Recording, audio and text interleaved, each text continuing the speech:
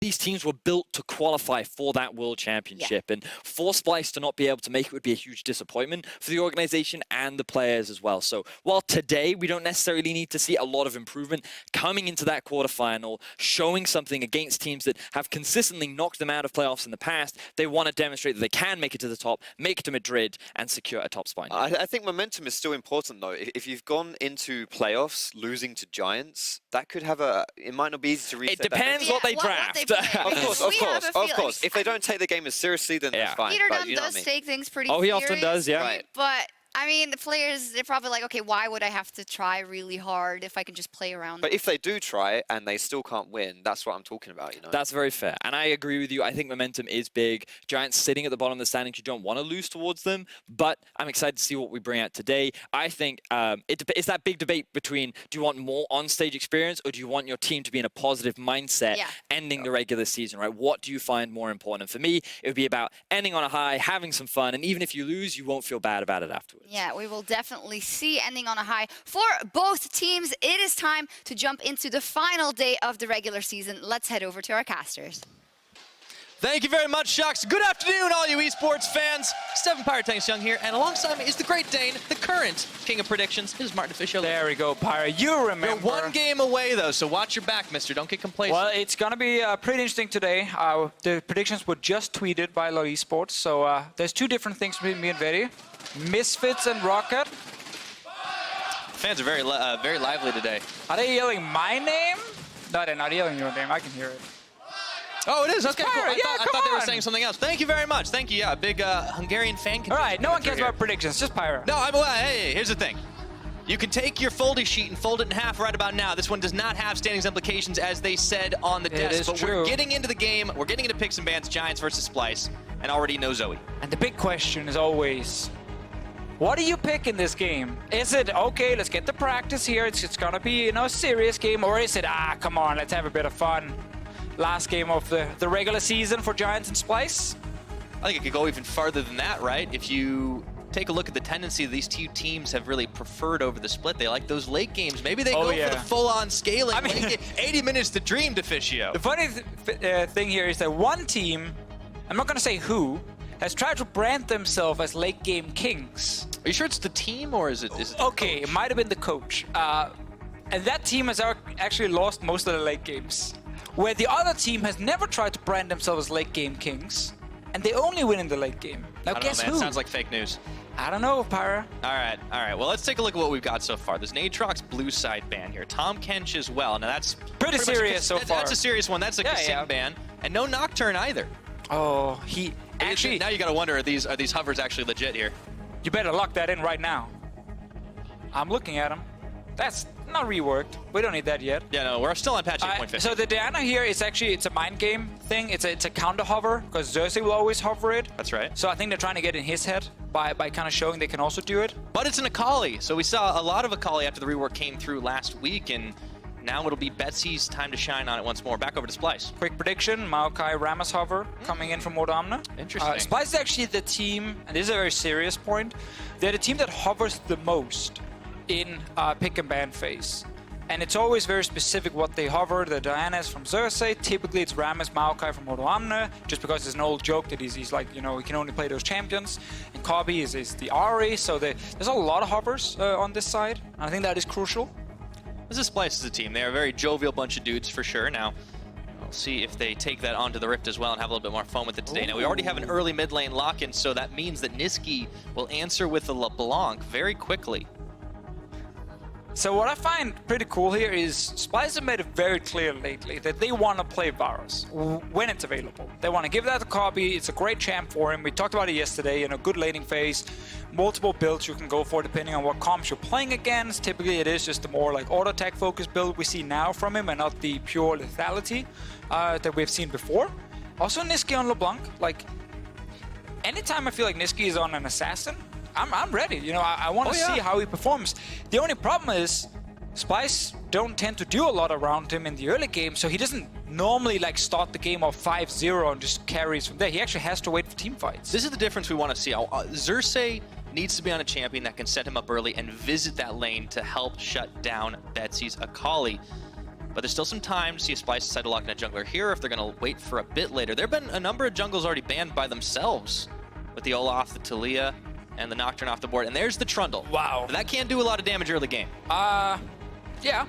I've been watching a lot of Memento this split, Officio. It can definitely do a lot. It's also the #1 pick for Xerxes, the man who reintroduced Trundle to the meta, if people already forgot that during Spring Split. When everyone figured out the jungle meta was just like locked in place, same 3 champions, suddenly when Olaf got picked, bam, Trundle happened. And it was actually a big surprise. That ended up working super well for Splyce in their playoffs. Might have started just in the last week of regular season. But anyway, the Trundle came in. Yeah, that was a large part of Splyce's success in the Spring Split. And, you know, they're going to have a long road ahead of them into the playoffs to try and make it happen again, being locked in for that 6th seed. We'll see what they decide to round their composition out. We talked a lot about the Splyce side, but let's move a little over to the Giants. There's this Akali pick, and you kind of have it flanked by some pretty standard choices, with the Lucian being one of those popular marksmen that's survived through the Mage era of bot lane, and of course the Sejuani. What do you think Giants should round their comp out with? Well, let's see. They have some engage from jungle, but probably not enough if they actually want to play a pure teamfight comp. Ideally, when you have Akali, you don't want to do anything pre-level 6, so they don't necessarily have to draft a ton of winning lanes here, apart from what they have already. I think actually just when I think Ruin is doing well, he's on a carry top. Like, I think his Rumble has actually been very good. I wouldn't mind seeing it, even though they will stack a lot of magic damage. They have the Lucian to provide physical DPS on their side. Only problem is the Sejuani can't necessarily help too much in the early game, and then you have to respect what a Trundle can do. And can you gank a Rumble? Very easily. Absolutely. Now, Ruin is also taking a lot of things into a Rumble matchup, the likes of which Odoamne is fairly comfortable with as well. Splyce playing around with what they want to lock in, and finally it settles on the Braum to pair up with the Varus, so Kabi Kasing on a pretty comfortable power. I miss the old Kasing. The Kasing who would you mean the clocks everywhere with the Zillion? The Zillion, the Bard, like... He's still, it's still in there somewhere. He played a couple Zillion games. I know, but he... Hey, that's a Rumble. Hey, I like prediction. it. There we go. It didn't really count, but I'll take it. With the Braum one, like, Kasing knew he had to start playing it. Wait, that's Kasing's champ. They're just stealing all the champs. All right, away. so the Janna locked in. So, Kasing's of course still going to hover on the Zillion. Oh yeah, but he will go for the Braum, obviously down the bottom lane. The question is just what they want to play top against Rumble specifically. You can be boring and just go for a tank, or you can try and pick some of these carries and then gank that lane early game and just like Rumble loses 1v1 once you get out of laning phase against a lot of these split pushers. And I was about to say, what do you think about the Gnar? Because I feel like Odoamne is usually on the opposite side of this matchup. And looking at what Splyce have, I feel like this is a pretty beastly 1-3-1 if they want to do it. It is. Splyce obviously as a team, when they draft 1-3-1 comps, still tend to play pretty slow. It's not necessarily the one where they just completely take over the game, but they have a great setup to actually apply full pressure on the map. Question is, the Akali. Can they make sure Betsy does not get ahead in this game? Because then he will dominate once he goes into a side lane. But it's going to be interesting. Giants have mainly drafted actually just a lot of damage coming in from the Rumble and Lucian, if you look at just like one item on their side. And I really especially want to look at the bot lane 2v2, because they picked this Janna. Sir Nuxalot is one of the highest rated supports in solo queue, and he's been this for a long time. He's rank 1 and everything. He's done multiple AMAs around, you know, him being rank 1. He plays an insane amount of games, and he plays almost anything. And with their Janna pick specifically, with Lucian, I'm really looking at this Giants bot lane to do well. And I actually want to see how they perform together, because a lot of people have very mixed opinions around the Giants bot lane. You know, some players don't rate them very highly at all. Other players say, no, these guys have actually improved a ton here in the summer split, and they're doing much better. So I want to see if they can do something here.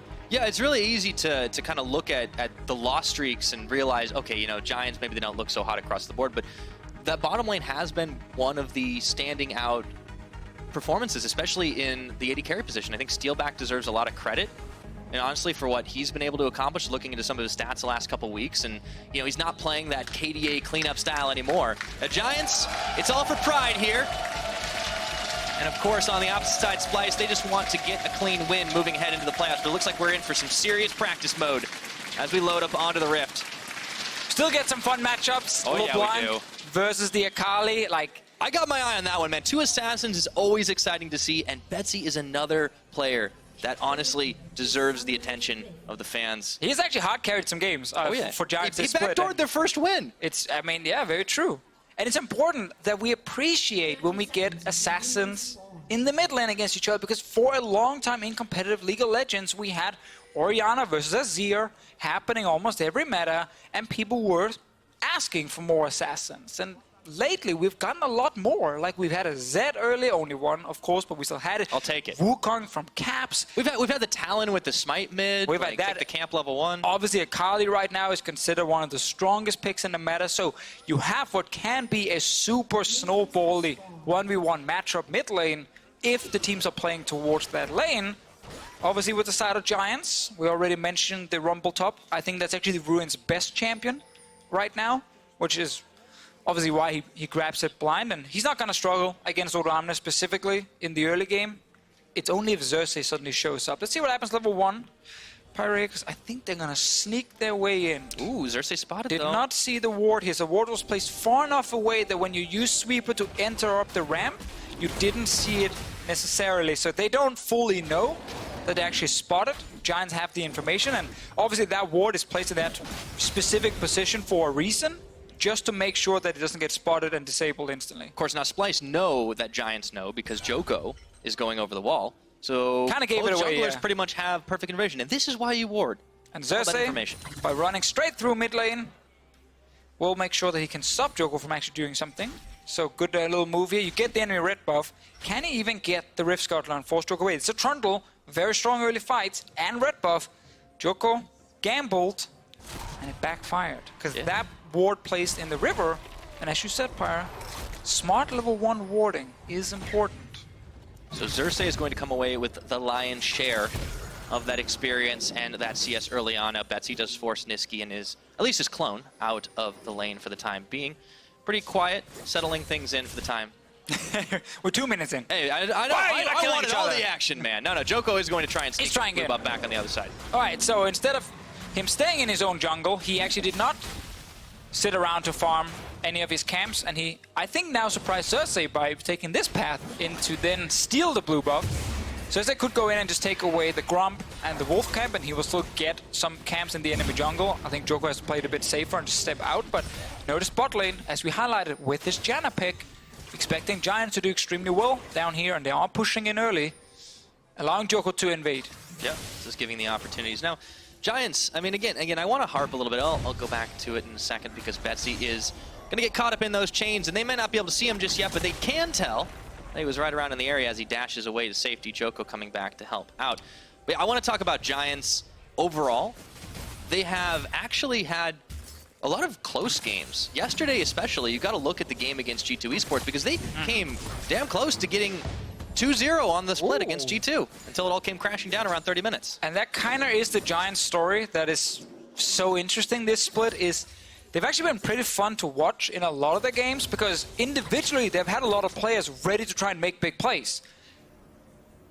Sadly, in terms of, game macro, making the right decision consistently as a team, it's just not been there. Like, they make one great play and then the next two fail. It's in-game consistency, right? It's not about like, oh, they need to get consistent wins over the splits. They need to just consistently do the right thing to win it. And it just hasn't been enough so many times, and that's the frustrating part. Yeah. But I think more to your point, Giants are a very exciting team. They make a lot of cool stuff happen. And that's again the thing where the individual players, when it's like 1v1 or 2v2, they're ready to go for the aggressive ones. They actually try and pull the trick on it, and that's fine. But they're obviously not a step above a lot of the other teams if you look at individual talent, which is why the scrappy playstyle has not rewarded enough wins. Because you can make a case for Fnatic maybe not playing the cleanest games all the time. But they have some of the best players, so when they go for these aggressive moves, they tend to go in their favor because they just outplay you in the individual skirmish. Not saying they're making terrible plays, but they can go for more aggressive moves on their side than a team like Giants, just based on the names and the talent. Yeah, it's not just having the plan, it's also being able to adapt it on the fly. Now, Xerxes is wrapping around here to try and get a gank off onto Steelback Sir Nukes a lot. Probably a little bit low. Flash forward from Kasing does not hit the Q. Steelback dashes over away from the pillar, but it looks like Nukes a lot's the target right now. He's going to go down to the Q of Kaveh. Kaveh, man, snipes him down in the end. Xerxes been trying to get a few ganks off, first in the mid lane, now down in the bottom lane, and that's important because not only did you stop the double ranged lane from pushing, you also got both flashes. So they're going to be super scared now when it comes to pushing forward again in the future. And this really slows down that winning lane Giants had drafted for themselves. Yeah, that's the start of potentially a turnaround here. So well-invested flash from both the support and the AD carry. Let's take a look at how it happened again. Full vision for Splyce and not so much for the Giants. Kasing, as long as he gets the passive down, Steelbike knows he can't really do a whole lot, and nukes a lot. Yeah, sadly for him, caught a little bit too far up. Yeah. We gave a lot of credit early on, though, to Sir Nukesalot and, you know, his ability to play a lot of these different champions. But I want to talk about on the other side, Kabe. Even in the loss yesterday against Schalke, he was the standout performer in my mind. This guy was doing everything he could. He couldn't do enough against the front line because they were just holding everything up and nobody else on Splyce was able to break it. And you know what? I tried the same storyline yesterday, and I agree for most part of the game, but people will look at the final fight at the Elder Drake that Splyce lost. He flashed forward trying to finish a kill onto Amazing. Suddenly he was caught in the middle, he died, and they lost the fight. Forward. Oh, Betsy! So, what were you saying about flashing forward to try and get the kill? Ooh. Well, Assassins in the mid lane. Yeah. They're fighting, it's exciting. I mean, you're right, but It's really exciting if you're Niski. not so much if you're Betsy. Really But exciting. you know what if else you're is really Niski. exciting? Ward's getting cleared, No, apparently. it's because Kasing is using his sweeper. And that's people appreciating good support play. Oh, is that what it is? Always Okay. remember to use your sweeper, guys. I respect the crowd for cheering for the sweeper. Keep it clean. I like it. Now, I want to see the replay of Betsy jumping into turret. I think we're going to see it. All right, let's get it again, Betsy. All right, so you're level 6. You're like, great, this is it. Now your W is on cooldown. That's a problem for you if you're going into turret range, because you kind of need that to avoid the turret shots. You didn't have it. You got chained. Word is Ignite as well. Not the greatest place, or, as a shoutcaster would say, fantastic outplay by Niski. And What a every beast. misplay is someone else's outplay, that's for sure. There you go. But either way, Niski's finding himself up 1 kill right now, and Ruin's going to be called in to try and get a little bit of backup for Betsy here. Let's see, he's going to get spotted around the side. Niski playing it out safe. It's kind of hard to gank a LeBlanc, in all honesty. I mean, there's no flash, and Joko was around, so if he, like, you know, snuck the ult over the wall, it could have been a huge play. Sure, I mean, that's fair. It's just the distortion is definitely a decent way to get out of harm's way. Odo finding out Ruin as he tries to go back to his own tower. So the mid lane has been where most of the actions occurred, minus the first blood. Right, and then you wonder, okay, Splyce, you know, they have a 2-0 lead now. They have Niski already getting killed in mid. Like, surely they have control in the map, or they're on the map. And then you look at the minimap, and it's like blue wards everywhere, and it's just Giants being able to move around on the bottom side. So Splyce have actually not gotten a whole lot of control yet, despite getting the early kills. They're still getting, you know, somewhat pushed in on the bottom side. Niski's hoping for another kill, though. Betsy's hiding. So Nukesalot is here. Oh, goes over the wall, does not manage to find the Glacial Prison. Betsy looking, hunting, not able to find the kill. Still Splyce holding that gold lead, but as you mentioned, yes, it has been Giants' control around this river. They have a lot of vision invested. And that's the thing, right? I'm praising the Giants' vision because it allowed them to set up plays like the one we just saw here. You just gotta then execute on it, because you were hiding in that river, you know, you were trying to sneak in with the ult from Joko against no flash Niski, try and burst him down. But he read the situation properly. Yep, that's the consistency. You need to be able to set up the plays and knock him down at the same time. So game state still a little bit more relaxed, a little bit more laid back, and that's how both the teams like to play it. We keep on talking about that late game and how they both love getting there. Well, Giants are still the fake late game kings. They're not the real late game kings. That's some good ward clearing action right there. Now, Ruin has found W9D2, but he's got to be careful. Near overheating. This is actually one of those 1v1s I could see actually resulting in an isolated kill. Sure, I mean, at some point we're probably going to get it. I just went back to see the play where Niski jumped back and he didn't get hit by Joko, what actually gave it away. And so Nukesalot moving up, he got spotted by a ward that Niski just placed, so he was ready to jump back to his original position. And that's why, when he saw the Sejuani ult, he instantly clicked on it. Otherwise, I think he wouldn't have 100% guessed that they were sitting there. But because he spotted Nukesalot on what he just placed himself, he was ready, reacted very quickly, so well done by Niski. Good game from him so far. Meanwhile, if we look at the bottom lane, what do I see, Pyra? I see Arcane Comet from Cobby. I see Ghostblade first item. Lethality Virus. You can teach a dog new tricks. Sometimes it does work that way. So Kabi has changed it up a little bit on this Varus. I mean, if you look at the team he's playing against, there's 4 squishy targets. That's a good point. Lethality kind of, you know, is true to its name in that situation. Yeah. I mean, it actually makes sense for what he's playing against. Now, late game has been... Okay, let's see the replay. So notice when he walks down, the ward he places right there spots Sir Nukesalot when he moves in. So he's ready. Okay, they might be around. Otherwise, why would Janna be here? And that's when he jumps back very quickly. So actually pretty good reaction time. Anyway, lethality bars. I played against one the other day in lane. At this point, when he has the first item, if he hits 2 Qs on you as a squishy target, you're back in base. It's actually insane how much damage it deals early. It just doesn't do much in the late game. But now, at this point, if they gank this bottom lane, which is what I'm expecting with the lethality build, they have so much damage. Joko moved in, didn't find Kasing, but this is the problem for the Giants bottom lane. That's Look the at all first that damage. Q. That's the first one. We were thinking though the Lucian and Janna combo was actually going to be the one. I mean, they lost the flashes as we highlighted that died the first time, and lethality build is great in laning phase. So it is actually very hard for Silback and Senuxalot to do something now. Another thing with it, and a little tip I got from a super smart coach, is when you see lethality bars in lane, build a cloth armor. Just do it. I see. Like, just do it. It's so effective at trying to mitigate some of this damage, because you just need to make sure that you don't get killed on 2 Qs. That's effectively what that's a feels bad man for sure. No, speaking of, Betsy, once again getting rooted into the Shroud he goes. Niski is still able to find some damage on the Distort and forcing the back away, or maybe not. Oh, Here comes Joko! Joko, throwing out the ice ball, and Betsy going in for the collapse, finally gets the kill. Oh, so close, and he eventually dies. Joko getting pushed back forward. It looks like Xerxes and Oda Wamne are going to be double teaming here, and that's Splyce coming up with the advantageous trade. Niski actually managed to get a kill on Betsy right there, even though he was the one getting ganged. And then the turnaround, Odambe using the pillar from Xerxes. Bot lane as well taking some damage, and this is a bit of a problem for Giants, my friend. Oh, Splyce kicking things into high gear here. Flashing out of danger is Ruined as he goes back to the safety of his tower, but speaking of Ruined, I think this early game right now is not going the way the Giants envisioned it. A lot of damage chipped down on the tower bottom with Kabi and Kasing. And that's a 2-1 LeBlanc, Deficio. All right, let's see the mid lane outplay. So Betsy is already down to about 60% HP. Niski gets a bit more damage onto him, but now W is used. Everything is actually gone except for Flash. So he could flash the ult here from Joko, but decides not to do it. And just in time, he gets the QW combo onto Betsy and kills him. And Odambe uses the pillar very nicely. Another kill there. So far, we gotta say, if we gotta give some grades here, the first pick Akali. Oh, wait.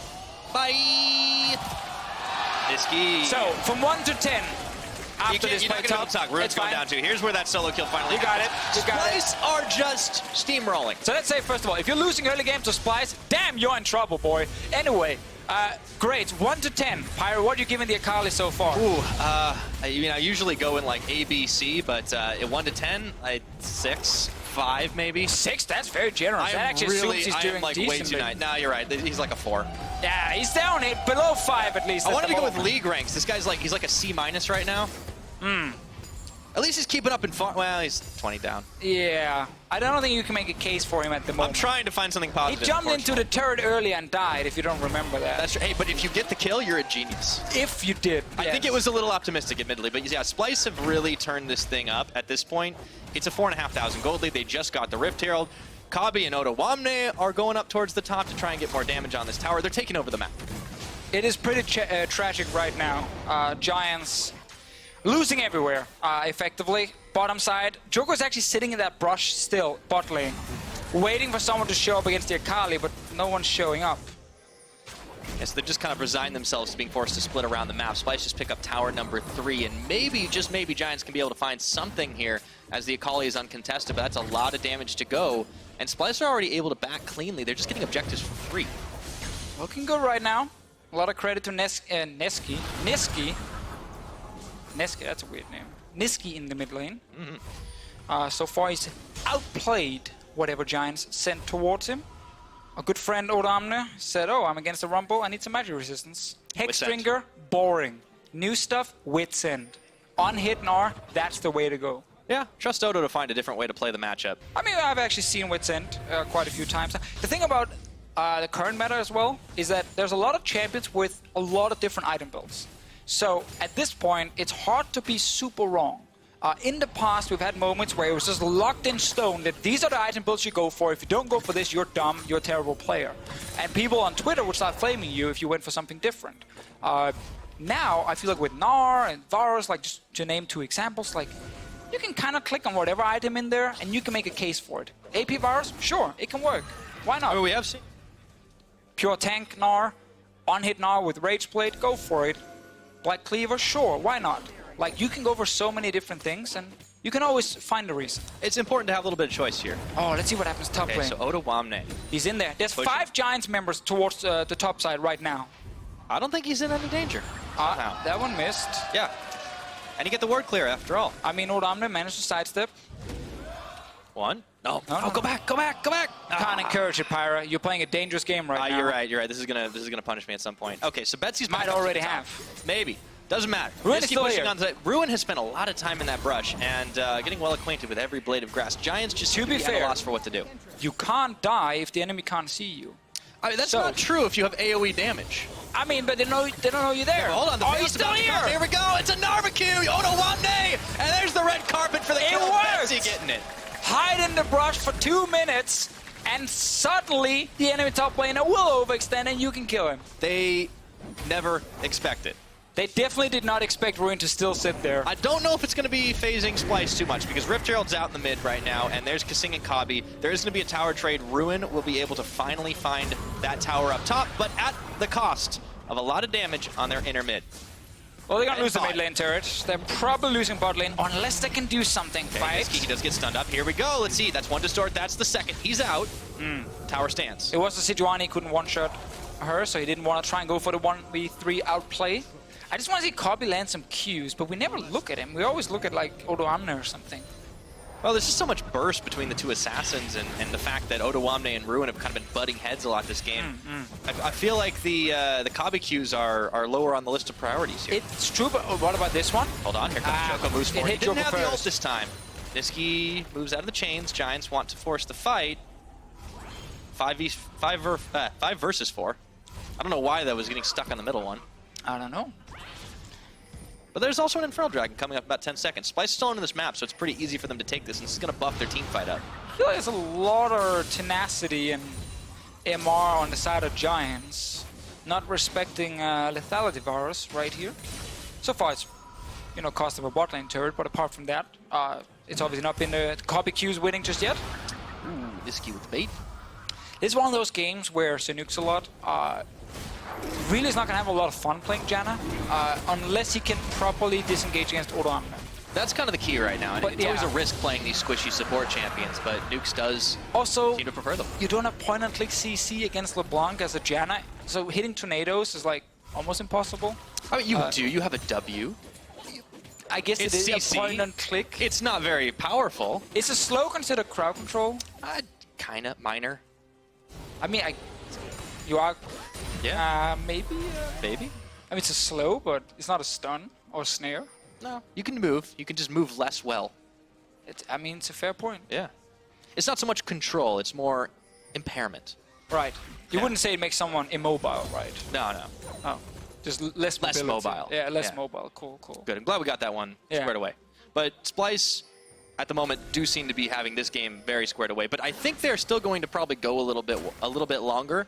20-minute game doesn't seem like they're not obviously closing it out anytime soon, but they do have full control on the map. So here's a question for you, Deficio. At this point, with how far down in the goal game Giants are, can they try and force anything, and how? I mean, they have to, right? They have the Rumble at this point, and they actually have the one-item Lucian. This so is what we were talking about. This is where they should be powerful. Yeah, I feel like this mid-game is actually the one moment for them to try and do something despite being down the 4 or 5k gold. And if they don't win that fight, well, it's because they were behind already, so game's over. But if you don't do anything, I don't think it gets that much easier unless Betsy and Ruin play late-game team fights perfectly. Like, there is win conditions there based on just pure outplay. Yeah. But it's tough. Obviously, you got to remember, again, Kabi lethality build is not as great late game, so there's a small opening again from Giants. It's a bit of a problem. Small opening. Hello, Niski. That's number 4. Yeah, Niski is doing very well this game. He's having a good game of League of Legends. Oh, Betsy's trying. 2 levels down. Hold on. Here Let's we go. go. Over the wall. Come on, Betsy. Uh-oh. Some jukes. And they're going to lose a turret while it's happening. I like that he committed, went over the wall. He made us believe for a second he was going to do it. Oh, he found Kabi. Yeah, let's see if he's got the damage there, but there's a collapse coming. Kasing, Xerxes, Niski, and that is 1v3. I don't think you're that much of a ninja, my friend. Niski gets number 5. Betsy. Didn't work. He tried. It's hard to 1v1 when the rest of the team is there, and that means that Splyce is going to be able to push in the top turret. They don't even need Odoamne for this one. Giants back away. It's good to see Splyce dominating the early game. It's been one of the big question marks regarding this team going into playoffs. They will, of course, be our number 6 seed, meaning they will have the toughest road towards the final, having to go past whoever gets number 1 in this fight for first here in the EULCS. Absolutely, and a win here is also going to boost your confidence going in to the playoffs, because yesterday it was a tough game against Schalke. Schalke are looking like a stronger team at the moment, and who knows what will happen in the best of 5s, of course. Splyce are a team that have prided themselves on their ability to play in those best of 5s. Nonetheless, having a win on the last day of the regular split, that's certainly going to help you feel better. I definitely prefer winning to losing. That's usually the case. And I hope it's the same for Splyce, so I agree with you. It'd be weird if it wasn't. Yeah, you'd be kind of a weird player if you loved losing. I think there are like a couple of players that are like that. They usually like AFK in the first 5 minutes. I've seen some of those. It's true. Yeah, every now and again. Let's see if Splyce can cleanly Here we go. finish this. And that's again where, as casters, we set stakes in this game. There's always something to play for. Now Splyce is playing towards the clean snowball. Can they do it, and we can hype them up or not? Well, here we go, Kabi. Four Giants going forward, looking for Kabi. Immediately, Kasing jumps back and gets the knock-up on the steal back, and Joko backing away into the safety of the tower, or is it? They're following through. Betsy gets rooted, but Ruin is gonna pick up Kasing. It is not nearly enough. The Monsoon coming through, and Ruin gets chomped by Xerxes. Teleport completed.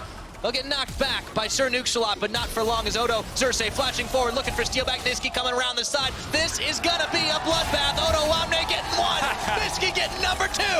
How about that for a magic trick? He made Dukes disappear. Well, we said we wanted some mid-game fights from Giants. It was the only way back in the game right now, and they actually tried. They were against a no-flash Kabi. Sadly, no one got to lock him down. Joko's still there. He's waiting for them to start the Baron so he can steal it. I don't know if they're going to. Probably not. They're just killing his base. But, like, he couldn't defend anyway. No, there's really nothing he could do in that case. It's an unfortunate situation to be in. So Splyce now, even though it's very early into this game, can still get a lot of chip damage on the towers of the base. Betsy will eventually push Niski away. Oh, he's actually going to flank Niski now. Hold on a second. Joko. He's on his way. He's got no ult, but let's see what he can do. Oh. Nothing, unfortunately. Didn't do anything. That, Didn't even check the that brushes. was not a satisfying payoff. Could have killed 3 control wards. Did not check any brushes. Wait, Niski's on the back. way. Plot thickens. Hold on. Nah, Oh, no, he's going to take Gromp. Okay. Probably more important at this point. Might be worth more gold. Slightly. Let's see what happens mid. Kabi, no flash. Look at his play. Ruin. Lance ult. CC in. Oh, that was an instant reaction from Kabi. It was a good block by Kasing, too. I want to give him some credit, because Kabi might have gone down. Was that the Start Edge of of that. Night blocking that? It looks like it. And then we all know what happens next. The counterattack, the double kill for Xerxes. And then, we got to slow down this kill. Then, oh no, we don't even get to see Niski. That was too graphic for the broadcast, yes, it unfortunately. was. Ruin is going to get knocked against the wall, and that is going to be the end of him for the next 40 seconds. This should prompt the start of the Baron for Splyce, but they might be trying to push their luck into the base. I mean, they got their free in here. Might as well grab it right now. Top lane, I think the wave is going to push down once Niski shoves it a little bit. Oh, steal back to split push. Base race, let's go. He recalled. That's not that much of a race. Oh no, he's back, he's back. Base race is on. Okay, here we go. Let's get the base race cam.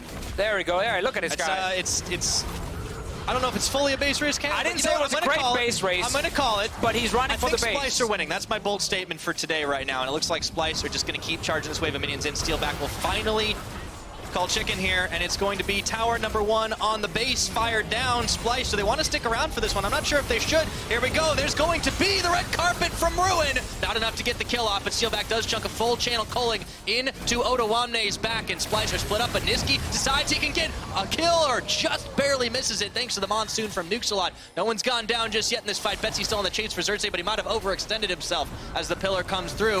Kasing gonna find him. There's the collapse. Kabi getting the chains on, and that's gonna be the reverse collapse here. Kasing getting Betsy on this, and now Splyce should be out of the woods. Oh, Kabi never hitting the Qs. I want to hype that build, but at this point he doesn't deal anything. There's a 6-1 LeBlanc in this game, Deficio. We've already talked about Niski. We can keep talking about Niski. He's playing really well. He's actually playing extremely well in this game. He's Yeah, having and a lot of fun. He's been set up for success too. It's not that By Xerxes is himself. camping his lane.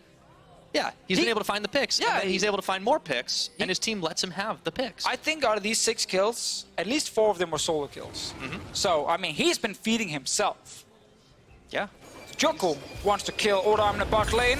TP as well. There's a lot of investment Really giving here. it away, but let's go. Okay, there's the hop. Joko still on the chase. This is big investment from Giants to try and get anything they can to get back in this game. There's teleport as the Gnar comes up against the wall. Joko has found the damage onto Odawamne with the rest of the team. But that's going to be some deletion. Niski with the damage. Kabi with the follow-up, and everybody from Giants just blinks out of existence. All credit to Niski there for the damage dealt. Kabi just finished the kill. It was definitely the LeBlanc. He did have some burst.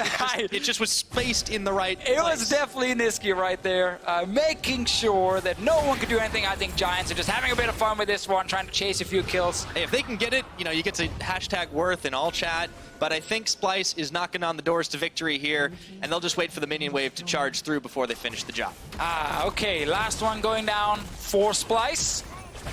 Normally they win in 40 minutes. This game, they might actually win in 27. Well, looking to make that one happen. Giants last ditch, last stand, last chance to try and turn it back around, but the Nexus is bare, being fired down. Joko, everyone going through. Bruin's trying to help out a little bit with that equalizer, but I don't know if there's any equalizing this game at this point. Steal back, one more shot is all they need to do it. It's for some style points. They go for the fountain for just a few more shots. Triple kill for the Varus, and that's going to be Splyce with a victory in their final game of the regular split. Good ending for Splyce. As you highlighted, Pyro, they needed it. Of course, lost the game to Schalke, lost the game to Fnatic, where they were like close late game fights. This one didn't even go to late game. It was just early game domination, started by Xerxes and Niski. And they proved they could do it. They could do it cleanly as well. Not without a couple of mistakes, but for Splyce, looking to the playoffs, it's going to be something to build off, and they can be very happy about that performance. Of course, of course. I'm a fan of Niski LeBlanc. That was pretty damn good. I'm a fan of Niski in general, the way he's been playing this split. I'm sad my lethality virus talk didn't really give us anything. I mean, he got 3 items completed. He went I know, 6-0. but ended up not being that relevant. He landed that one Q on Janna in lane where people saw the damage. You're always going to have the camera on the assassin that's just snowballing out of control. That's just the way it is. It is the lot in life for AD carries, I'm sorry to say, but he did his job, and he did it well. Very, very true. And Kabi, you know, definitely deserves a lot of credit as a standout member of this team. I was talking about him earlier from his performance in the loss. This game was Niski, for sure. You're 100% correct about that one from earlier, Pyra. Great performance overall.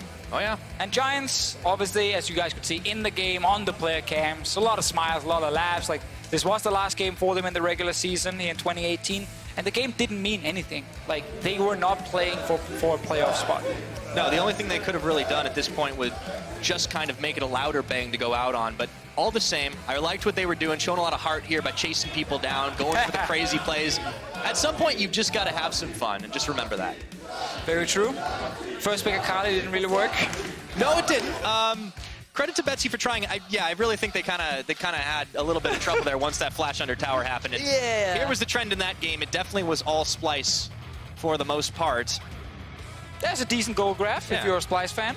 Just decent, yeah? I give it a decent. Okay, all right. A solid 5 out of 10. You are like really hard to please. I'm easy. You're very difficult. Between the two of us, you we're a almost fair gave the grading Akali scheme. in the early game a 6 out of 10. 6 is still a failing grade where I come from. But it's out of 10. Yeah, okay. Let's take a look at some highlights and forget I said that. This is the first thing that happened. Oh, actually, no, this was a second one. He already died once. And then Niski gets ganked, does not want to use his flash. Let's just say it was on purpose. He didn't want to flash this one. And then he gets all the damage down on Betsy. And I want to say it was also planned with the pillar into then. I mean, obviously the Gnar was planned for. That was actually pillar. sick. Obviously, the first pillar was just there to get the flash. It looked good though. I like it. Yeah, good stuff. And here goes Niski again. Oh. I mean, this was the Niski show because at this point he's just 3-shotting people. I miss old LeBlanc with DFG. Could do that even faster. Yeah, that would have made that even That would have lasted harder like to watch. 1 second only. Yeah, I suppose it's short. So he got a chance to flash here. I also realized a lot of our newer viewers will not know what DFG is unless you played the new game mode. Or you listen to Pentakill.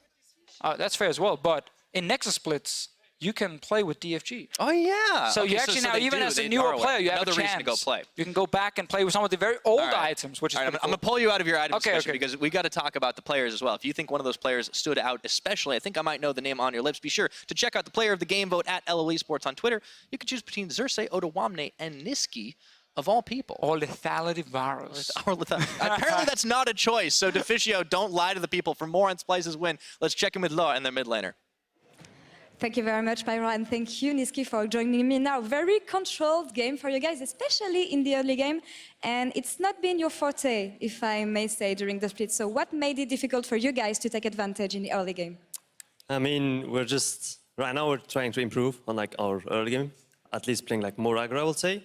And I think this game we kind of show that we can actually play an early game, and not like give up everything. So yeah, I think it also helped that like we had nothing to lose and we had nothing to win either. So we're just going all in and yeah. You're talking about playing more aggro. I saw you picking up way more assassins lately. So do you think it's the way to do it for you guys through the mid lane? I mean, I like assassins right now because I feel like you can kind of challenge every champion, and like you can even like blind Piccolo Blanc or like Yasuo as I did yesterday. Like, it's like if you're good on a champion right now, which is an assassin, you can lay in against everything and just snowball the game out of control. Now, everything is settled for you guys. You guys looked 6th in the standings. So what is the team you fear the least coming into the playoffs this time? To be fair, I feel like Misfits are not that great right now because I feel like Schalke is not performing as good as he was before, and just their team play in general is getting worse, I would say. So I would say Misfits for sure. Yeah, how about you? Do you feel stronger as a team this split than last split? I think right now we're getting like insanely stronger. And I will say if our early game goes well, then we can win games. But I feel like if our early game goes badly, then we will lose a lot of games. So fingers crossed here, and you still have 1 week to prepare for this. Congratulations again on the victory, and good luck for the playoffs. And now we're going to take a short break, and when we come back, it's going to be H2K versus Schalke 04. Don't go anywhere. A little bit low, flash forward from Kasing does not hit the Q. Steelback dashes over away from the pillar, but it looks like Nukeslot's the target right now. He's gonna go down to the Q. Or maybe not. Here comes Joko throwing out the ice ball, and Betsy going in for the collapse. Finally gets the kill. Oh, so close. Giants going forward, looking for Kabi. Immediately Kasing jumps back and gets the knock up on Steelback, and Joko backing away into the safety of the tower, or is it? They're following through. Betsy gets rooted, but Ruin is gonna pick up Kasing. It is not nearly enough. The Monsoon coming through and Ruin. The wall, Joko has found the damage onto Odawamne with the rest of the team. But it's going to be some deletion. Niski with the damage. Kabi with the follow-up, and everybody from Giants. Steal back, one more shot is all they need to do it. It's for some style points. They go for the fountain for just a few more shots. Triple kill for the Varus. And that's going to be Splyce with a victory.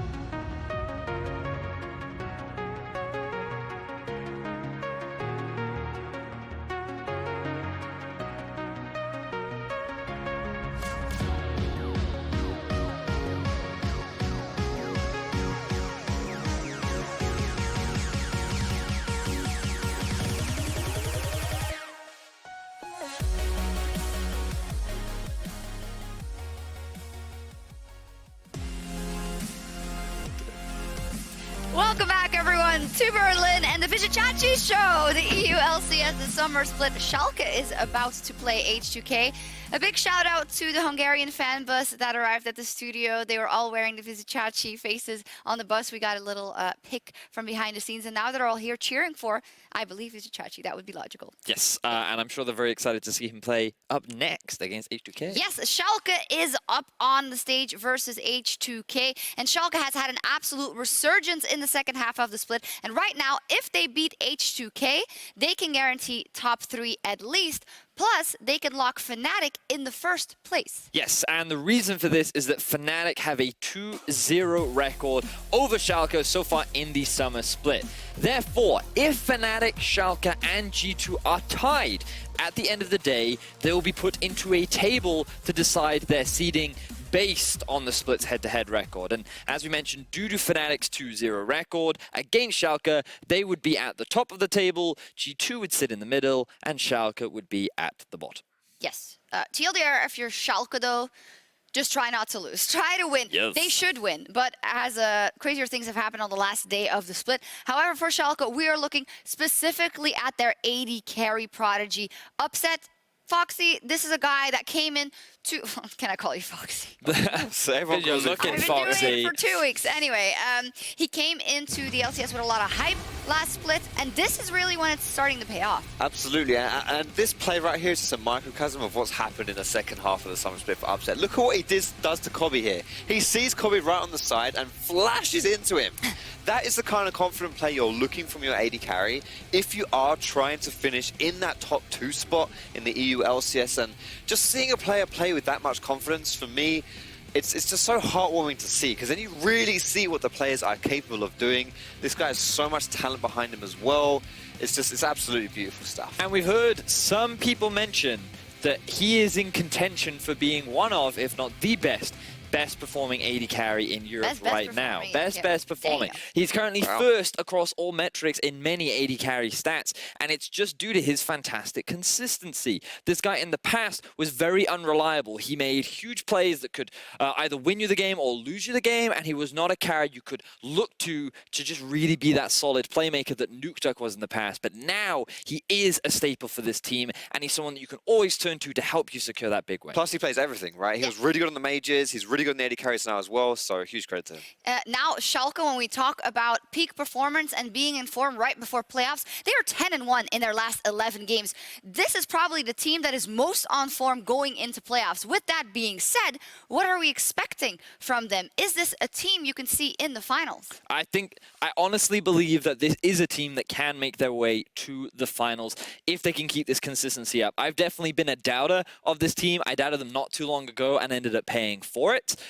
But I think that based on how they're all performing, everyone seems to be on their A game. Coming into playoffs, coming into a best-of-5 scenario, I expect nothing but high-quality League of Legends from this. And as said, they cannot get that first place anymore, but they can get number 2, which would give them the bye, which would give them so many chances to get into the final. But they need to win versus H2K. Now, anything can happen. We said it before, and this is one of those games that we can see it because of the memes. For the memes, 2-16 could be the reality for H2K, and if they want to create that scenario, then taking down Schalke is the only way they can do it. And you know, that's the best way to end the split, you know? Get yourself some solidified memes that would last the ages. And if H2K win, then that would mean that G2 can force a tiebreaker game for first against Fnatic if they beat Vitality, G2, and Fnatic lose to the Unicorns of Love. So for the fight for first to stay alive, H2K needs to beat Schalke, who have their eye on the bye. Whew! This game can turn the tides in the EULCS. So let's head down to Pyra and the Fish Show for H2K versus Schalke.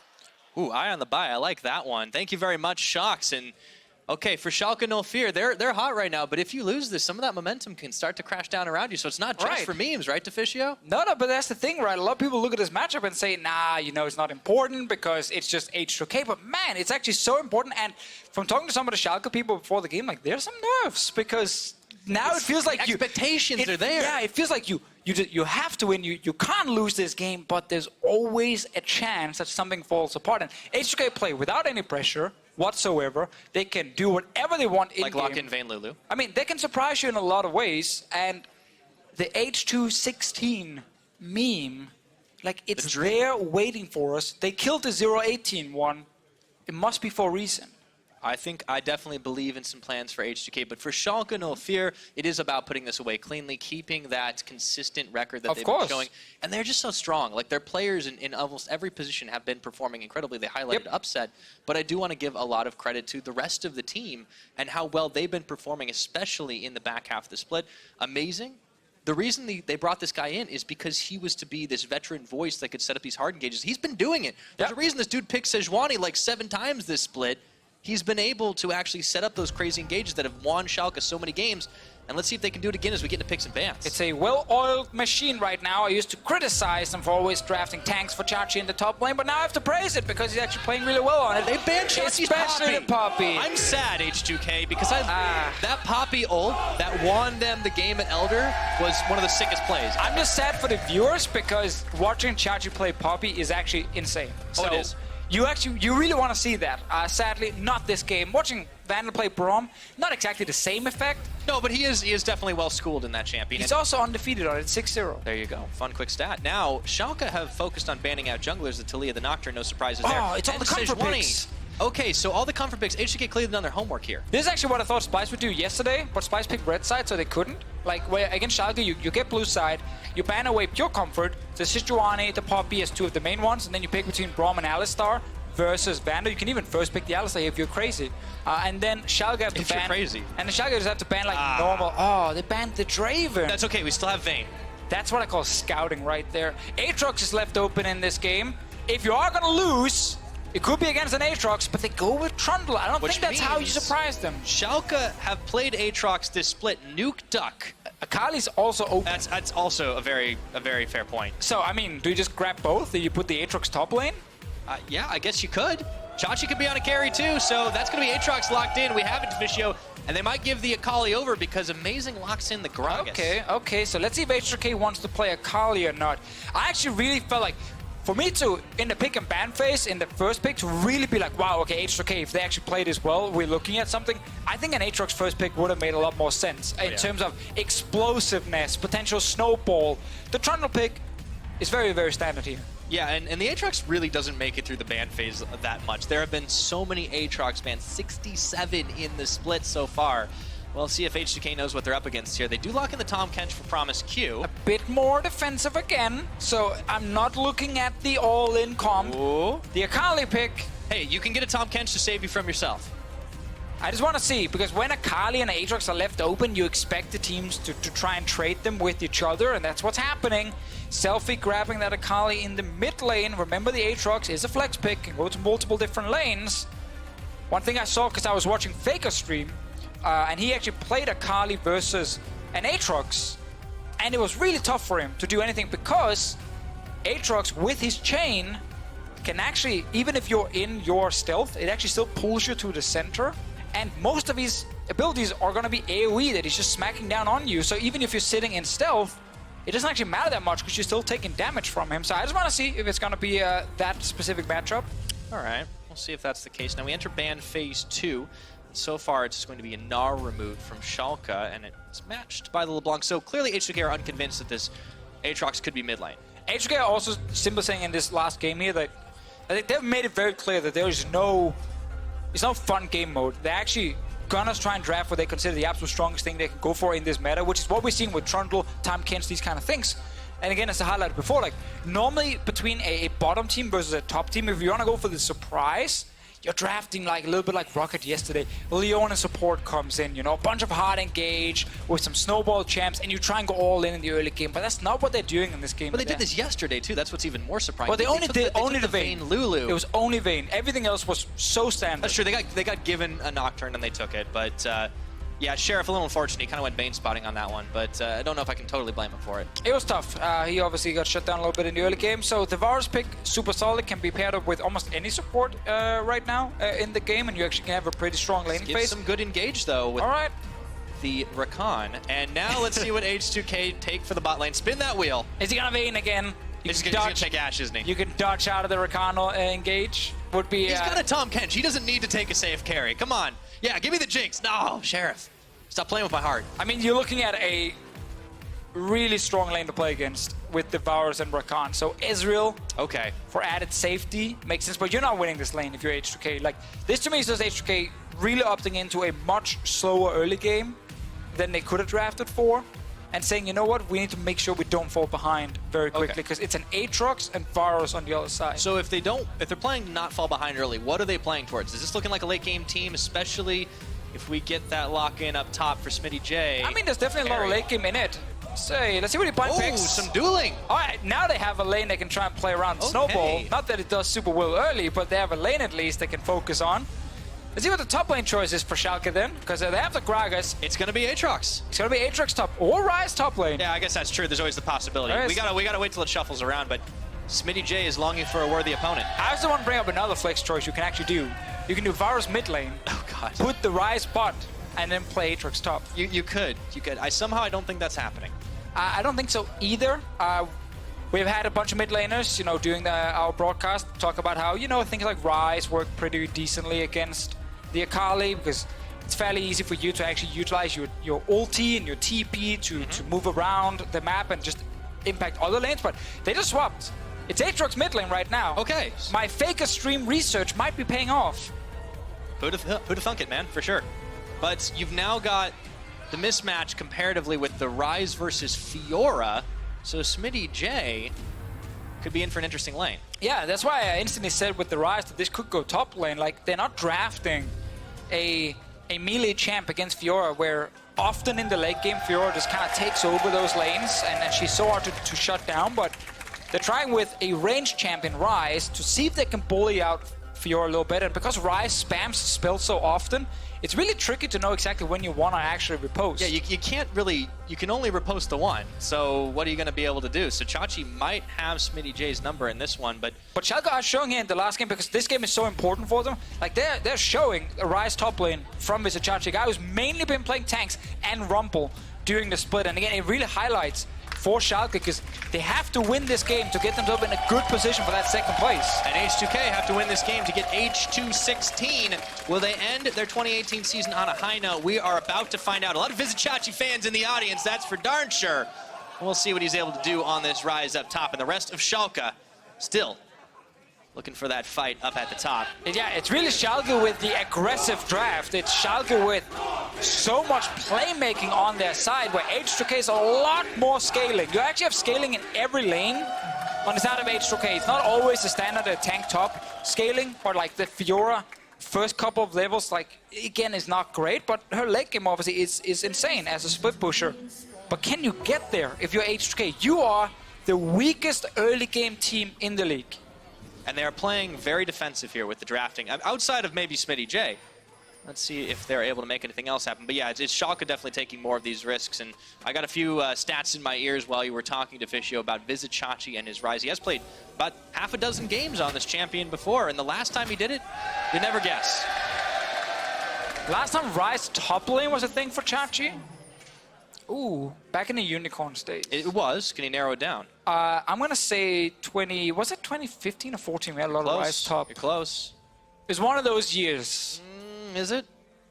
Was 16? Oh, you got it. 2016. I was so far away. I believe it was, spring. But okay, we get to keep talking about it because we got to pause. Okay. Or not, we can talk about something else. Tension building. It's definitely always going to throw off your momentum or your tempo a little bit when the game starts off and you have a pause, but just kind of prolongs that pre-game jitters that can kind of It's actually the worst feeling as a pro player. It's just like the first minute or two of the game. That's where you're still feeling a little bit weird, but then you just get so focused, it's gone. For at least most players, at least. I just want to see. So, we highlighted already. Vizichachi on Ryze. It's back. You said it, Pyra. 2016 was the It's last definitely time. been a while for Vizichachi. Can't say I remember it. What's so surprising is that they make this change up now. I mean, it is the last game of the split. Even if you lose this one, you're still in a pretty good playoff position. But to take a risk at this point when it's still very important to try and lock up that top 3 spot. Because remember, that's what Schalke need to do. Is it a risk, or is it just different smart than drafting? what they're doing? Is That's true. I feel like anything that is not in the comfort zone, the current comfort zone, is still kind of risky. It feels like on the side of HK they said we can draft Fiora because Chachi's just going to be on a tank. You know, hey, this is going to be fine for us. But I think him with the Rise pick, I'm not sure how much it surprised him or not, but it makes a lot of sense for what Schalke is doing. Also putting that Aatrox mid against the Icarus. We're going to get some of the fights between these two guys in the mid lane, and we can then kind of look at again why the Aatrox specifically makes sense here. Main thing is just notice how much of this damage is AoE based. So you don't need to see the champ you're hitting. You just need to know roughly where she is. Yeah, it's all about trying to get the outplay on Selfie's side, but it's tough. You're going up against Nuke Duck, man. There's a reason we're talking about the Year of the Duck. He's not the only standout player on the team, though, as the level 2 gank comes through. Upset's forced to flash very quickly here. Yeah, and that's what we like to see here from H2K. Nuke Duck level 2 himself. Flash forward, the autos, the ignite, Selfie. Looks like he's going to make it out just barely. It's not the year of math right now. Nuke Duck not having enough damage. Chachi level 1, he does not want to take too many trades right there, clearly. Obviously, Smitty J will take a bit of damage on the way out. Amazing is top side. There's actually every lane here. Oh, can he get it on Upset? Oh, if he actually managed to get that second one on Upset, he could have looked to try and gobble him up soon. With Ignite, that would have been a kill. H2K, aggressive start bot lane. Smitty J on top side. Good early trades against Visichachi. This might be just what they need, although Selfie, he is kind of cowed under turret here just now, so this is the one that's going the way of Schalke. But meanwhile, back up to the top, Smitty J does get a few more ticks of damage inside the minions, though, the Rune Prison. Smitty running for his life here. He's going to dash, flash, and just barely make it out. The close calls continue. Once again, math superior on the side of H2K, knowing they will not die in these situations. They lost Flash top lane, but there was a trade. Nuke Duck used it mid. We have to remember that Selfie kept his. Can Cadril go towards mid lane and try and counter gank? Or will he look top lane? Amazing is up there too. Cadril's coming up. Okay. Amazing starting to back away. If he sees this, he does stop his back. Does. Waits in the brush. He's waiting. Cadril doesn't know. He's going to face check it. Here we go. The belly bop into the barrel. Cadril takes a bite out of Amazing. And that will be the end of it. But Amazing knowing there's a chance that the early gank topside would happen. Now Chachi's lacking that flash. And you do not want to fall behind this lane here against Fiora. That's kind of thing. She is still one of the absolute strongest split pushers. You got a lane gank coming through, though. Amazing is waiting in the wings. We do see on the side of Smith J, we have some biscuits coming in. Obviously going to try and max out on sustain with Corruption Potion. Saw him getting a ward earlier, too. The Kleptomancy definitely picking him up a few odds and ends here. Cadril's coming through. Probably got the tonic as well, just to extend the duration of the potions. And that is obviously what a lot of people are doing right now, just to maximize. Actually, never mind, that's from Klepto. He has, on his side, not picked towards biscuits and tonic. He's actually sitting with sorcery. That sounds like a terrible combination. I just looked straight at his item, but I was like, oh, he has a biscuit right there. But it's obviously not from that. It's from the Kleptomancy. So I take everything back. Do not go into a Fiora game picking the rune choices I just mentioned, because then you will not be doing what Smitty J is doing. Okay, the anti-Fiora guide by Deficio. Let's go ahead, though, and talk about where these teams are, though, especially because for Schalke, remember the stakes of this game. You need to win this if you want to make sure you're locked up in the top 3. You want to still be able to fight for that bye. It doesn't 100% put you there, but it is really, really close. Yeah, because you want to avoid the situation where you lose now, G2 then wins the next game, and suddenly you don't even get any chance of actually securing top 2. And this head-to-head is why they can't actually secure first, but they can give Fnatic the guaranteed first because they lose out in that tiebreaker scenario we talked about. Now back into the current game, Selfie kind of going all in, but he doesn't realize Amazing's there, so he's going to have to ninja his way out of this one, but that Shroud is only so wide. Amazing, waiting, flashing, going forward. That's a lot of damage. Those shurikens not flying fast enough, and Selfie gets out! Gets out, because Nuke could not follow up without flash on his side. These are some really quick maths, dude, I'm telling you. I know, that's smart, but Predator, Gragas, I'm so happy that's a thing. After good old Spirit managed to dominate on it, and now we just see it from every jungler, and it's just so good at actually getting early ganks off. You have CC, you can get in range very quickly. So early trades right here. Might get another one. Cadril's around. Nuke Duck is level 6 though. There are a lot of jungle involved. There's a lot of jungle involvement going around in this mid lane especially, so Cadril a little bit chunked out by Nuke Duck, forcing him back. And the barrel's going to come through. Selfie has not backed away, but they're looking for a collapse here. You can see Promiscue coming up, but it's slow charge on that. Yeah, but Amazing knows it's not worth it to try and go for the gank right there. Selfie did manage with the Cloud to actually stay around for long enough. Amazing might look towards a little ward in the enemy jungle or just a gank. He knows with control ward he can actually go for it. Smitty J, no flash on his side. Goes forward, he's going to be careful, hold on to that riposte, and he's going to get bopped, and in Rune Prison he goes into the minions once again. He's got nowhere to go, tries for that grand challenge, staying alive for just a couple seconds, but he's first blooded by Amazing. He didn't hold on to it for so long, he didn't actually block anything.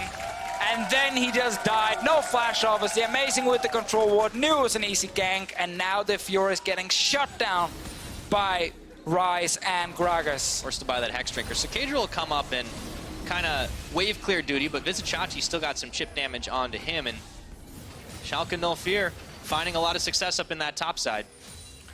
Simple gank from Amazing, and probably said it yourself, man. Can he block any CC? The answer is no. Not if you don't use it. He did not block anything. Oh, there he did. Yeah, he didn't really block anything. No. He just died. Trying to mine Anyway. it now. It doesn't matter too much.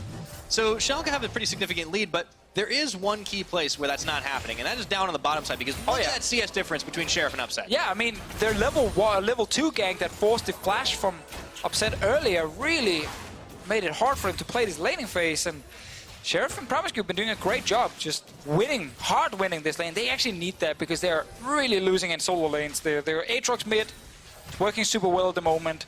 Amazing has pulled off a couple of ganks on the Predator Gragas already. First of all, securing that kill top lane for Vizicachi, and he gets the perfect back. You know, tier is already completed. He can get a cloth armor against the Fiora as well. Yeah, this is what the Rise players dream of. Now, Promisecue steps forward to try and get a little bit of extra chunk damage on. So, HCK, it seems like they really are going to need to play towards this bottom lane to try and bring the tempo back in their favor. So, Selfie, I wondered if he was going to go all roaming, but he's actually just getting some vision out. Oh, another trade. Hold on a second. Smitty J dashing, looking for Chachi, closes that gap, but oh, that Vital on the wrong side. I mean, he felt confident for a while, this mid-J, because he still had Corruption Potion He does running. have Flash, and Amazing is making a return to the scene of the crime. This could be disaster for Smitty J. Predator is available for the Gragas. Trundle is here, though. Once again, he knows he's not spotted until now. Okay, it's a 1v1 on both sides at the moment, and who's catching who? Maybe it's going to be Amazing going down here, and there's going to be the riposte flashing forward, trying to get to that brush, and it's going to be Amazing going down. Smitty staying alive. Yeah, that was well played here by Smitty J. Vizicachi did not want to commit his flash to try and secure the kill, probably because Akali was already moving from the bottom lane. He didn't want to have a potential 1-for-2 trade. And Amazing was actually looking for the gank. Then Kadril shows up, and Smitty J blocked the ulti perfectly right there. Kadril has actually had a pretty good response time to trying to be where Amazing is, and finally that bears some fruit. He gets a little bit extra back. Yeah, he's trying to help two losing solo laners, and he's actually managed to get something from it now. Yeah, this is one of those games where you honor your jungler. For now, you do. The moment you lose in the late game, you flame him. So, Amazing comes in. He thinks it's all set up with the control ward, but Kadril shows up at just the same time. Flash is available for Chachi, but he doesn't follow down quickly enough here to actually stay in. And he doesn't want to flash, it seems like, for the kill on Smitty J. I think just because Akali was already moving. And again, a 1-for-2 trade, is it really necessary? Do you want to give Akali that kill? Probably not. So in the end, it's just Amazing dying. Promisecue will not do a whole lot with that one. Yeah, I think you're supposed to cook your seafood before you eat it. But that really depends on what seafood you eat. It's a good point. It's a good point. I don't think skull that crab one was not the most is very lucky good. And Schalke, 3-man squad coming back down to the bottom, and it looks like they've got their eyes set on the dragon possibly, but not in a rush to take it. Well, Amazing gets the Rift Scuttler.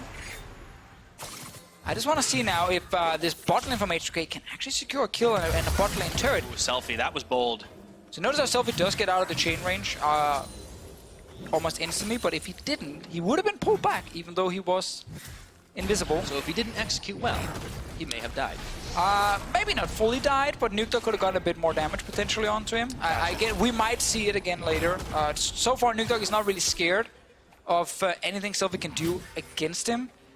And he's happy taking trades in melee range. It's kind of what Aatrox loves. Kadril actually on top side. He gets a solo. With his two losing solo laners, just managed to get Rift Herald. This is actually really huge right now. If they're able to put 2-3 in a lane and just kind of drop Shelly on top of it, this is going to be possibly first tower. Yeah, this is actually like, it's actually insane how much value Kadril's getting out of this, and a bit sloppy from Schalke. Oh boy, grand challenge. Chachi, he's got to hightail it out of there. Smitty J did not have flash to follow him through. And Chachi knows right now that the potential all-in is actually pretty scary. Smitty J has enough damage and defensive stats to stay alive. Because obviously Chachi doesn't have that much damage just yet. He's building stacking items on his side. Kadril's still behind him. Kadril should actually gank him right now. Yeah, might just do. Chachi, he's still got flash. He might have to use it pretty soon. Kadril actually just chasing off, and the Krugs decides now is the time to go in, visit Chachi, not expecting this to come through, and he's going to have to run the wrong way. There's the Realm Warp trying to flash into it. Oh, the great escape! How about that, visit Chachi? Oh, so he knew. If he stayed in there, he might not be able to fully get out, but by running away from Kadril and then flashing back just when the ulti activates, he gets out. He can TP back. I mean, they're gonna lose tower, but man, that was a stylish move. Let's look at that again in the picture-in-picture. So he just knows, okay, I need to make sure I don't actually die in time or get interrupted, and then bam, he just jumps back, flashes in, gets out. Nice little play, cost him his ulti and his flash, and still lost turret. Yes, he did. But this has been a game of calculations, Deficio. All about the math and the chess master up top. Stays alive, but unfortunately loses his tower. So H2K actually in the gold lead. Yeah, I really want to be super serious here. Like, before this game, we talked and we said, if H2K are doing well in the early game, there is a chance they can actually win this game. Like, their draft, scaling-wise, is strong. They have Fiora for Smitty J, who's not afraid of being an all-in split pusher that can make life a living hell for Vizicachi on the top side. And right now, with Kadril getting that Rift Herald, with them getting now the top lane turret down very, very quickly, and the bot lane with Ezreal doing so well, like, I am seeing a lot of ways H2K can still win this game. Absolutely, and we talked about the losing lanes early on. That's not negated by any means, but at this point, Smitty J has Tower Cold to work with. They've managed to kind of minimize some of these losses. It's only 1 kill apiece on the entire map right now as we enter 13 minutes into the game. And yeah, it is all about this bottom lane. That CS advantage continuing there for Sheriff, and even Promiscue on a roam trying to interrupt the jungle camps from Amazing. Nicely done. It was a good attempt. And also another thing we need to look at is because H2K are running this 1-3-1 split push comp with Akali and Fiora, because they early drafted the Tahm Kench, it's just even more powerful because you can always show up with more members faster than Schalke can do on their side. Kadril gets a bit of trading here on Nuke Duck. Forces him to dash the pillar. That's a lot of damage. Ulti's popped as well. Here. That's the ulti, as you said. Here comes Chachi to help Smitty J, though. He's smelling some blood right now. Selfie going forward. That's going to be... It's happening, Pyra. Selfie getting the kill on Nuke Duck. H2K just secured another big kill for one of these scaling assassins on their side. Selfie got in range with the Gunblade, got onto Nuke Duck, and they secured the kill. There's more farm being lost for Schalke. More time for Smitty J to just keep scaling up on his side. Chachi can't really kill him with the Hex String on Smitty J's side. Kadril is playing extremely well on this top lane as well, towards the top lane, and things are looking pretty good for H2K at the moment. Yeah, I feel like that right now H2K fans aren't the only ones that are feeling pretty happy about this. G2 Esports, remember, still have the chance to force the tiebreaker against Fnatic if H2K can close this one out. So the fight for first very much still alive. Vander, upset, moving towards the mid lane. Might just kill a ward and Drake and then go back bot lane. The scaling is in for the Ezreal as well. It's been stacking for a long time. Upset has not fully completed his Blade the Run King. He's not in that great of a spot at the moment. Nuke Dog, of course, while he did die, he's strong at the moment if he gets a long trade, but no one wants to trade with him. That's the issue. Trying to keep him at arm's length. So it's going to be Chachi just kind of hold on in the top, push out some of those minions. Selfie, meanwhile, is in danger of getting double teamed. He sees Nuke Duck. He doesn't see Amazing. He's got friends, but they may not be close enough. Still, though, he's getting those wards down. He's playing it safely enough. I just think right now, if you're Schalke, you're really feeling the pressure. Gotta be. Because you are not supposed to lose this game. You're against the bottom team who's 1-16. You're fighting for that second place. Lock in your spot.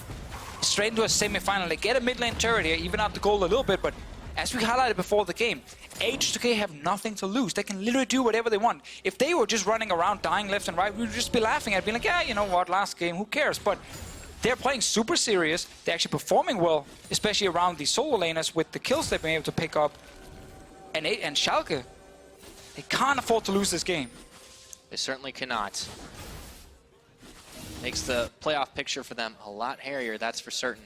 And for H2K, as you mentioned, with nothing to lose, can be having a lot of fun right now, but they're still just taking this one stone cold serious. Selfie with the 1 kill. Let's see what he's able to do as he heads into the side lane now. You're going to start seeing people swap around the map. Kadril's level 11 on this jungle Trundle. Oh, that's 2 levels up on Amazing. Holy He's been moly. getting absolutely everything he wanted, been dominating in this early game, and that's a bit of damage on the mid lane turret. Fiora, if you notice the minimap, will perma push topside. Oh, Nuke! Oh, wait, hold on a second. Nuke trying to find Cadril. Promiscue swallows him right on up, and that's going to be the Resurrect coming in for him. Just enough to get out of harm's way. Sheriff trying to find an angle. Vander body blocking.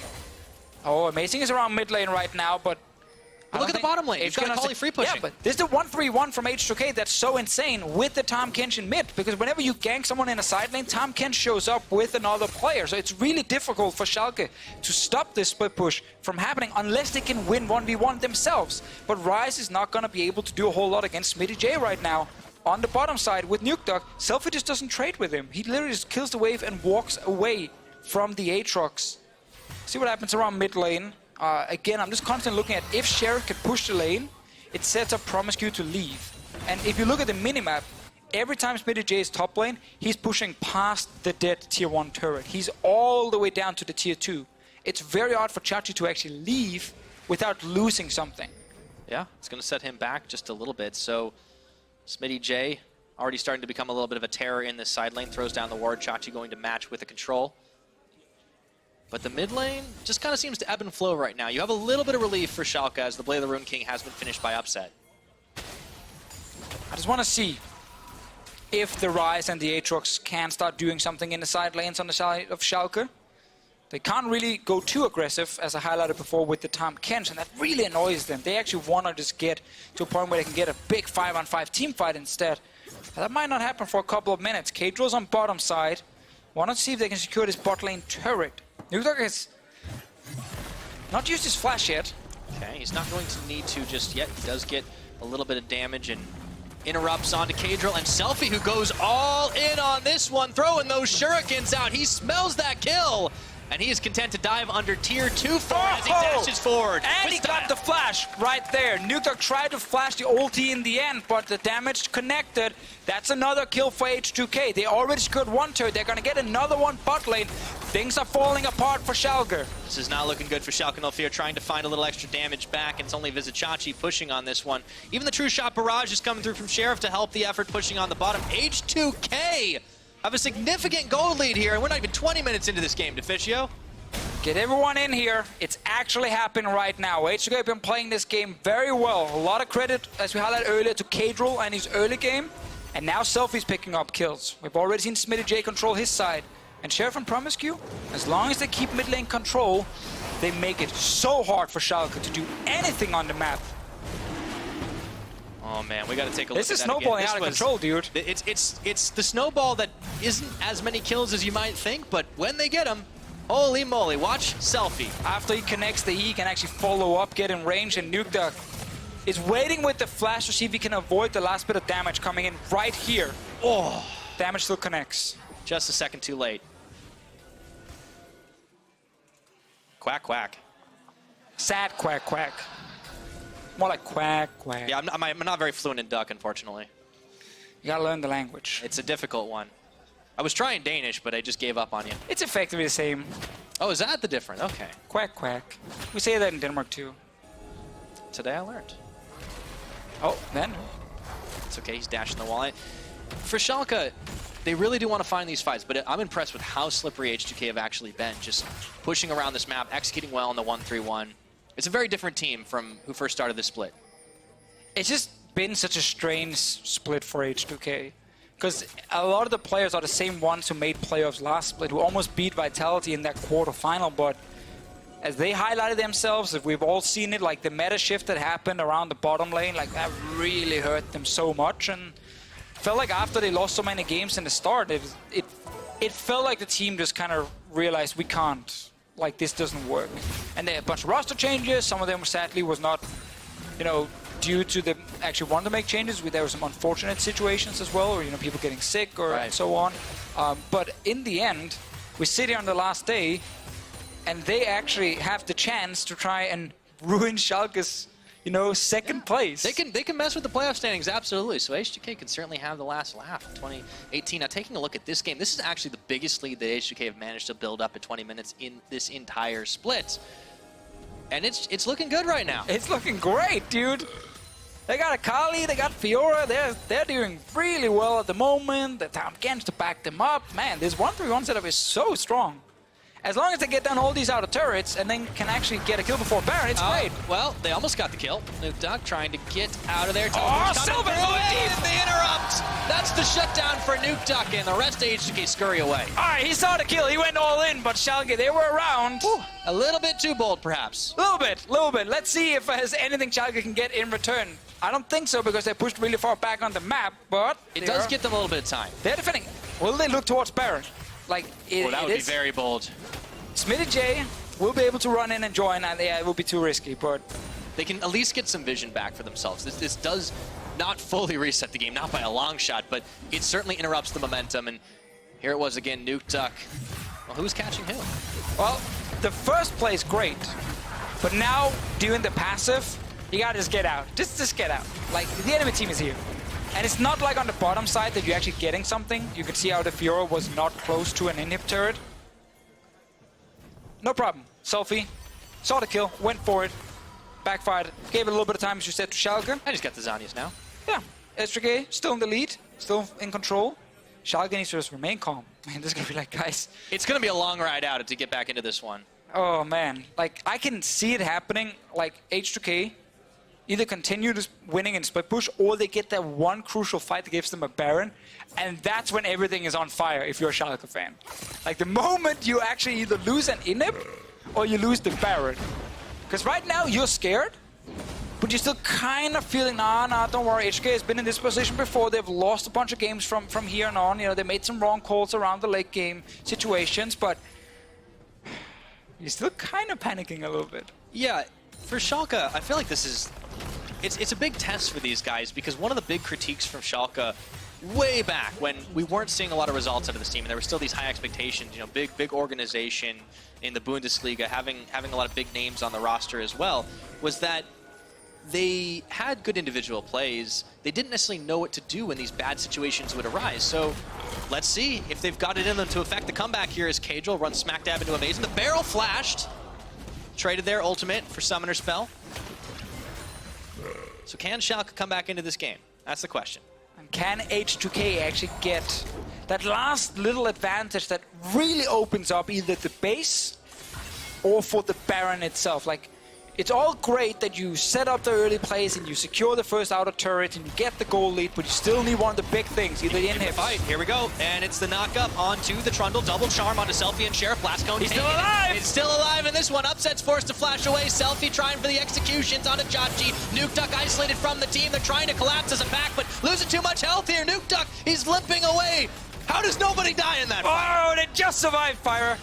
But Smitty J wasn't even there. No, he's pushing. He's still so far away from that turret when the fight starts that he can actually get something instantly, and I think Schalke can get back in time, but Smitty J just keeps getting more time in that side lane to just farm. Chachi TP is on cooldown, Upset's TP as well on cooldown, so they have no globals right now to properly stop the 1-3-1, and H2K survived the 4 versus 5 team fight. Almost even got a kill. Very, very close there. Schalke have to be frustrated. They couldn't find the fight. They couldn't find the kills. And we're almost 25 minutes into this game with only 5 kills because it's just been so calculated. All right, Pyra. So close. So many escapes this game. All right. If Schalke lose this game, as we highlighted earlier, if G2 wins at the end of the day, they can force that big old tiebreaker for first place. Exactly. Or they can try and grab that second place for themselves. That's very true. And if Schalke win this game, there's a lot of different possibilities, but obviously they are suddenly in the running for that second place. And they've come back before. You just saw it in the drop down up above that this is a team that knows how to come back from deficits. At least they've been able to do it. Pretty much split. But let's see if they can make this one another upset. Because it's stopped up by the pillar. They decide to turn their attention, just pushing the wave here. But look at what Schalke have done. They've muscled their way towards the Baron pit. They now have control here, but they got to be careful not to get pushed in too deep. There's an Akali up top. There's a Fiora down bot. If there's a time to force the fight, this might be it here. You can see Schalke Null Fear trying to defend as much as possible, but they are losing pressure on 2 of the 3 lanes in this game. Alrighty then. So Vizicachi, he's able to get the clear away. Now on this rise, at the very least, he's got a lot of wave clears, despite the fact that the early game was a little bit rough for him. Sorry, Pyra, I did not listen the last 30 seconds because I'm getting flamed by my stats team and my producers. When you give wrong stats, that's what you get. Apparently, I keep getting it messed up and wrong with all the tiebreakers. They get top 3 if they get the win. That's what happens. Anyway, someone gets something no matter what happens. Let's watch League of Legends. H2K, the upset. I am smelling it. Great analysis. Oh, Chachi, can you do it too? Oh, yeah, you can.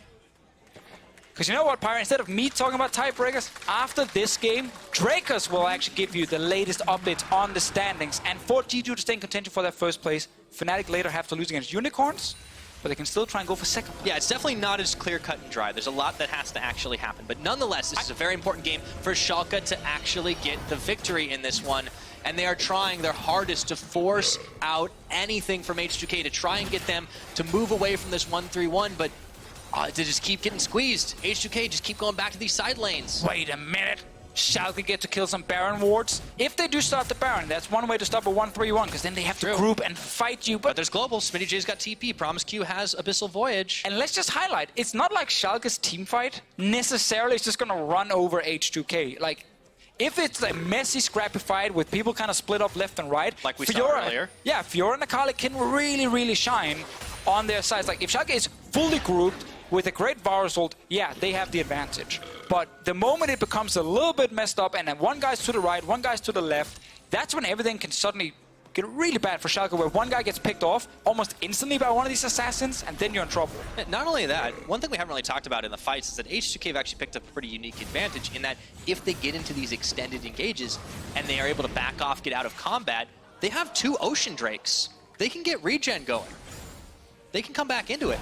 It's true. Wish it was Cloud Drakes. I know that's your favorite. You know, in a 1-3-1, actually, Cloud Drake is absolutely I mean, it's insane. fantastic. You get to go fast. I guess also in this case Infernal when you have things like Fiora and Akali. All the dragons are good. Why do we have to pick favorites? Well, Mountain kind of suck a little bit. Oh, not if you're going for objectives. It's true. See? Isn't that what Split Push is about? I guess. Normally you don't need it, but it's fair. You don't need it, but it's nice to have. All right. So it's been a couple of minutes of no turrets dying.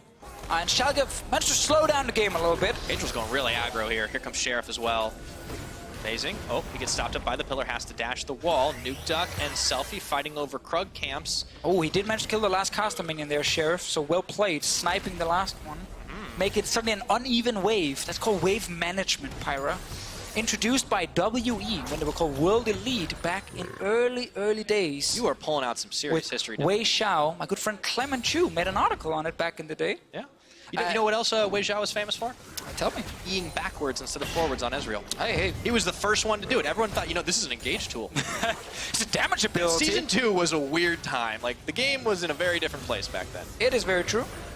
Now, Kadril, can he find something?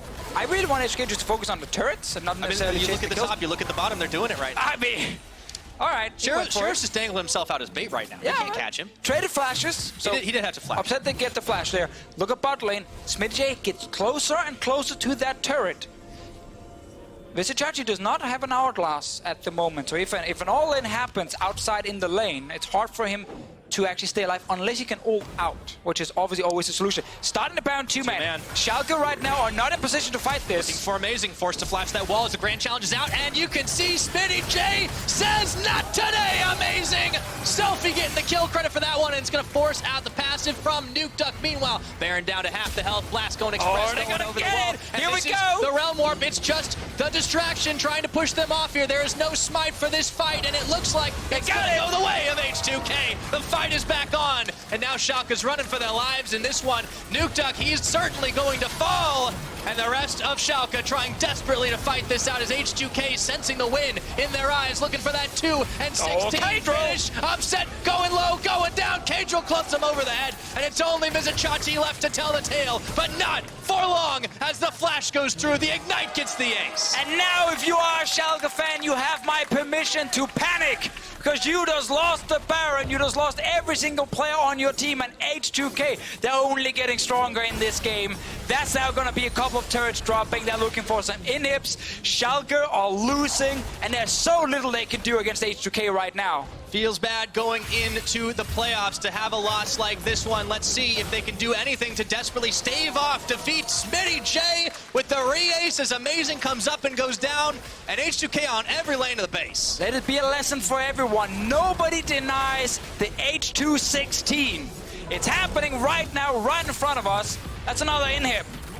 All right, at the end of the split, H2K finally showing their teeth in this one. Last desperate stand. It's all for the Schalke, inhibs no gone, fear. man. All the inhibs, only the towers. Forget about those chains of corruption. They're just going all in for the kills. Nuke Duck gonna get dashed on by Selfie. Dash back, follow through, perfect execution. And it's going to be the execution of the Nexus. And H2K are hard to kill today. What a way to end this split. If you're H2K, it's been a horrible summer split for you. You're number 10, pretty much from week 1.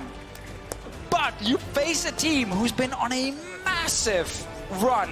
A team who's instantly saying we can get that We're number 2 talking about spot. the year of the Duck, the year of upset. These guys are firing on all cylinders. The summer split of Schalke. H2K come in, and they say, so what?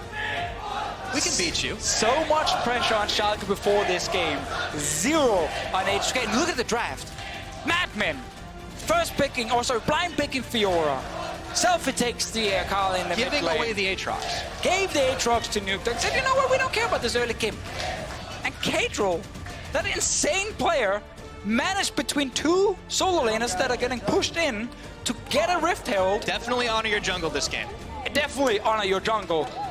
Got early kills for his team, got the counter gank in there that gave Smitty J the first kill against Amazing. Like, it was all there. H216. It happened. It was utterly unbelievable. H2K completing the cycle, 2-16 on the split, and of course that's not the greatest scoreline to have, but you know, you win it at the end. You have a bad day as solo queue Deficio, you get so many losses, you get demoted back down to bronze 1, but you get that win at the end of the day, it feels good. When you're already out, you might as well play for the memes, and that's what happened. But also, I think you are still playing for pride, and for a lot of these players here, like, they still want to show what they can do on the big stage, because they didn't feel like they got a chance to show that in the summer split, so they took it very serious, and they played very well. Certainly did. Now let's take a look at another one of those plays brought to you by Acer Predator. Let's get it. This is the moment. You remember we chatted about how Schalke kind of split up, you know, suddenly Fiora, Akali will just like destroy you. They were not ready for this Baron to be started, and there was so little they could do. The moment Amazing has the flash, it's just done. I think at this point, if you're Schalke, your only chance was actually to take this Ryze ulti. I feel like they had to take the party portal because H2K was just like, what are you going to do? You have no smite. Probably would have all died. So I'm folding my sheet. I won't actually talk about the tiebreakers, but there's a lot less scenarios all of a sudden after these first 2 games. I'm eyeing some potential 4-way tiebreakers. It's certainly possible. Now things definitely get a little spicy after what's just happened with H2K, and well, shaking up the standings, certainly the way of it. What a classic situation. Last day of the split, man. You know, Shucks actually yesterday, during PGL, when we looked at the upcoming games, she said, this day, you know, the last day of the regular season, even if we think it's so clear-cut, yeah, Splyce win, Schalke win here, Misfits win there, something always happens. A giant, weird result will always happen. In the game that matters, that's the other thing. Exactly, in the game that really, really matters for one of the teams. And it just happened right now. Game 2 of the day, H2K. Honestly, destroyed. Oh, they Schalke. played some damn good League of Legends. Yeah. We have to give them that credit. Now, we want to hear from you guys at home. The viewers, give us your votes for the player of the game, please, at LoL Esports. Twitter, of course, is the place where you can vote between Kadril, Selfie, and Smitty J. We don't get to say that very often, but they all did their part. They did. I mean, I'm looking at Kadril specifically for what he did in the early game. Oh, yeah. And I do want to say Smitty J and Selfie did snowball it really well.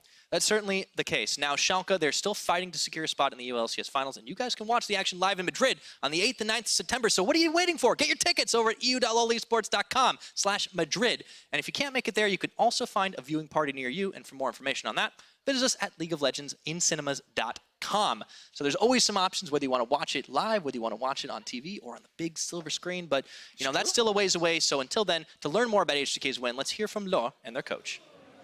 Thank you very much, Pyra, and thank you, Veteran, for joining me on stage. Now you're ending your season with a win here, especially against Schalke. So explain to me, was it easier for your players to perform better knowing that you had nothing to lose anymore? I mean, this was the result that we were looking to get versus Schalke last time we played, and we were very close, but we eliminated the Poppy this time. I want to really thank Cajal for all the difference that he's made to the roster ever since he's come on, and I especially want to thank Shook for doing, 3 different roles for us in the last few weeks, and I wish we were able to give this type of performance more in the last weeks, but we had roster difficulties due to unrelated accidents and illnesses and stuff like this. So I'm sorry to the fans that we weren't able to perform like you just saw on stage for the whole split. I'm glad we were able to give you one last good game for the ride. I'm sorry, but I'm gonna have to go on this subject. Not gonna lie, but you had a very difficult time during summer split, and you mentioned the roster changes, players being sick. So talk me through what happened here in details. 2 of us ended up having back difficulties for completely unrelated reasons. There was a personal family crisis at one point. There were just a series of unavoidable events that occurred in the last half of the split. In the initial half of the split, we weren't adapting well to meta changes. There were communication issues that bringing on Cajal significantly helped. I don't want to put a damper on Shook or anything. He's a ridiculously good jungler, and I really hope that a team picks him up.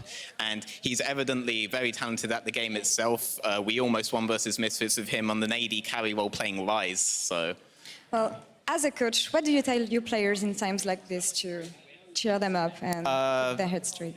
Well, to motivate them for games like this, it's a case of remembering that you are fighting for the next split, and to show that you are good enough, and to show that you are a player that is worthy of being looked at.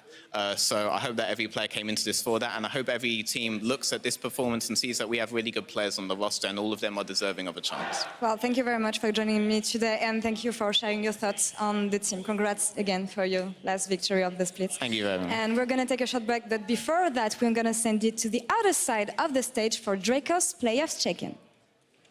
Thank you very much, Laura. Of course, H2K win. A lot of people might not have expected it, but it does mean a lot of things when we look at our standings. We look at the potential tiebreaker scenarios coming in across the day. First up, hashtag fight for first is alive and well, folks. We could see a Fnatic G2 tiebreaker by the end of today. I'm kind of hoping for it, but a lot of other matches are going to change exactly what's going to happen. Now, as far as Schalke's fate goes, they are no longer securing that bye right off the bat. They can, in theory, secure it with a tiebreaker match later today, but it's not 100% in their hands anymore. A bit of a difficult situation for them to be in for sure. May not even get a chance to play that match. However, now with H2K winning as well, we've opened up a 3-way tiebreaker scenario, a 4-way tiebreaker scenario. We could be playing so many games at the end of the day. I'm excited to see how it all shakes out. And as we take a look at the upcoming schedule, I'm going to be coming back to give you guys more updates later in the day. Vitality versus G2, right after Fnatic versus UL, or right before that match. I'll be here to tell you all of the stakes, all of the expectations for tiebreakers before we go into our final game of the day. Of course, if you want to follow along at home, keep up with the information. eu.lolesports.com/foldy sheet. Nice little sheet of paper. You fold it. It tells you all the potential tiebreaker scenarios, gives you all the information you need. You can see Trevor's very excited about his giant one. I recommend just printing it on a normal sheet of paper, but it's up to you. Do what you want to do. We're going to be back right after a quick break with our 3rd game of the day. Roccat going toe-to-toe with Misfits. See who comes out on top. Few more ticks of damage inside the minions. The Rune Prison. Smitty running for his life here. He's going to dash, flash, and just barely make it out. The close calls continue. Interrupts onto Cadril and Selfie, who goes all in on this one, throwing those shurikens out. He smells that kill, and he is content to dive under tier 2 for as he dashes forward. Running for their lives in this one. Nuke Duck, he's certainly going to fall.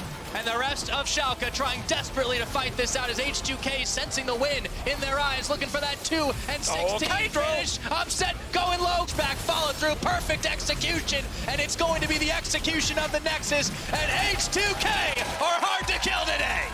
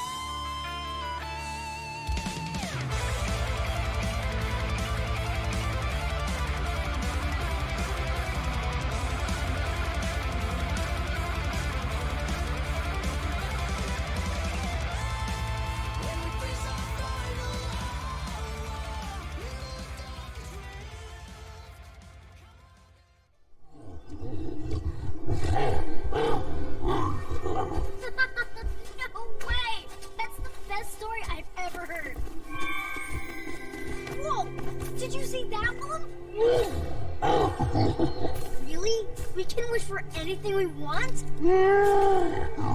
Ooh, then what about... Yeah! We can eat all your favorites, Willem. Roasted Brachiosaurus, Pollywog pudding, egg popsicles, rocks, more rocks, whatever that is, and... maybe not that. Oh, what if we made a snowman? Ah! Woo! You're right, that was close. I know, let's have the biggest snowball fight ever! We can go bigger? Then let's go bigger!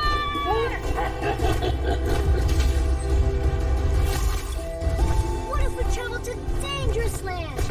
Meet fellow adventurers. Help people in need. And vanquish the bad guys before they hurt anyone else. We can be Freljord's greatest heroes! And boom! Save the day! Aw, I wish we could choose more than one thing, Willem. Whoa! What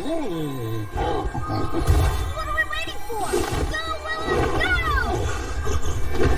Oh, what if we were armored? Or we were elves? Or zombies? No, wait. Robots. That's what people want. Ha ha ha ha ha. Hey, Vedius, do you want to build a snowman? I would love to build a snowman. Excellent. We're going to have to wait a few months for that, unfortunately. We are. Unfortunately, Nunu will not be available on the playoffs patch. He will be joining on the 8.17 patch cycle, which does mean he will be available for this year's World Championship, Pyro. That is true. And you know who could also be available for this year's World Championship? Misfits! Misfits. You saw what happened last year, man. The SKT 5-game series. It's still in my head. But it's not an easy road for them, is it, Pyro? That's very true. It's going to be a hard ride because of what happened in the spring split. But right now, Misfits also have an opportunity to get themselves still into the top 2 because of the recent results. Things just got a lot more interesting in this race right now because of HK's win over Schalke. Misfits can force a 4-way tiebreaker scenario, which, by the way, Vedius, we'd have at least 4 tiebreaker games. Now, those are actually going to be played tomorrow because we don't have enough time in the day. Yes, and LCS will be playing later on this evening for their week 9, so we will be moving on to tomorrow in the event that there are more than 2 tiebreakers later in the day. But that's all still to be decided. We're jumping into Misfits versus Roccat. Misfits have had a rough couple of weeks after a 9-0 first half of the split. They're now 2-7, I believe, Pius. 2-6, sorry, 2-6. Yeah, and they've had just 2 losses stacking up with Vitality and G2 Esports, teams that are directly in the running against them for that bye.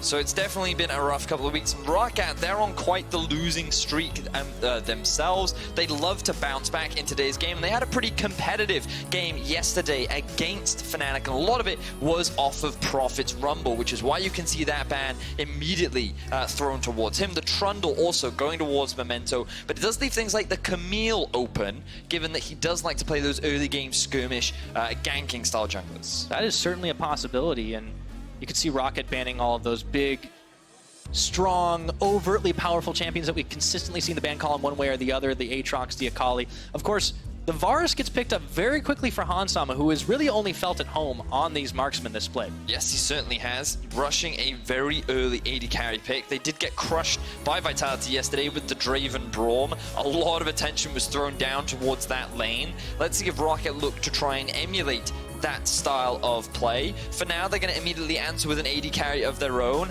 and a pretty comfortable support in the form of Tahm Kench. Many do consider that you need the Tahm if you're going to run an Ashe due to her low mobility and often challenging laning phase, given that she is quite susceptible to ganks. True. Ashe definitely not one of those champions played for the laning phase. This will be all about those cross-map arrows. Let's see what Misfits decide to answer with. That's a quick Talia pickup there from Maxlore. So not a lot of hesitation on the Misfits side. They clearly know what they want to do in this matchup here.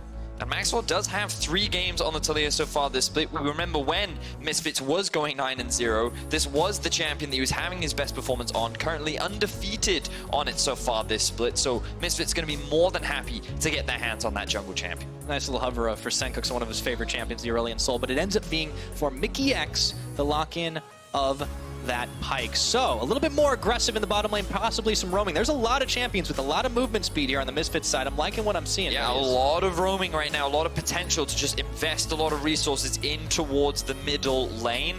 Quite excited to see how Misfits play this. Are they returning to that early game style? Are they looking to play a lot through bot lane? Where will we see these early ganks go, if we even see them at all, as we haven't for a while for Misfits? That is very true. Maybe that'll change this game, but I'm looking at Rockat's side because they just locked in an Olaf for Memento. And with the Nocturne up and available, they even flashed it. They opt into that choice. So Olaf, we've seen over in the LCK a lot being drafted into the Talia, largely because in the early levels he can chase her down pretty effectively. She doesn't have any dashes or escapes, which means that if a single axe lands, it's actually quite easy to lock her down and get close. But also his ulti kind of ignores all of her CC, and then you just glue yourself to her, and she really can't do much about it. So it's often considered a pretty strong pick, and we're starting to see it more now in the western side of League of Legends, and Memento going to draft that for himself. We know he likes early game junglers. Olaf has been considered a strong early skirmisher, and you only have to think back to yesterday's games where Vitality brought it out on Kikis, where he showed a lot of the early game potential that this champion does have. So for Roccat, maybe possibly looking to channel their inner H2K. We already saw one upset of the apple cart earlier. Maybe Roccat can pull off something similar. Remember, now they're not fighting for anything in the playoffs. They're already locked out of that. But they can certainly make it harder for Misfits to get where they want to go. As we round out the last of our Phase 2 bans. That's a Lissandra ban away. Of course, we saw a slight resurgence of Lissandra not too long ago. It's largely just a comfort pick for Blanc. He often prefers to play these utility mid laners, things to offer setup, things to offer crowd control, and the Lissandra is a champion that fits nicely into that position. And Misfits say, you know what, we don't want to have to deal with that. If anything, we want to play a lot through that mid lane, and Lissandra makes it difficult to do so. So we're just going to take it off the board. Roccat going to answer with a Mundo. I like this because you can see a lot of ability power damage coming out from the side of Misfits so far. Strong frontline tank that Roccat can look to rely on, and so far they have a pretty beefy frontline. They're just missing damage right now from their mid lane. Yeah, I trust any team with Freddy122 as the coach to lock in a Mundo every now and again, so Prophet will take that for the 5th time this split, one of his most played champions. Last second ticks down, and Misfits Gaming pull the old switcheroo. Instead of Senkux going onto that Galio, he locks in the LeBlanc. So Misfits going very much towards the early game. This is where they found so many wins in the first half of the split.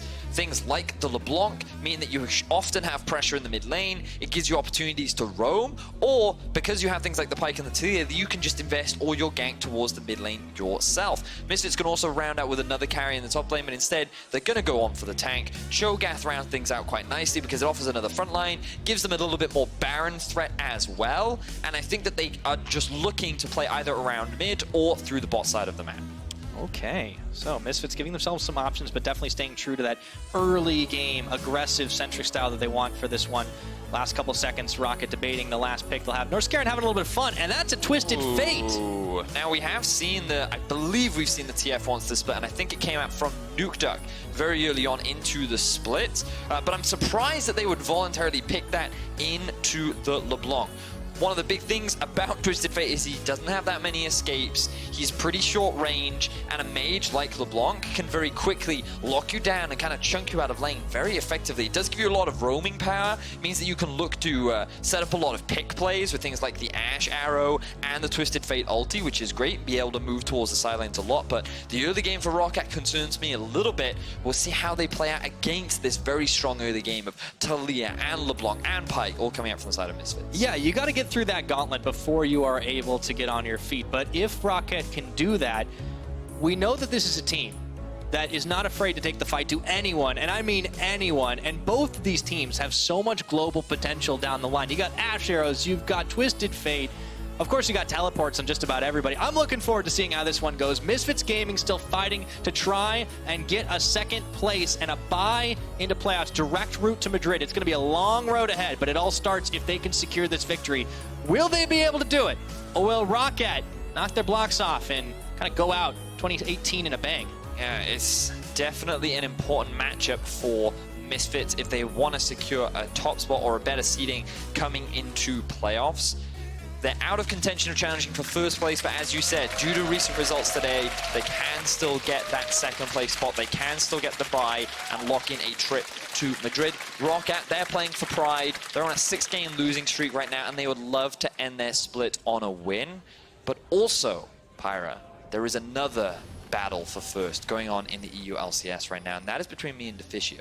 Oh, I thought you were going somewhere else with that. No, it's our prediction battle. And this game is very important because we have a different prediction.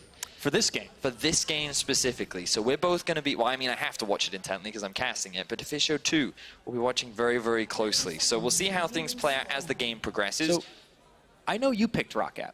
Yes. So tell me how they're going to win this game. So, so far, this draft concerns me a little bit. You're pulling back now, aren't you? Largely just because they don't... To me, it feels like they don't have many lanes to play around. If you're drafting Mundo in the top lane, you're not really looking to set up a lot of ganks in the early game. You don't really need to snowball Mundo. You know he's going to scale. You know he's going to be fine in a side lane later on. That's fine. In the bot lane with Ashe, Tom, Kench, you do have some setup with the Ashe Arrow. But again, Ashe is much more of a scaling champion. It's not the lane you really need to snowball. You just kind of want to keep that lane alive as much as possible. Just play more defensive. Just farm, scale up, you're fine. Now, Twisted Fate, he does have some lane setup because he does have the gold card. It's a point and click. It's pretty easy to land. But against a LeBlanc who has so much mobility, generally generates a lot of pressure in the early laning phase. We can already see it at this level 1 mark. I don't know if this is a lane that you can actively find a lot of leads in. And when you're drafting this Olaf, it's not necessary that he has to find early game leads. But once he hits that level 6 mark, you want to be making plays around the map. You want to have some kind of an advantage coming into the mid game. And for Roccat, I'm just a little concerned about where they are going to find it. But if it will be anywhere, they'll look to utilize the Twisted Fate ulti and the early damage that Olaf does bring to perhaps find a couple of ganks in one of these side lanes. They certainly have to have a plan. They opted into this one, and now you just look at the compositions, that's one thing, but you have to remember that Misfits have had a really rough ride as of late. It's, as you pointed out in the pick and ban, not been too happy a back half of the split. No, it certainly has not. Currently 2-6 over the last 8 games. Only 1 game left to pay, which is obviously against Roccat. And I also think it's really important to mention that the last time these two teams met at the end of a split, spring split, very important game. Bit of trading goes on. Very important game. Misfits needed that win to qualify for playoffs. It was them versus Roccat, and Roccat nearly perfect gamed them. And through that win, Roccat were able to secure a spot in the playoffs. And no one expected it. No one believed that it would happen. I am a believer. I think that it can happen again. But we'll have to see if they're able to pull it off. So far in the early game, Hikyu and Noskaran have been putting a bit of pressure down, a bit of trading back and forth. Noskaran getting low. That's a nice bone skewer that really set all of that up. So Noskaran is tanking enough up. Mickey X as well. Got to be careful on that Pike. Not the most robust of champions, but he can certainly get some kills off. Now, if there's anything Hans Sama could use down in this bottom lane, it would be an early kill on the Varus. Let's keep an eye on what Memento does, because you mentioned that he could maybe help out in the mid lane. Maybe he has his eye towards giving some relief in the bot. Another bone skewer does land, but now we can see Memento already eyeing his way up. They can see the pings coming down. Both the LeBlanc and the Talia following Memento. Okay, dodging away from the chains. Got to be careful, though. Max Lore incoming. Memento throws the axe. Those double buffs looking juicy, though. And he's forced to flash away. Mickey X is not going to let him get away that easy. Flashes forward, and he whiffs on the hook. But they're still going for him. So they really want his first blood. And he's able to walk away for now, but not for long. Max Lore gets first blood. A lot of summoner spells committed, but Misfits do find the early kill onto Memento. I was surprised by how much time he spent in the river after seeing LeBlanc come down. He didn't respect that Max Lore could be right behind Senkux, and as a result, he ended up losing his life. So many summoner spells were used, and we'll get to break it down a little bit more in this replay right now. So a bit of a trade happens in the bot lane. Mickey and Hansama overextend a little bit. Noskaran be acting as a bit of bait. But then Memento sees Senkux here, and at this point you should just disengage, especially with the chains missing. But he thinks he can go for a fight. Maybe Twisted Fate can come down, but you can see he is pushed underneath his tower. And the rest of Misfits can come for the collapse. Now, a lot of flashes used, a lot of skill shots missed, but then Memento ends up in this choke point where those linear skill shots, unfortunately, were not dodgeable. Most expensive blue buff secured. I do not feel unconfident saying that. While that's happening, though, the rest of the map, it's just slight farming advantages for Roccat because of how much time was invested by Misfits to get that kill. Still, the first blood, something you want, and it plays towards Misfits getting themselves as much ahead early as they possibly can, playing towards that win condition. That's for sure. This bot lane for Misfits has shown a track record that when they are behind, they have very little impact on the game. And I feel like that with this draft they've got for themselves, it's very easy for Misfits to play around bot, or at least that's the lane they like to play around, but naturally it can be challenging when it is a Tahm Kench and an Ashe who can farm very safely and have a lot of self-peel as well. With all these summoners unavailable right now for Misfits, I'd love to see Memento make a return gank. Maybe they'll wait though for Hikyu to hit that level 6 mark so that that gank setup is a little more optimal. Yeah, without those flashes being available, that might be a unique opportunity for Roccat to really find something here. Instead, it looks like Memento is going to opt to try and solo out the Ocean Drake. Maybe he'll get a little bit of help here from Hikyu and Noskaran. They're actually moving up, but it might just be for ward contention purposes. Mickey X clears that one away. So they will actually join Memento here. Now Max Lore is on the top side of the jungle. He doesn't have his ultimate yet, and Senkux doesn't have pressure in mid either, so Misfits don't feel super confident trying to contest this. They might go for a cheeky steal. Won't be able to get it thanks to the smite. Nothing doing there. Meanwhile, though, Blank and Senkux did take a slight bit of a trade, and there's level 6 available for both, which means you can start seeing some Destiny roams out of Blank.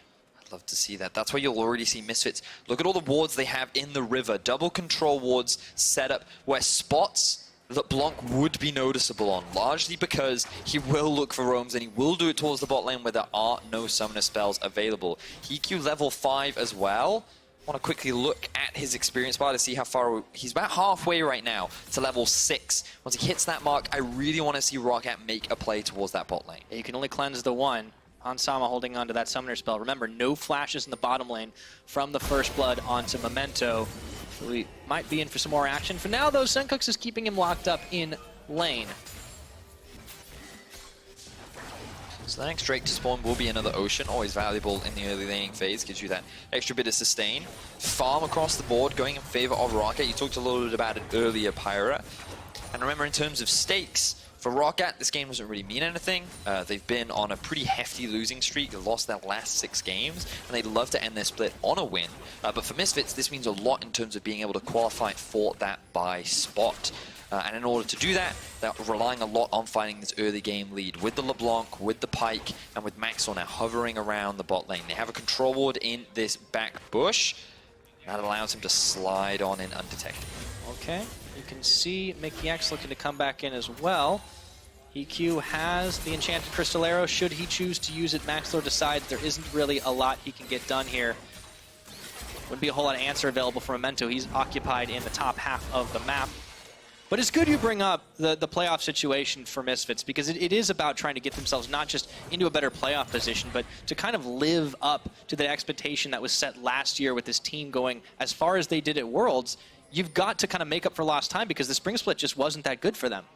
Well, I feel like they want to set a lot of expectations, or they need to live up to a lot more expectations, but we're going to move away from that power as we see a gank down in the bot lane. Okay, Memento takes the Blast Cone over, and here's the Destiny. They got the stun off Hansama, going to cleanse it, but in comes the Twisted Fate. Let's see how this one ends. Norskarum is taking up the damage. Hansama going down to HeatQ, and it looks like it is a Misfits bloodbath, and Norskarum saves the life of Memento. They get in, they get out with 3 kills. Beautiful execution from Roccat. 3 for 0 in the bot lane, even with Maxlor there for the counter gank. There was nothing that they could do thanks to the fantastic play that we just saw from this Roccat 4-man. So this is a telegraphed gank. That control ward spotted these 2 members roaming down. The cleanse comes out, but keep your eye on who tanks the tower. Initially, it's HeatQ. He gets the first kill. The aggro then swaps over to Memento. Just before he dies, Norskarum uses his ultimate to allow Memento to jump in, and both escape with their lives. Norskarum, that was beautiful. That was actually incredible. He didn't just save that one life, he also saved another by getting the actual proper swallow up. Now we got to move away from that play because it looks like Blanc is in some trouble. He flashes away though, and he's saved once again, this time by his own abilities. Mickey now on the roams, recognize the bot lane. After that play, he needs to find advantages elsewhere. They want to try and get some kills onto Sencooks. But perhaps it's too little too late. He's doing what he can. He's on this playmaker, something that we know Mickey is very talented at. But Roccat finding this early lead. 1,500 gold in their favor. Remember, both teams so very much rely on early game advantages. Misfits over the last couple of weeks have failed to find them. Roccat in a similar boat, but even if they did find those leads, they often made those crucial mistakes that could cost them dearly. They have a comp that scales quite nicely with the Ashe and the Twisted Fate, especially the Mundo in the sidelines later into the game. But with a good early game lead like this, Roccat looking to be in a good spot as we just passed the 10-minute mark. Certainly are right now. And it looks like we're going to start to see that translated to some of the items already completed at the moment. Got to be happy, but remember, Roccat, they have had advantages kind of fall away like you're talking about. This is what happened yesterday against Fnatic, so this is what Misfits have got to be hoping for at the moment. Yeah, so we saw quite a competitive game versus Fnatic yesterday, where Roccat, they found a couple of early skirmishes, they sat on a bit of an early lead, but then a couple of poor fights ended up allowing Fnatic to snowball pretty significantly in their favor, and Roccat struggled to be able to come back. So Roccat, it's all well and good them getting this early lead, but we have seen them make these crucial mistakes, fail to find these really good team fights in the mid and late game, and we'll see if they've changed that coming in today, who against Misfits, who honestly have been a bit of a slumping team. I mean, they have been. Certainly, no I mean, doubt. this is looking like a team that might be one of the weaker playoff contenders just based on current form. but Roccat are really taking it to them. So while we talk about the potential for them to kind of throw it away on a couple of bad plays, we've so far seen flawless execution. And man, big ups to Norscarin for that incredible turnaround. And this is what a Tahm Kench can do for you when used properly. Yeah, it was really good to see. We first saw it in the EULCS, used by Kasang to save his AD carry in a clutch fight, and using it in that tower dive, it was a joy to watch the potential of Tahm Kench. He is running the NCL spellbook, currently sitting on Ghost and Teleport. I imagine, given that he did use his flash early, he wants that summoner spell. Now again, we see them moving towards bot. Destiny is available on Blanc. Wards are being cleared out from the Roccat bot lane. They have their eyes set on this tower, and everything is geared and ready to find themselves more kills. They might just force the tower out already. That's not looking too healthy. A couple more minions, all they need. Here comes Mikyx to try and defend, but it's not going to happen. Memento shows face, and immediately Misfits know the game is up. So first tower goes the way of Roccat as well. And look at how defensively Blanc is playing. He realizes I have no vision in the river. Misfits, if they're going to look for a gank, it will be in the mid lane. My jungler is playing around bot, so I'm just going to stay underneath my tower and wait for my bot lane to make a play. There's nothing needed to force it. We're all scaring quad out. Uh-oh, Norscarin is in trouble. No gray health available. He just couldn't press it in time, so that's a Misfits collapse, and that'll be the end of the Dragon attempt as well. Really good punish there from Misfits. All 4 members were in position to find that pick, and this comp is excellent at finding those picks. The ultimate from Maxlord to cut off his escape, the fact that Hansama had the ultimate, combined with the Bone Skirt and the chains, all this single target CC was enough to punish Norscarin, who honestly should not have been in that position. He didn't have vision on the enemy team. There was full vision control for Misfits in the area of the river, and he ended up getting punished as a result. So Misfits, not out of this just yet. They are at a early goal deficit, but with this kind of composition they have, still strong at this point in the game and can still find those crucial picks. Yep. Norscarin giveth, Norscarin taketh away. Unfortunately for Roccat, their push is stymied for just a little bit, but wait just a second. Maxlord trying to solo out Rift Herald, forced to flash, gets hit by the Enchanted Crystal Arrow, and he has got no cleanse, so Memento moves for him. Blank finishes him off with a card. And EQ even gets swallowed up by Norscarin, ends up staying alive here. So once again, Roccat come out ahead. Now they're going for a dive up top lane. Okay, Alphari misses on the Rupture. Prophet still tanking the tower on this Mundo. Flash for follow. Let's see if it's enough to stun out. And the briefcase, Alphari, Roccat, they're the ones who are all business today. And it's Norscarin getting save after save. Every time something looks dire for Roccat, it is Norscarin coming in and turning the situation around in their favor. This might be a great pick comp for Misfits, but how can you pick anyone if they're safe away in the belly of the Tahm Kench? This is going to be another tower going in favor of Roccat. 2,500 gold now sitting in their pockets. Oh, 14 minutes into this game, 2 towers, 2-0 in favor of Roccat. Mikyx goes a-hunting for Blank. Maybe getting a little help from Senkux here. Let's see if he can pull another card out of his sleeve. Has the gold, gets eaten away. Double teleports coming through. I think Blank should be going down there. There's the heal, swallow up once again. Norscarin does it, and they turn their attention to Senkux. Gets stunned up. There's the cards once again. He's going to be trying to dodge, dip, duck, and dive, and EQ flashing forward. There's the jukes. One more card, all they need, and Norscarin licks him. Ooh, and now the kills just keep rolling in for Roccat. Ooh, now Prophet out of position. He certainly is. He doesn't have the ultimate up and available. Goes golden thanks to his stopwatch, but that's going to break sooner or later, and Maxlord gets one kill back. Oh god, we're seeing a lot of kills right now, Pyra. Very back and forth between these two teams, but it is often Roccat that is coming out on top. Not sure why Prophet tried to find that flank, given all the action was happening around that mid-tier 1 turret, but the action might not be over yet. Memento being collapsed on. Okay, we've seen collapses before. Now he does Ragnarok away.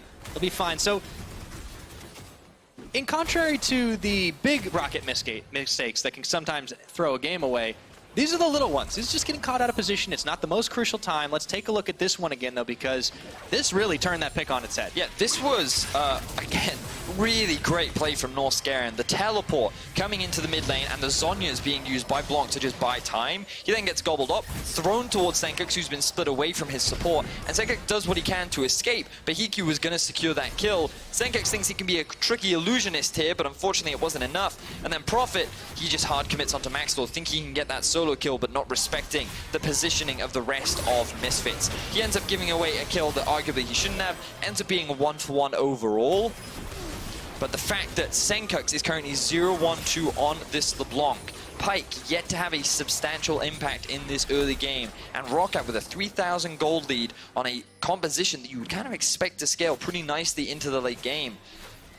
we'll see if Misfits can bounce back at all. Rift Herald is still available. Both teams can look to play around it. A lot of vision across the river still in favor of Misfits, largely because they're maintaining mid control, given that Blank is playing so defensively. But now the duo of Norscarian and Memento grouping up, looking to clear out. Here's the Rift Herald being stunned. All right, so 3 members of Roccat strong, trying to muscle their way through and grab a late Rift Herald in this game. Nobody's really stopping them on the side of Misfits, who have just had a rough time getting things going. Remember, this is the team that played for the early game that was going to be relying on Senkux getting ahead on this LeBlanc and being able to move around the map at will. 0-1-2 is not the score you want if you want to make this champion be feared by the enemy team. It certainly is not. You know, Misfits, they kind of had a game plan. They wanted to either play through mid or, with the pressure they had mid, look to play through bot. But after a really good dive from Roccat in the bottom lane, once they hit those ulti points, they were able to pull it off. Remember all those summoners we used early on, because Misfits tried to get that first blood kill, and while they did get it, it ended up costing them much later on. Now Prophet, he is by himself in the bot lane, no flash, does have the ulti available, I believe, yes. By himself is definitely the operative, because Misfits decided they didn't want that. Didn't want to run the risk. They could have gone for an Ocean Drake there, given that all of Roccat had just recalled, but they didn't want to risk it. Instead, they're going to push out mid, maintain a bit of control towards the bot side of the map primarily, and not look to push anything further. Going to play a little bit more defensively, but here we are. Collapse coming into bot lane. Rupture, walked away. Yeah, all right. So Misfits struggling to find anything right now. We do still have the Rift Herald in the pockets of Memento. Clearly that mid-tier 1 is the big outer objective that Roccat still want to take down. With the Rift Herald that you do have and the limited wave clear available on the side of Misfits. I say limited wave clear. You always forget that jungler Talia does still have decent wave clear when paired up with It just doesn't Varus. feel like it all the time. You know, it's not exactly the same as just having like complete wave chunk. Yes, and I mean, you think about LeBlanc too, her wave clear isn't optimal. She does a lot of damage with the W, but you don't really want to use that to just clear the minion wave out. So, regardless of what I was saying earlier, the Rift Herald really good at taking towers. That's the main point. Yeah, well, I mean, I think you are absolutely right. It's certainly going to bolster their push. Now, we are in a quick pause for the time being, but as we're just shy of 20 minutes into this game, Misfits, you can see the frustration on their faces right now with good reason. This is a team with an early game win condition that should be very favored on Roccat, but once again, we are seeing the tide kind of turn away from the clear favorites on the day, and Roccat, they certainly could be looking at going out of the split with a smile. And it would be... what's the word? Ironic? It would be bittersweet? I'm not sure. But the fact that Roccat nearly perfect game Misfits in their final game of the split in spring to secure a spot in playoffs, and now they could beat Misfits again to deny them that bye into Madrid and a guaranteed spot in the top 4. Like, that's just... that is the legacy. I believe insult to injury is the term you're looking for, because at this point it's certainly. But it's always Roccat, right? Like, how many times have we gone to the end of a split and it has been up to Roccat as an organization that are just like, you just got to beat Roccat and you're in a really good spot coming into playoffs.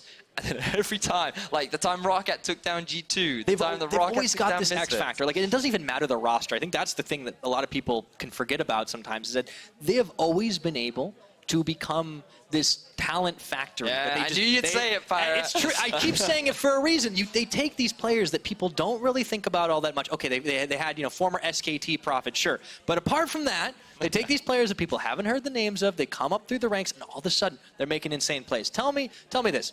Where was Norscarian a year ago? I believe he was in the Challenger Series. And there you go. You start to look at what's happened since then, that these players have basically become more or less household names. Memento, man on your screen, is another one that I can think of, and they've really had some impressive performances. And to cap it off with a win, despite the fact that you're not going to playoffs, could mean a lot for these young players. Yeah, and you've also got to think about the future, you know, the long term. I believe that a lot of these players do still have a bright career ahead of them. Memento has shown some phenomenal stuff so far this split. He has been a huge catalyst for enabling this team to kind of get a lot of the wins that they did get through the first half of the split. And Norscarian as well. In this game alone, you can pick 2 or 3 moments where he's just made that highlight reel play. And while he hasn't been able to consistently do it, DeFisher said yesterday, he has the potential to be one of the best supports in Europe in the future if he can continue this growth and this development as a player. So Roccat, they do deserve the title of being that talent factory. They have done it multiple times. You only need to look at some of our top teams in Europe and you realize, oh, a lot of these players were formerly on Roccat. So definitely well deserved. It's a long legacy for this team. And, you know, Roccat, like, you can think back to when that organization joined the 2013, LCS. I think? Yeah, seriously, they came as KMT. This was the all-Polish lineup. This was Jankos, Vander, Zazes, if you remember. I remember you got to go way back Overpower here. as well. Selliver, too. I mean, and it was super hyped as well. Like, Roccat, there was a long time where they weren't really considered playoff contenders way past that all-Polish lineup. But in the last year, it started to come back, and this is why it was so impressive to see them actually make it into the playoffs in spring. It's obviously disappointing it's not happening here in the summer as well. But they've still been close, and I think you can almost never count Roccat out through most of the split. Yeah, and for Misfits, it's a bit of a different story because when they first joined the LCS, they had a lot of young talent. A lot of it was kind of unmeasured, unknown.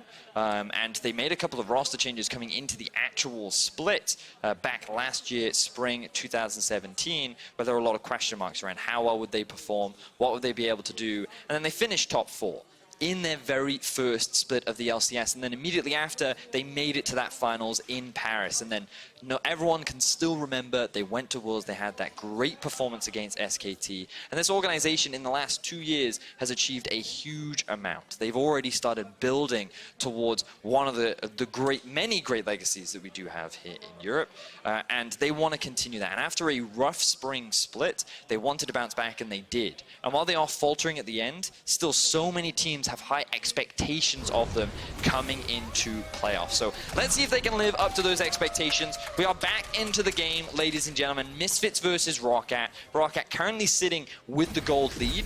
They have looked pretty dominant so far in this early game. Can they make the upset happen? Well, certainly gunning for it right now, and leaving Shelly to charge down the line. It's going to be outer tower taken. That's number 3 for Roccat. Remember, Misfits have failed to secure a single tower so far in this game. And it's looking like the momentum is not slowing down anytime soon for Memento and the crew. Here goes Senkux trying for a cheeky pick. Not going to happen. Yeah, Roccat getting a bit of deep vision now towards the top side of the map because they're leaving Prophet down towards bot. His teleport is unavailable, and they need to respect that Alfaris is up and ready to go. So they can't try and force any quick plays right now. But what you'll note from Roccat is they have a lot of globals or semi-globals in the Twisted Fate ultimate, the Ashe ultimate, and the Tahm Kench ultimate. And this means that as Misfits will look to try and set up this 1-3-1 that they do have, they have to be so cautious of the multiple members of Roccat that can just suddenly appear in a lane, lock down that single target, find a pick, and then quickly turn that into an objective. Well, Vetty, feel like you're feeling pretty good about your prediction today. Not yet. I am not getting excited. You're actually holding back. Okay. I'm treating this like a KT game. You never get excited until the Nexus dies. But KT, you're looking so good. Don't say Laura's that. Gonna kill me for saying that, by the way. Yeah, fair enough. I think that's a pretty apt way to describe it, too, because there's never anything 100% for certain one way or the other with Roccat. But right now, they're doing all that they need to. It's going to be a second Dragon taken down. Another Ocean, a little bit more regeneration. The gold lead staying about the same. Mostly the 3 towers and 3 kills. Hans Sama sidestepping the Enchanted Crystal Arrow. Yeah, he did have the cleanse, so he likely would have been safe in that scenario too, but all Roccat wanted to do there was burn that summoner spell. Fortunately for Hans Sama though, he didn't do what his reflexes, or what most people's reflexes would naturally do, which is turn around. The moment you see that CC, you want to run away, but he didn't. He held his ground, he let the arrow pass, and he wasn't forced to use that summoner spell. So good control over his own reflexes there. Yeah, nicely done by Hans Sama. Did have cleanse should he have needed to use it, but not. Looks like, speaking of cleansing things out, Maxlar starts off with a QSS, and I don't know if he's going to be using it anytime soon because Hans Sama does get chunked, uses that cleanse out himself, and all of a sudden, it looks like Memento is caught on the wrong side of the wall, but a handy-dandy Tahm Kench swallows him up. We got to keep an eye on what was used in that exchange. Blanc traded his flash for the cleanse of Hans Sama. No kills went either way. Alfari still has the teleport up, but so does Prophet. And now Misfits grouping up as a 5-man unit in the middle lane. So overall, I would argue Misfits came out on top because they still have priority over the river. They're the ones that still have that vision control for the time being, and no other side lane towers were really threatened. And given that Blanc now no longer has that flash, and his stopwatch is unavailable in the event that a skirmish were to break out in the near future, Misfits still feeling pretty confident. They are at a bit of a gold deficit, as we mentioned, but for the time being in that last exchange, they're okay with how that played out. Okay. So despite not getting those kills, Misfits happy for the time being. But how much time do they actually have to try and set things up? Because this is still an early game team that hasn't snowballed. So I think it's important to remember, you know, when you talk about early game teams, it's just that, ooh, Blanc could be in some trouble. That's a value ward, Blanc. Oh boy, throw that gold card out, but doesn't matter, can't dodge all that CC. Yeah, no flash, no stopwatch, no cleanse. Very good pick there for Misfits. All that farm is going to go to waste. They'll pick themselves up their first tower of the game as well. And this will just keep the pressure up in favor of Misfits. Again, note how much vision they have around the Baron. Even though they've been in a gold deficit, the ward wars have heavily been going in their favor with the amount of control that they've maintained in the top side of the map. So Misfits, that finally pays off. They get themselves some well-earned gold to try and cut down some of that lead that Roccat have already accrued. Tower up in the top going to be good for them, and now they can start to wind their way down to the mid and focus their attention there. Yes, they certainly can. Roccat. Thing is with their composition, remember, they want to find picks themselves. Remember the semi-globals that we were talking about. Good damage there from Senko. But Norscaren's there. Yeah, he's going to mitigate a lot of that pick threat. Fortunately for Blanc, he didn't have that safety earlier on. And again, though, but these ward wars that we were talking about, look how much vision control Misfits have all across the map. It enables them to move up aggressively like we're seeing, contest these buffs. They are at a gold deficit, but they're the ones dictating the pace of the game right now, and they're looking to force this tower mid. Okay, let's see if anything can be changed here. Here we go with the Destiny coming through. Misfits immediately turning tail and running the gold card. Norscaren swallowing up Blanc, and the rest of Roccat quick to respond. The tower's bleeding out, but it's staying alive. Now this is great for Misfits once again, because they forced the teleport out from Profit. They didn't end up losing any members. The only thing they had to use was the flash from Mickey, and now Profit face check. He might have just walked into that red buff for just a second. He's able to get out. All right, a little risky. He has no idea how many members were in that brush. Mundo goes where he pleases. I mean, it's true, and he does get away with his life, fortunately for Roccat. Level 14 on Profit right now, and Roccat finally reclaiming some of the vision that they haven't had around this Baron area. Senkux looks for a potential pick. Just a lot of trading back and forth for the vision right now. Yep, it's definitely a lot about those ward wars. So you can see on your screen as well. Next matchup going to be Fnatic versus Unicorns of Love. That's always a fun one, despite the fact that Unicorns are further down the standings. I always love when those two teams clash.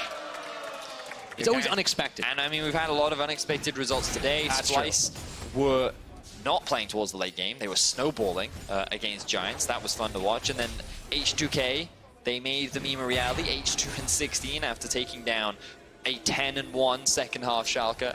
And now Roccat currently in a 3,000 gold lead over Misfits and looking to break their undefeated streak to end, their loss streak as the... And no one wants to break their undefeated streak. Misfits had an undefeated streak. This team has definitely had a rough second half of it. I mean, we keep going back to it like broken records, but it is crazy. We were talking about could they match the Fnatic perfect split from 2015 summer a while ago, and it just has changed a lot. So Misfits need some confidence here going into those playoffs. Why is Memento topside? Not sure what he's trying to do right now in that top half of the map. They need to be playing this 1-3-1. They need to be using these globals to find picks, and instead right now Roccat have just slowed down a lot.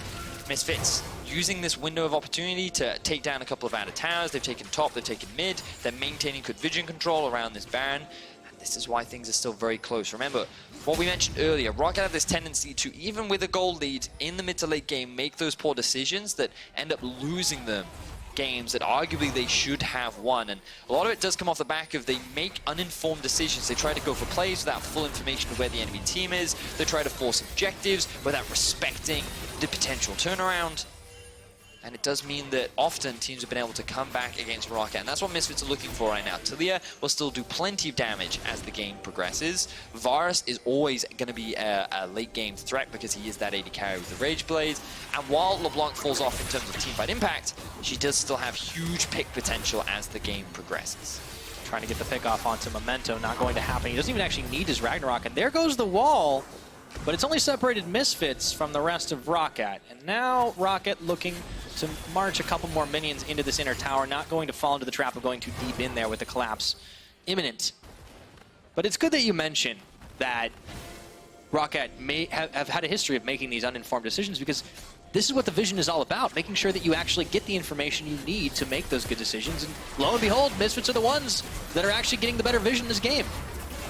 feel like Roccat could have gone for a Drake there. They had priority over mids, and given that Prophet is pushing in towards the bot lane, would have been an easy take, I feel. But apparently they didn't want to risk it. They wanted Blanc to go catch that top wave. He wants to get a little bit more farm under his belt, matching now the level of Senkux. We haven't seen him use his ultimate for, I want to say, like 15 minutes now, which is a little concerning for Roccat, because when, again, I talk a lot about it because it is the whole point of their composition, finding these picks, using these globals to catch people out of position. They have so many ways to do it. Yet right now, they're not enforcing that, and it's just allowing Misfits to just not really concede very much. They can move around the map as they please. Like right now, you can see the positioning of Maxlor. He's pretty far up past the river. They have 2 control wards in the top side of the map, so they have full control of the Baron. In the event the Roccat go for a Dragon, there's the risk of the Baron being started, and it is a pretty fast Baron take. Remember, you have the Cho'Gath on Alphari as well with that Consume. And you can already see Alphari now moving up. No teleport available on Prophet. He did push out bot, but he's looking to group up with his team, and maybe Misfits now try to force this Baron.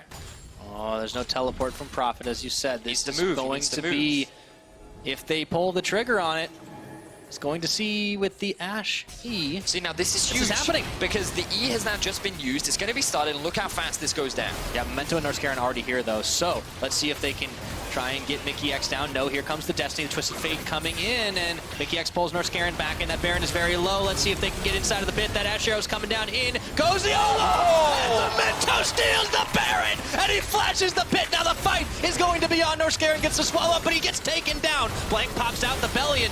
They're continuing to move this one forward, but that's a lot of low health bars on the Misfits side. EQ trying to find the extra damage onto Alphari. He gets 1, he gets 2, and now they're going to be able to try and clean this one up. It's Hansama Senkux, the last member standing. Blank goes forward, flashing gold card damage. It's all he needs. Ooh, Senkux uses his flash. Blanc still on the chase. Yeah, he wasn't baited for even a second. That card certainly was golden, and Roccat get the Baron and the ace to boot. You can see the elation on Rockat's face as they find themselves an ace, secure themselves a Baron, and what a way to do it. Memento, the hero of Roccat, in his final game of summer, steals away the Baron and secures a big teamfight win for Roccat. Oh, let's take a look at that ace again, brought to you by Acer Predator. So, Misfits, they force the Baron here. They know that there's no TP on Prophet, and with the numbers advantage, you want to turn and go for the fight. They commit to the Baron. He's still CC'd, so he can't consume this. The smite comes down, and Alphari cannot eat it in time, allowing Memento to get that smite steal. Roccat could disengage at this point, but with the arrival of Prophet, they feel they can go for the fight. So many ultimates have been used on the side of Misfits. Prophet tanks up so much damage, and look at Hiku on the backline, flashing in 2v1. Yes, he loses his life, but it's a trade in favor of Roccat overall. And oh, what a great fight for Roccat. So many kills going in their favor. They take down all 5 members of Misfits. They now have the Baron, and this was a huge mistake for Misfits that Roccat were quick to capitalize on. Yeah, and that is the face of a man who has to be pretty darn happy about what just went down. All of a sudden, you're 30 minutes into this game, and Roccat have completely turned it back in their favor. They were letting the game slip from their grasp, but now they've got Baron on several key members. They've got the push in 3 lanes, and it's Misfits who are forcing the fights, who are forcing the tempo, that are finding themselves on the back foot once more. But I don't think that the decision itself was bad, because you look at the circumstances that they were in. Prophet had no teleport. They knew they had a numbers advantage. They had constantly maintained control around Baron, and forcing that objective to either get a fight against Roccat or secure a Baron where you have a Cho'Gath should have been good, but the execution was off. Memento got the steal, Prophet arrived, and then everything ended in disaster. Sometimes you can make no wrong decisions and still lose. That's certainly the case of it. So a minute left for the Baron. Let's see what Roccat can actually get done. They're moving towards the bottom side of the map, but Misfits are fast to react to this. They might be able to stall it out.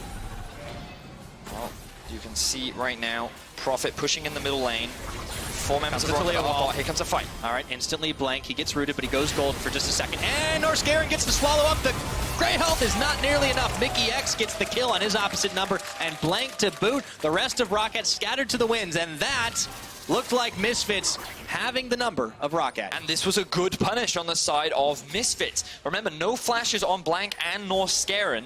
They got too close to the turret, and with Prophet in mid, it was too much of a risk for Roccat to get that close to the tower, and Misfits was so quick to catch those targets out of position. Really good to the wall coming out from Maxlore. The follow-up from the rest of Misfits enables some quick kills, and this will remove the power of the Baron. I believe Roccat got themselves 1 or 2 turrets. But outside of that, Misfits have now relieved that pressure. Game gets a little more interesting here. Prophet not quite in the place to respond, and this fight was pretty much over before it began. So yeah, you can see Memento isn't even in position. Blanc is way too close to the tower, and Misfits are just, okay, you guys are going to overextend, we're going to immediately punish you. You can never afford to underestimate this Misfits squad. They still have a lot of talented individual members on their team, and the moment they see that opportunity, they go for it. Yeah, unfortunately for Roccat, you can't necessarily protect everybody with Tahm Kench if you're the one who's getting deathed from below. I mean, it's true, and the thing about Pyke's ultimate is it will go through shields as well. So even if you have that grey health procced, he don't care. He's just going to kill you anyway. Yeah, that's why Mickey X picked him. All right, Prophet's going to blast Cone Express over this wall, but he does run smack them in 3 members. I wonder how tanky the Mundo is. Well, he's 3v1 right now. Yeah, he's actually fine. He's swagged He's out of that completely fine. Yeah, he is No, actually... No, that is just disgusting. He just brushes that He's off. Full like health! Yeah. Ignite was used by Mickey. They get no punish. Now, look at the rest of Roccat. They have pushed up the bot wave. They've got control over mid as well. And now Memento's coming in. All right. Whoop. Going for a zoom. Not able to find anybody just yet. Sencook's there trying to get the dodge on, and it looks like now the tables have turned on Alfari getting chased down by Norskaren. Heq Prophet. Heq trying to kite away. Got to be careful with the Blanc coming in, and the Crystal Arrow point blank range onto Mickey X's face. Meanwhile, down to the bottom, the split push continues to go. Let's see if Hansama can stay alive. I don't think so. Fancy footwork won't help you here. Sencook's Mickey X chasing out a Memento. That this is getting real spicy here, Vedius. Misfits still committing to the fight, but look at Blanc. He's going for the back door in the bot lane. Oh, and he's actually deciding to just go further forward as the fight has already ended, continuing to try and make this happen. The channel coming through. Maxlore trying to interrupt onto Heq, and Norskaren can't quite go over the wall. Heq is able to get the kill, and Sencook's interrupted on the back. He's going it's for only it. going to be the Pyke on top of the Twisted Fate. Gold card, blue card, doesn't even matter. This is still going in the base. Blanc, can he do it? It's only 1v1 against Mickey. Mickey doing what he can to just stall out. Blanc does have vision on him. Gold card, there we go, and he's not going to be able to have enough in the shields to stay alive. It's shutting down. Sencook just walked a long way back, and there's no more minions here to push this tower, but Norskaren is here to save the day. That backdoor's going to end a little early. Oh, my word. But Roccat gained so much off the back of that. Misfits, they hard committed to the fight. They wanted to try and turn it back in their favor, but they lost the bot inhibitor. One of their Nexus turrets went down, and if it weren't for some quick backs from Mickey, that could have been the game going over to Roccat. Misfits struggling as we approach the 35-minute mark. This has been a hell of a game, and it's definitely teeter-tottered a little bit. Definitely in favor of Roccat more often than not, but Misfits have started to bring it back time and again, only for this to happen. So, Roccat go for a collapse onto Alfari. They said, this time, our 3v1 is better than your 3v1. We can kill your tank, but Alfari does a really good job of buying time with Maxwell hanging around. Then Heq, his positioning was fantastic in this final fight, and props to Norskaren keeping him alive as long as possible, because as the fight continues, Heq will be pivotal in delaying the backs. Remember that this is effectively a 4 versus 5 in favor of Misfits, because Blanc is still sitting in the bot lane. Mickey, because he finds that execute, is able to get the kill, but then Heq was able to find a kill here onto Maxlore. He did have to use his flash, but then he interrupts the back from Sencook's as well. He does give his life for it, but it does enable that inhibitor to drop, the tower to go down, and Roccat to be in more of a power position. I think that's worth at the end of the day. So Roccat now, what can they do with this? Still that gold lead, 8,000, and the Baron is up. Roccat are They're moving going straight in. for it. It's Where's the ulti from Blanc? They need vision on Misfits. You got three members coming in here. It's actually going to be a quick peel away from the Baron. Blank had Destiny, opted not to use it. The Mundo has teleport as well, so not a full commit. He's still pushing in bot lane as well. Remember, there are super minions here. If Maxwell shows, they can just go straight back towards the Baron. Okay, Maxlor has showed. Prophet decides to ult, ping, yeah, and now they see Alfari as well, so it's back to Baron business right now for Roccat, trying to take out that big purple worm on the route to victory. Here comes Mickey X. The blue trinket's down. They'll be able to see this one in full sight, and Misfits are gunning for it. Here's the TP from Alfari. They're going to try and get the steal. Okay, Mickey X going through another teleport coming out. The Crystal Arrow, no, Great they're just arrow. right down. Memento, they got the interrupt on, and let's see if they can take this fight trapped in the back of the pit, trying to scramble around the side. Alfari on the front line, keeping them all locked in place, but doesn't matter. Blank picks up Maxlor. The rest of Roccat starting to fall a little bit low. Can Misfits take the fight and wipe away the Baron of Roccat? Double kill for Senkux. It's better late than never, I suppose. So Misfits do end up finding a pretty good fight where they take away the bot lane's Baron from the side of Roccat, but Roccat still secure themselves the Baron. It still sits on top of 3 members. All these super minions are still walking into the base, and it is still Misfits that are on the back foot. Oh. So Roccat stymied just a little bit in their ability to try and march in for a win, but this game just keeps going ever so slowly in favor of Roccat. But there's an Elder Dragon on the board in 45 seconds. Vedius, and after this fight just went down, Roccat should be feeling pretty confident to take it. So they have the TP come in from Alfari, and they know that with the Talia wall up, they can quickly get into the Baron pit, but a really good Ash arrow to deny him from the pit, but I think it was too slow on it anyway. It was guaranteed to go in favor of Roccat. Then the fight kind of splits up into 2 parts. Prophet is tanking 4 members, but he ends up just leaving his bot lane inside the pit, and they can't get out of that situation. Garen is CC'd too long, which means he can't utilize his gray health. He ends up going down. He can't peel for Hiku, who didn't have any flash available to him. And even though he ended up dying, look at how much damage he was able to output in that fight. Hiku has been an absolute boss this game. Like, whether it's just flashing out of like 1 or 2 CC chains to just get himself out of harm's way, while still pumping out the damage.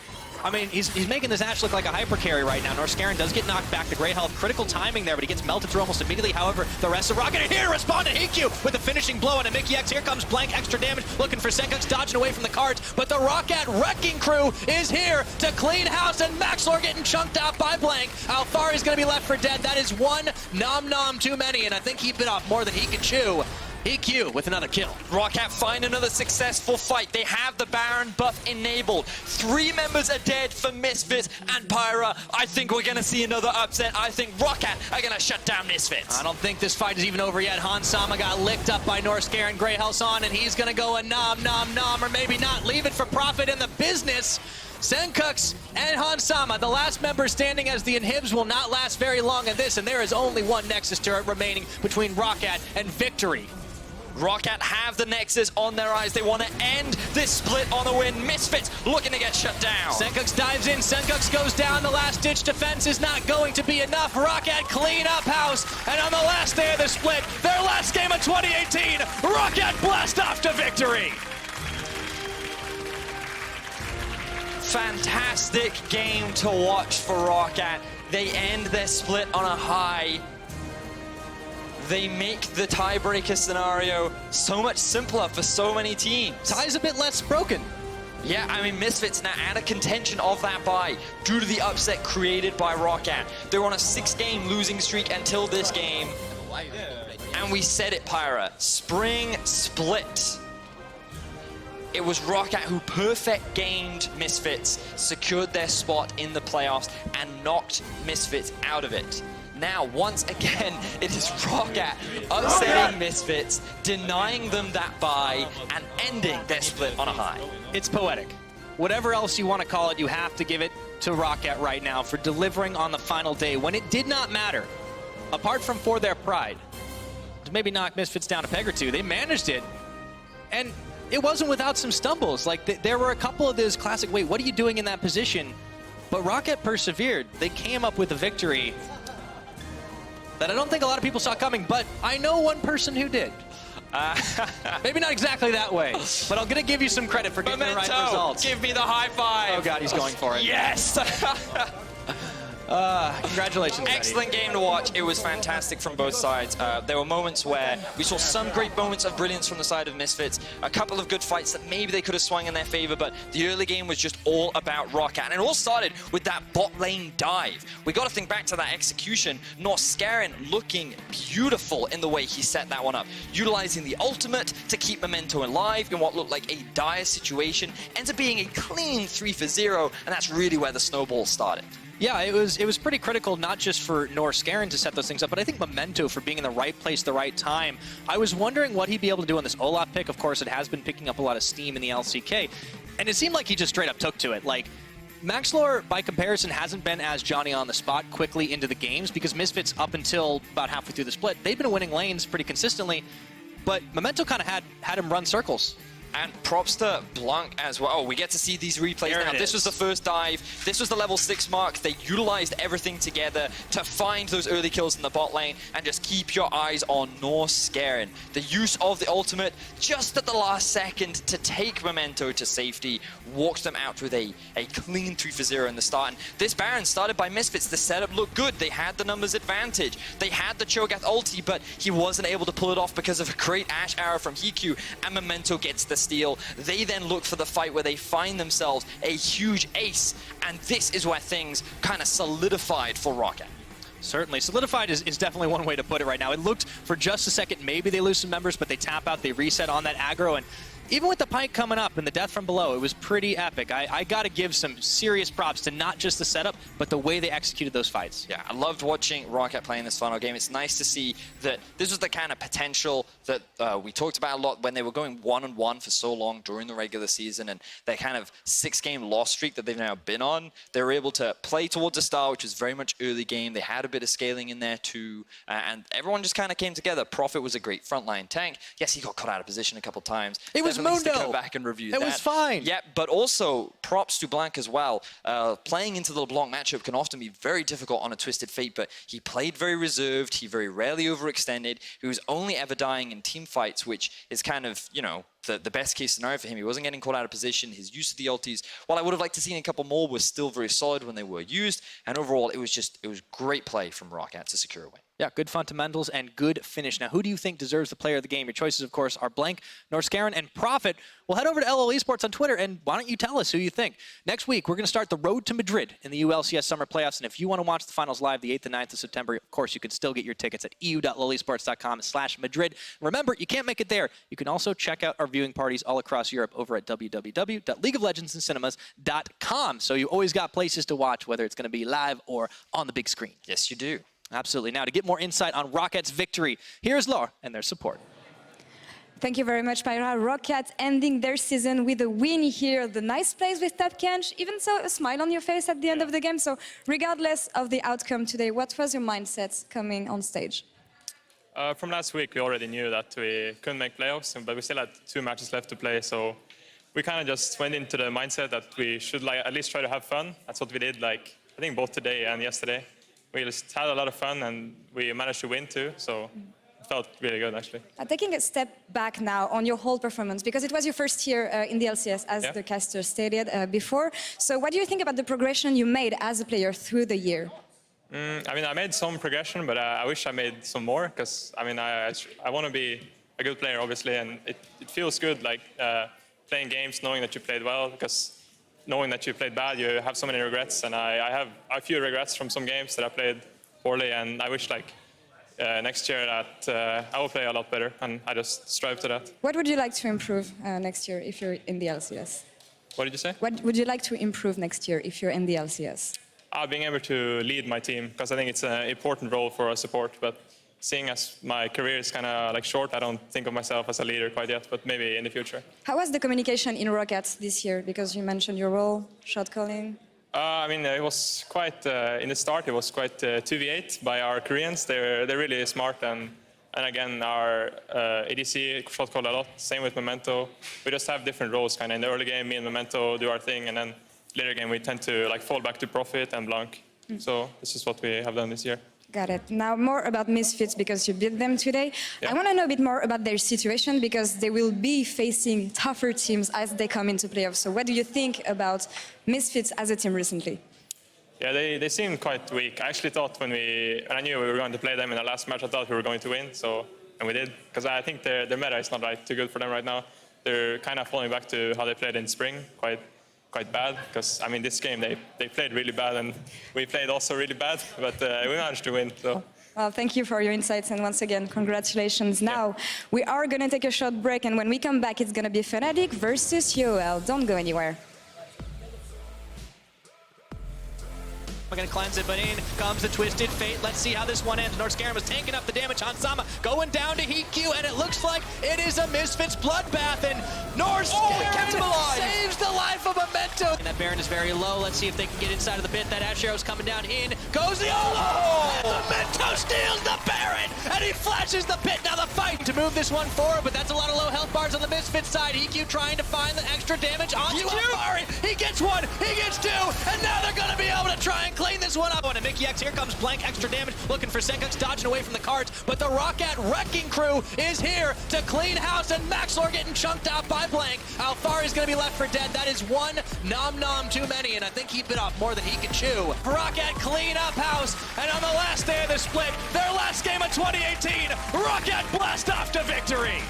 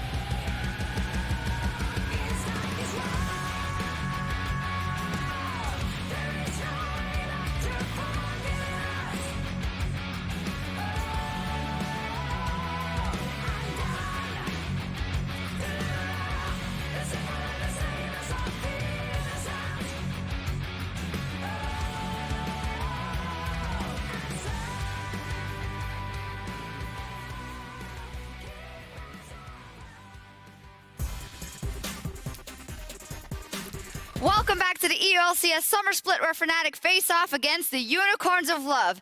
Guys, we need to take a minute because it is the last regularly scheduled day of the regular season, which means there's always mayhem on the horizon. H2K beat Schalke. Roccat beat Misfits, and in the race for the superior analyst, Vedius and Officio are now tied thanks to Roccat's win. Luckily, mine is not on this one, but yes, they have very nicely highlighted the Roccat logo for some dumb reason. I don't know why they would do that, but I obviously did it to make sure the final game truly mattered in the prediction game, because I have full confidence. You have Vitality. I'm with Shox here on Vitality. We're against the viewers, against Foxdrop, so it's all looking good for the Vitality win.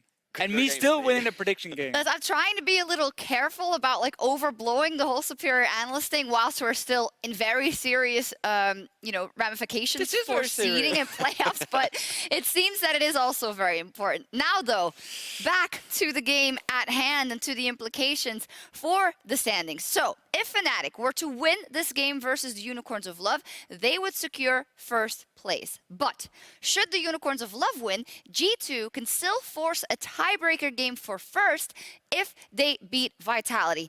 And even not pertaining to any of that, there is a very high chance we get tiebreakers. Let's just put it that way. Of course, I mean, tiebreakers will happen. It's just a question of how many. And can we play them today, or do we have to play them tomorrow? Or the day after. No, just kidding. That's not on the table. So anyway, after a successful summer split, we do want to highlight Fnatic as they are closing in on that first place, and they could secure it if they beat the Unicorns of Love here.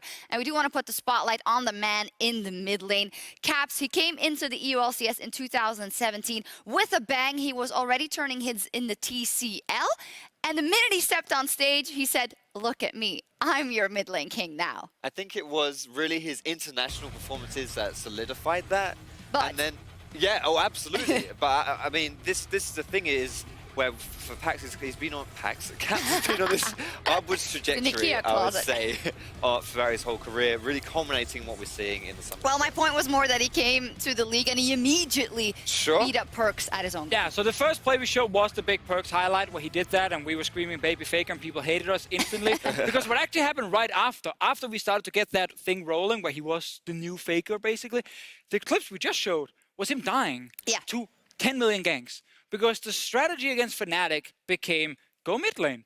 Caps will always play aggressive. He will always overextend. Just keep killing him. And Fnatic could not play around him. So a lot of people instantly jumped off the Caps hype train and we're like, no, you know what? This guy dies too much. You're using past tense there. Fnatic could not play around him. They could not, and that's the key part. But that's been the big change in the summer split now is Fnatic is good at playing around him.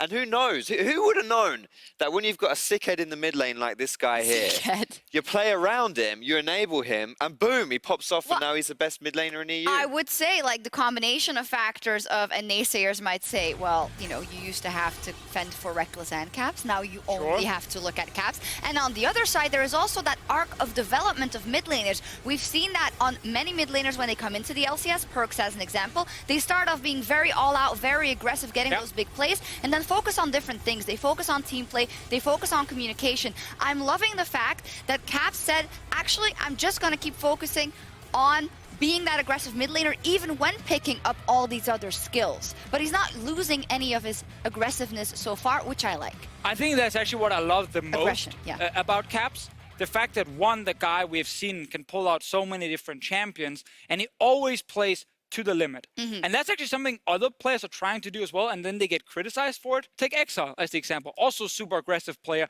wants to win his lane every single time. But the difference is, Caps is the best player in Europe. And I think actually mechanically, he's probably the best player we've ever had in Europe. And he's showing that because when you are Caps and you opt into... High praise. I mean, if you opt into a 50-50 play as Caps, it's never 50-50. Nope. Yeah. Because you're mechanically better 9 out of 10 times than the guy you're facing, so you can get slightly more out of the play you're pulling off. And that's what surprises a lot of people, which is why if you put gold into this guy, he's going to carry. Yeah, he is, and that is what he's been doing, and we also think he will do now versus the Unicorns of Love, and would help Fnatic lock in the first place. We will see if Caps can continue his good form against the Unicorns of Love, as Fnatic look to take that first place in the fight for first. Well, let's find out if they can. Shox, hello and welcome, everybody. I'm Trevor Quickshot Henry, along with Minion, also known as Andrew Vedius Day. Lift up what is left of Foldy Sheet. Now, those of you who have been playing along with us, we started the day with 64 options. We are now down to 4. Fnatic, EULCS, G2, and Vitality, and Vedius. Bragging rights on the line, not only for Fnatic potentially take first, but the superior analyst currently with an advantage over Deficio. Well, right now it's tied, so it's very, very close. That final game of the day is going to be an Momentum's in your one. favor. It is definitely in my favor. And today has been the day of upsets, Mr. Henry. And I am ready for a Unicorns of Love upset. Okay, I'm ready how to do they watch do it? How does this Unicorns of Love upset a Bwipo top lane, Reckless bot lane, Fnatic, Zoaz is on the bench? I mean, it's gonna be tough. It will definitely be a challenge, but my eyes naturally fall to Cold, the man that came into this roster and helped them grow. And while this year has not been the most fruitful, they have not achieved the results that they wanted, this guy has just been so consistent throughout the entire year that I want to see if he can end his split with a big win against currently our best team in Europe. On a day that has already seen upsets, can Cold lead Unicorns of Love? Here's Trundle and Talia have been taken off the table. Kindred is still up, one of his most played champions. Akali Rakan on the other side of Unicorns of Love, and I'm trying to think of some of the power picks that are still up and available. I mean, we've seen the likes of Zoe do very well. Hylissang's Pike still open and available. Sejuani's the final ban targeted towards Broxah. Well, Nocturne is still up. The last time Broxah played it, he didn't have the best performance. He was shut down by Kikis, but still very strong jungler in the current meta. One of the few to receive no nerfs on the current patch.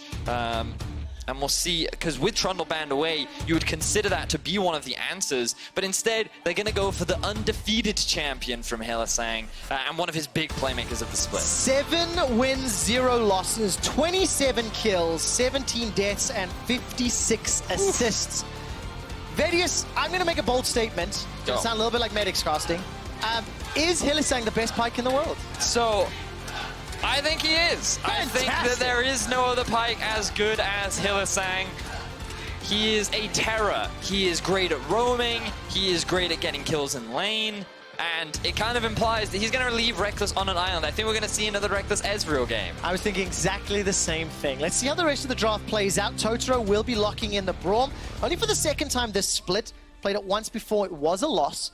And of course, will be locking in their duo already. So that Kai'Sa, if Reckless is assumed to play Ezreal, they kind of make this, but not necessarily blind. You know, there's an assumption. They're going with the assumption that the bot lane is going to be a roaming one rather than a kill one. If it's Reckless, they're not going to draft Swain Pike bot lane unless they go for an Uzi special, put Vayne up top lane, and then they go for the Swain down bot.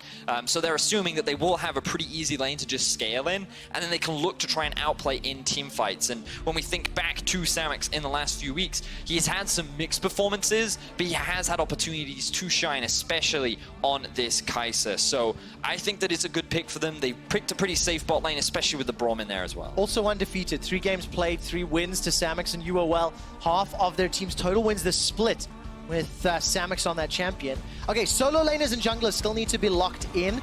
It feels like a lot of champions available to the solo lanes, and Broxah's going to be locking in the Kindred. This is his 4th appearance in summer. This, to me, implies that Unicorns will be looking for something like a Gragas. He does offer that kind of extra tanky front line, good disengage, works well against the Kindred, and I think that it kind of ties in with this slightly more scaling orientation that Unicorns is working towards. Okay, so what does that lead to next? We've got the duos as well as our junglers locked in. Unicorns have to pull the trigger first and pick a sort of safe solo laning, either top or mid. So right now, I'm looking at Engage that's lacking. I think they need more Engage outside of just the Gragas. Something like an Ornn could be pretty good. They could also consider something like a Mundo or a Cho'Gath just to act as a beefy tank up in the top lane. But I think for White Knight, something like the Ornn would be good here because it adds that extra bit of late game, and it's something that you can blind pick as well into many matchups that are currently considered strong on the top side of the map. Oh, so many options available. Interesting to see a Quinn ban. I'm looking at some of the player reactions, and there's a cheeky grin on Brox's face. It's Reckless as well. To me, that suggests that Fnatic are looking at something like a Nart or a Kennen towards the top side, because they're expecting Unicorns to go for an early top lane champion, and then they want to get that counter pick, and then Unicorns are going to look for a mid lane counter pick, and they're going to try and force Caps onto something that hopefully Exile can have a favorable matchup in. Good luck. I mean, that's such a difficult statement. Exile favorable matchup into Caps. One of the most unreliable mid laners in Exile in terms of his performance versus Caps, who this summer has been one of the best. Let's not forget the last time they met, it was a 15-0-3 Caps on the Irelia, solo killing Exile just over and over and over again. And I'm sure the Unicorns would like to very much avoid that kind of situation this time around. Okay, so what does he play then? If you were to make an assumption, I mean, if Irelia gets locked in, obviously you have the flex possibility. I think it's going mid though. Yeah, but blind Irelia? I think right now it's pretty safe considering the things that have been banned away. Oh, fun fact, Nocturne mid, really good into Irelia. I definitely know that Caps has played it before in solo queue. When does this get old? That's the question I'm being serious though. It is a legitimate counter pick. And we know that Caps has played some wacky stuff. We've already seen things like the Wukong come out from him, but I imagine they want a bit more AP damage from this composition. They will be able to get some of it from the Cho'Gath, and I was just kind of looking around things. I don't think they'll go for something like a Zoe, who is still available. Orianna is another potential option, but a low, slow-moving control mage is always a risk against someone like an Irelia. Okay, so a couple seconds left to lock in the final option. What will it be, Caps? Going to be the Fizz instead. Right. Lock that one in. A few tweaks and changes recently. Another first appearance for Caps. And I like this option. What do you think of the matchup? I think it's pretty cool. It is, I would argue that it's slightly Fizz favored. And right now we are on patch 8.15, so the nerfs have not come into Fizz just yet. If you guys have experienced him on the last patch, he is considered pretty strong, especially into melee matchups. Especially once you hit that level 6 mark, you can create a lot of threat in that mid lane. But yeah, I think that it's tough to say that this is a favorable matchup for Exile. Yeah. We'll see how things play out. You can play a lot around the mid lane if you're Fnatic, but on the bright side for the Unicorns, they do have a winning matchup top. So if they're looking to play around anything, I'd love to see White Knight get ahead on this cannon. Okay, so we got the lane matchups. We know mid, a little bit Caps, Fnatic favored, White Knight top lane, especially early into Cho'Gath. What about the rest of these team compositions? You are well.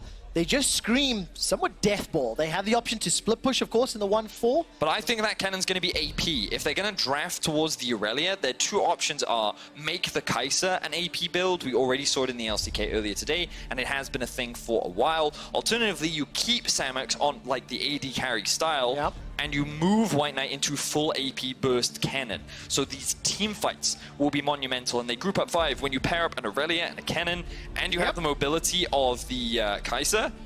It is a very strong team fighting comp, and when you kind of look at Fnatic's comp, their team fighting isn't quite as good. They will have the Kindred to mitigate some of this burst, but there's a lot of single target, a lot of mobility. They would much prefer to play the 1-3-1 skirmish style of play. And I definitely feel like the pick potential during the early stages of the game, with a Fizz, a Kindred, and a Pyke, being able to combo up with the likes of Cho'Gath and Ezreal wherever an opportunity presents itself, Fnatic can pull themselves ahead. The man that everybody is expecting to win MVP this summer in Caps. Let's see if he can lead Fnatic to another victory and a guaranteed first place.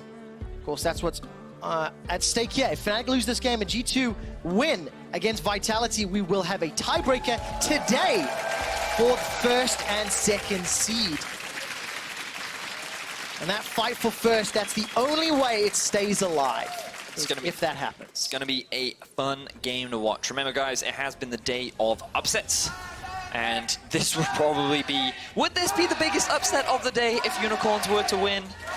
It's a tough one to call. I think it would be. I think it would be. I think because when you look at the other teams that have dropped games, there is some inconsistencies to them. I think Schalke losing to H2K and Fnatic potentially losing to Unicorns. That's where the debate is for me. It certainly would be. And then it just depends on your perspective and, you know, how good do you rate Schalke versus how bad H2K have performed this summer. That's very true. Now, tunneling onto this game, it's going to be very much about Caps. What a surprise. You already talked about him being that MVP candidate. A lot of analysts, journalists, everyone is kind of looking at. And this game will revolve around him. Kindred, really good at finding early game skirmishes. Debatable if you consider her early game ganks good. What she can do is a lot of damage. And when you have the Fizz ulti at level 6, if you land that, it's really nice setup with the Kindred to find a couple of easy kills onto the Irelia. On top of that, the bigger threat is Hylissang on Pyke. We know this guy loves to roam mid lane. We've seen it so many times. And with Reckless on the Ezreal, he's just going to look to play super defensive on the bot, while Fnatic just have their support and jungler roam around mid lane and get Caps fed. All right, get him fed. Then let Caps play the side lanes and just insta-give everybody with that Chum Waters combo. Early laning phase here, Caps has put a point into that playful Trickster. Yep. Already starting to shove the way forward. Whippo also just standing in the tri-bush, waiting to see things happen. Now, Vedius, you've touched both the top and the middle lane in terms of where you think some of the strengths will go. But what about this Ezreal Pike into Kai'Sa Braum? You know, Hilly's already looking for that Bone Skewer, but how do the next few minutes play out? You don't really expect much outside of just a bit of poke and farming. As an Ezreal Pike, there is an element of kill pressure there, but because it's going up against a Braum, that kill pressure is heavily mitigated. So due to the matchup, it should be likely, and given that Samux has just got level 2, they might actually turn this around in their favor. All right, take a look at that. Samux jumps forward, manages to connect with that Void Seeker, but obviously there's no real follow-up. Hylissang's able to escape with his life. So look at what Caps is doing right now. He got an early push into mid. Typically, you don't normally get that by starting with E, but he was able to find it because of the respect that Exile was showing. This has actually allowed him to move up into EULCS jungle, and he spotted Cold out. So he knows that he's on Raptors, he knows he's topside, and this gives him a lot of freedom to play aggressively on bot. But now Exile's level 3, gets a pretty good trade in mid. Yeah, very good power spike there with the level advantage. I was waiting to see if that Flawless Duet would come out, look for that stun follow-up. Exile's had a couple of good hits on that when he has played Irelia in the past. Also important to note that Exile is 3-0 on Irelia, along with a 3-0 Kai'Sa for Samux. So what you're saying is we're setting up very nicely for that upset we were talking about. we are indeed. That's exactly what I'm saying. So oh, hang on. We've got 2 undefeated champions on the side of UOL, an undefeated Pike on the side of Fnatic. These sound like quick stats just being thrown at you. they do, and it also means the odds are ever in Unicorn's favor with more undefeated champions. I wish it worked that way, but no, it actually does not. But yeah, I mean, we've just got ourselves the standard sort of laning phase, and truthfully, for Fnatic, it's not everything to lose. Even if they lose this game, they need G2, or G2 will need to win, and then there's still a tiebreaker match later. So for Fnatic, they are guaranteed first or second. They're guaranteed that bye, that spot in the semifinals, that trip to Madrid. But for their brand, for their summer, they would not be expecting to lose this game, and Hylissang's going to do what he can. Bone Skewer into Totoro, keeps chunking him down. And at what point, how does Hylissang get unlocked? What is the specific sequence of events that will allow him to start roaming? So, would highly recommend people go onto the LoL Esports YouTube and check out the medic breakdown that he did of Hylissang's point of view when he did play this Pike, because what you'll see is when Hylissang chooses to roam is very, very good. He picks his moments very smartly. Like, for example, right now, look at where Ezreal is, and he's just playing pretty safely in the bot lane, but Caps could be in danger. All right, Caps, playful Trickster's out. There's no stun. Going to find himself running into Totoro shortly. Flashes over the wall. Totoro follows. There comes Exile as well with the follow-up flash. Broxa's dancing of arrows backwards. Caps going very, very low. Needs the cooldown. Not going to have it yet. One more hit may all be needed. Ignite! First blood to Totoro and Unicorn. Oh, Unicorns really wanted to get that kill onto Caps, and they finally get it.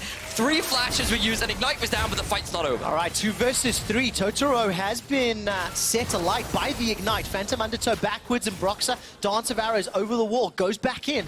Unicorns get out with a couple of chickens, but they get first blood, lands in Totoro's hands. Whew. And Caps is being put behind in the early game. It was UOL that make the first move. Totoro and Cold move to mid, and they find that early kill. Remember in Champ Select, you asked me, how do UOL find that win? I talked about Cold making those plays, being the big carry for his team to set up Exile to then, well, actually be the big carry for his team. But now Cold could be in some danger. All right, good stun there onto Cold. Good damage from Broxa as well. Been tagged up. Wolf's Frenzy and Mounting Dread continue to stack up. But the Blast Cone saves Unicorn's life. It's an even gold game. Fnatic looking, trying to set something up. Remember, Hylissang was mid. His recall just finishes before this engage happens. Yeah, so basically here we see Exile hitting level 5. He's not able to land the E because of the E from Caps, but then they just burn all of their flashes to close the gap. Utilizing the Raptors, oh, hang on, we see a dive up top lane. White Knight is level 6 though. Yeah, no level 6 for Caps. There's going to be some stuns going down as White Knight is just eaten alive. Yeah. Caps and Whipper make that look simple. A super clean dive from the side of Fnatic.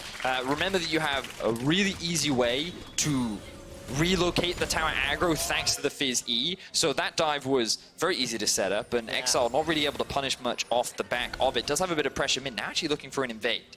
All right, but where's the backup? Vision-wise, got a couple of wards inside Fnatic's jungle. but decides to back away. First items picked up, Tia for Reckless, the Lucy Boots for Caps. Gonna have additional cooldowns. I think definitely needs those Playful Tricksters and Urchin Strikes to get in and around the fights. And a couple of control wards from Unicorns on the top half of the map. Whereas Fnatic, they've invested their vision in the river towards the Ocean Drake and that bottom Tribush. Thank you, observers, for highlighting that one. So for Fnatic, you know, need to make sure that Reckless, if he's sticking around in lane, if Hilly's roaming, he has some information to work with to stay safe, even though he's on that Israel. Now, you talked a little about some of the items that were being completed, and I noticed that there is a Vamp Scepter currently sitting on White Knight. This does imply that he's working towards Blade of the Ruin King and a split-pushing build. This surprises me a little bit, not in the sense that like it is good against the Cho'Gath, right? It makes sense in terms of if you want to play the 1-3-1, which they can do with the Aurelia, but they are lacking that AP damage. Yeah. The fact that Fnatic can just stack that armor up will be pretty big in these late game fights, but that implies to me that UOL won't look to go for these team fights, and instead they'll look to try and play on these side lanes, the 1-3-1, which I don't feel like they needed to. I do feel like one of their strengths from the split is just grouping up and fighting, but this kind of implies to me that's not the direction that they're heading towards so far. All right, not the case, and we'll see how the next few minutes play out, whether or not Unicorns can actually, you know, set up that side lane pressure. As far as pressures goes, Fnatic have the advantage. They're going to get this first dragon. They actually get first dragon in 70% of their games, so definitely a lot of control. Which Drake is it? That's the Ocean Drake. I don't know which one they get the most. I would have to verify that. Of course, based on your quick stat segments this morning, none of the top teams have a relationship with any of the Drakes. That's 100% correct. Now, actually, Fnatic have killed more Cloud Drakes than any other. 12, in fact. Whoa. Exactly. RNG not in their favor, maybe? Or is it in their favor? We'll never know. Well, look at this. Hylissang's coming up from the river. Caps lands Chum the Waters in exile. The Vanguard's Edge will buy some time. Roxa, Lamb and Wolf tries to get some damage down. And they're going to trade Chum the Waters for teleport from White Knight as well as Samux. Sorry, it was just Samux, in fact. Bone Skewer manages to connect onto him, and Hilly's running for his life. Now Exile, the recipient of an urgent strike. Here comes Broxa. Exile dashes through the Scuttle Crab. Very good stun, but he's still in trouble. Broxa with the Dance of Arrows goes forward, but a flash Bone Skewer from Hilly sets up the kill for Broxa. Big party in the mid lane, but it ends up going the way of Fnatic. They now have their eyes set on the blue buff. Reckless has joined the fray. All right, here comes Caps from the side. Has the ability to dash forward. No flash available. Will be up shortly. Hylissang manages to land yet another Q, and Totoro will get taken down. Caps shuts him out. 1,000 gold lead. Blue buff stolen. Ocean Drake secured. And Fnatic are just picking up the tempo in this early game. And initially that looked pretty even for both sides, but then a crucial mistake from Exile as a Bone Skull lands on a Samux. Unbelievable. Hylissang does not miss that skill shot very frequently. It just really shows such control. Doesn't get a kill, but it builds the anticipation for the next Bone Skewer. Oh, it certainly does. Now, check this play out. Caps initiates with the ultimate. Exile can't quite avoid that one, and both him and Cold end up taking a lot of damage. Now, at this point, you think, okay, it's fine, they're in a good situation, but look at the pathing that Exile takes. He thinks that he's fine to just follow in the footsteps of Samux and Totoro, but you've now just seen 3 members of Fnatic. Cho'Gath then comes up from behind. He then gets collapsed on, and it looks like that he might be able to get away, but then a good flash hook comes in from Hylissang to help secure that kill. And if UOL had just disengaged, not try to move through the river, not try and take that dangerous path where they had no vision, then they would have walked out okay in that scenario. But Fnatic quick to punish, and they walk out with a couple extra kills. Yeah, very nicely done. It gives them just a small gold lead here. And Fnatic now have a little bit of tools, a little bit of control, you know, with the Dragon to their name, with starting off Herald. Like, the big objectives seem to be focused and a higher priority for Fnatic, or they're setting themselves up to secure it. Cold had that very good play for First Blood, but has not had similar levels of impact. So I want to see if he goes for any sort of dive or can set some plays up for his team in the next few minutes. Otherwise, Fnatic could just run away with this, especially with the Rift Herald as well. Fnatic looking good so far in the early game. 11 minutes in. Caps 100% kill participation. If you guys are new to the European LCS, have never seen Fnatic play, this should be a good indication of who they like to play around. And once again, Hylissang shows up in the mid lane, unsurprisingly. But now the Rift Herald has been thrown up towards the top side. This should be the first tower of the game going towards Fnatic. And in terms of the vision game, they actually haven't set up a lot of deep wards. So this was taken pretty easily, considering the lack of setup that they had prior. I mean, Fnatic seem to have picked up all of their kills and objectives relatively easily. You know, there was some pressure mid early, but you got CS advantage for Whippo mid, pretty much even. Sorry, Whippo top, pretty much even mid and bot lane, but with the gold from the tower plus the kills and assists, Fnatic are sitting very comfortable. And Exile there, through the flash, didn't want to get caught by the Fizz ultimate. Here's Whippo. He's going to be able to sidestep that Rupture. So tower number 2, heavy focus from Fnatic. They'll chunk down about a third of the hit points. Samox is making his way up through the river, but Unicorns are able to defend for now. So the thing is, for the Unicorns of Love, they've spent so much time playing around mid. Number 1, to try and get XL ahead, but number 2, to also deny the cap snowball. The White Knight has actually just been suffering in lane. Yeah. He has actually been falling behind Whippo in a matchup that you would often consider to be AD Kennen favored, and he's now even in CS, and his tower's gone down. Now, that was in part due to a good roam from caps up towards the top side, and the Rift Herald tying in, but UL have been unable to play around one of their big win conditions, which is White Knight in a side lane. All right, so let's see what he can do to come back. Still sitting on that Vamp Scepter, Merc trades. Item-wise, Wit's End, picked up by Exile. So a little bit of a power spike there. Rushing it, I think he definitely wants to pick a fight both with Whippo and Caps, and it'll work out against both of them. So originally you'd think that it would make more sense to go for something like the Hex Drinker, but given that some of the damage was shifted onto Aurelia's auto attacks in the recent patch, getting that bonus attack speed synergizes nicely with that. It makes a little bit more sense if you want that extra bit of magic resistance. So I understand the change in itemization here from Exile. Needs to get long enough team fights to get multiple auto attacks off and to, you know, Fizz and Cho'Gath. Let's see how long Exile survives. I want to step away from the screen for a moment and just talk about Fnatic and their season. Obviously, this is the last regularly scheduled game of the summer split, and Fnatic have just got some fantastic stats. They've got the lowest average game time at 29 minutes and 41 seconds. When this team wins, they win real quick and real well. And look at the goal difference between 20 and 25 minutes, jumping from 1.8k to 4.9k, and then most likely winning before 29:41. It's just been a fantastic summer. It's been a fantastic year for Fnatic, and the man on your screen, Caps, is a large reason as to why that's been the case, because he's just been phenomenal throughout most of the season. Now, Exile continues to fall under pressure. But you can never turn around for a fight because it's not a 2v2, it's a 4v2. Whippo has kept top lane pushed up. He's already roamed down to mid. Hylissang is staying off in a flank, and now even Reckless is here. He's now looking to play around Caps too, and then going for this mid tier 1. Rare miss there from Hylissang. The Bone Skewer did not find its target. All right, Samox, Killer Instinct's available, but he's not going to dive into 4 members. Got himself that Storm Razor completed. And instead, Fnatic continue the siege. 2,800 gold up. Pressure in mid allows them to fall back to Infernal. Managed to pick that one up safely, and Unicorns, they're looking, they're trying to find a target, Vedius, but they just cannot keep Fnatic in place long enough to make anything happen. Yep, Fnatic have first place in their eyes. Last split, they had a 14-4 record. This split, they're looking to get the same. Now, with the teleport being used top from Whippo, Unicorns are looking to push up in mid, but with the wave clear from Fnatic and a good pick, they can't secure the tower. No, definitely not. White Knights makes a roam down. It feels just a little bit late. It's 15 minutes on the clock. It's a 3,000 gold lead to Fnatic. And maybe the day of upsets draws to a close today. Maybe the bottom of the table teams upsetting the top of the table teams. This is where the line gets drawn. Well, it depends. If Deficio gets upset, that still counts, right? Exactly. Absolutely the case. So in terms of the game state right now, 15 minutes in, Fnatic do hold a pretty healthy lead over the Unicorns of Love. When you kind of look at the scaling aspect of it, we talked in draft about how Unicorns, assuming the cannon would go AP, would have a solid team fight later on into the game. But Unicorns still have a strong scaling avenue. Samox on this Kai'Sa is always going to be terrifying the longer the game progresses. Same for the cannon, even as a split pusher, 2-3 items, going to be very scary. Whereas Fnatic, they have a much stronger mid-game spike.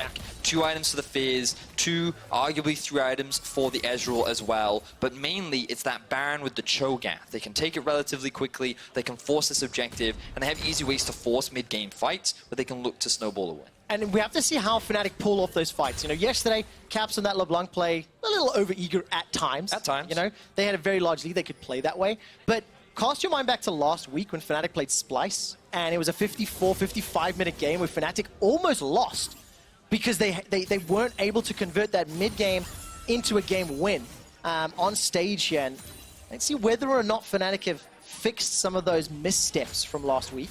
And especially for the fans here in the audience, the Love Hurts crew are all dressed up to the nines. They need to see off the Unicorns of Love 2018 season and see whether or not they can bring it back. So, there's a good hook into the stun. Exile's going to dash forward to the Blade Search. Vanguard's Edge buys a lot of time. That's already a kill to Unicorns of Love. Lambs just buy some time. Look how low Fnatic are. That's one, that's two, that's three. Unicorns of Love are crushing Europe's #1 team. Caps is golden for now thanks to the stopwatch, and he continues to run for his life. Unicorns get 4 quick kills. That turns into a massive teamfight win for the Unicorns of Love. They just killed 4 members of Fnatic completely out of the blue, and that was beautifully played by Exile. The use of the Q from the Aurelia, the fact that he just threw out the ultimate and they knew they could go for the fight, exquisitely done, and that could be the key to allow Unicorns to come back into this game. Okay, so where are we keeping our eyes as this plays out? Just follow Exile? Initially, it looks like Exile is caught out of position, but keep your eyes on Samix specifically because he goes into the backline of the fight. Look at where he is right now, right? He's in the thick of everything, and that Kindred ultimate actually keeps Exile alive long enough to then end up winning the fight off the back end of it. But now we see another pick in mid. Oh, now Samix is dead. Yeah, Samix just is dead. As I try to praise him. So it was a 4-for-0 in the jungle in favor of Unicorns of Love. It closed the gold lead. As we jump out of the replay, Samix gets fish hooked in the mid lane. 4 kills to 5. Fnatic have got themselves 2 towers and 2 dragons, and they're looking for their third, while Unicorns just picked up their first tower of the game. So, you know, I was just about to start, hitting the nails in the coffin for Unicorns of Love, and Exile just sends a resounding message that game on. 3-1-2, working towards that Trinity Force. He's got something to say for his last game here of the regular season. Yeah, and I mean, like, the big game spike is not terrible for the Unicorns of Love. You can already see Storm Raid's a finish for Stamix. Once he gets that Rage Blade, he's going to be a pretty damage-heavy dude. So these mid-game teamfights are going to be exciting to watch. Cold's ultimate is about to come off cooldown. The wave clear is more than enough to keep this tower alive for now. Keep your eyes on where Exile is. All right, take a look. There goes Cold's ultimate. It bobs Bwipo to the side. The tower stays alive for now. Chum the Waters is just going to get sidestepped. Samix and Cold manage to escape. True Shot Barrage flies across, and at 19 minutes, this mid tower stands. It remains defiant in face of all of Fnatic's pressure. And look, they're still not done. This is a 5-man mid push. But it's because of the side lanes. Right now, Fnatic have push, and EULCS are kind of being divided. Exile is spotted out on this ward. Will they go for a fight? Well, looks like it. Exile takes the blast cone in, doesn't find an opportunity. Unicorns are dancing on the edge of danger, and Fnatic, they still are unable to take the tower. The waves will just be caught by EULCS now. But you can see Fnatic have to reset. They need to get up topside because that wave is slow pushing towards Fnatic, and you want to clear this wave out as quickly as possible because it's just farm that's being wasted to minions, and then Bwipo can just go catch that big wave, building him an even bigger advantage over White Knight in a side lane, or even give the farm rather over towards Caps. So that's why they need to get that push going on. That's why EULCS couldn't afford to keep that tower alive. And at this point in the game, if you lose that mid tower, it's not the end of the world. You're still at a healthy point, 20 minutes into the game. Once they hit those big spikes, then they'll be more than happy to... I mean, obviously you don't want to concede towers for free, but at this point in the game, it's fine losing that tower. You can accept it, yes. Right? It's much less damning than at 10 minutes in, yes. for example. Take a look at the items, by the way. Working towards the Righteous Glory as well as the Abyssal Mask on the side of Bwipo. Caps is sitting on his Hourglass, may need that. Going into the Wit's End as well as the Phage. No flash for Exile. Exile continues to chase forward, not going to get taken out. Caps manages to flash to save his life.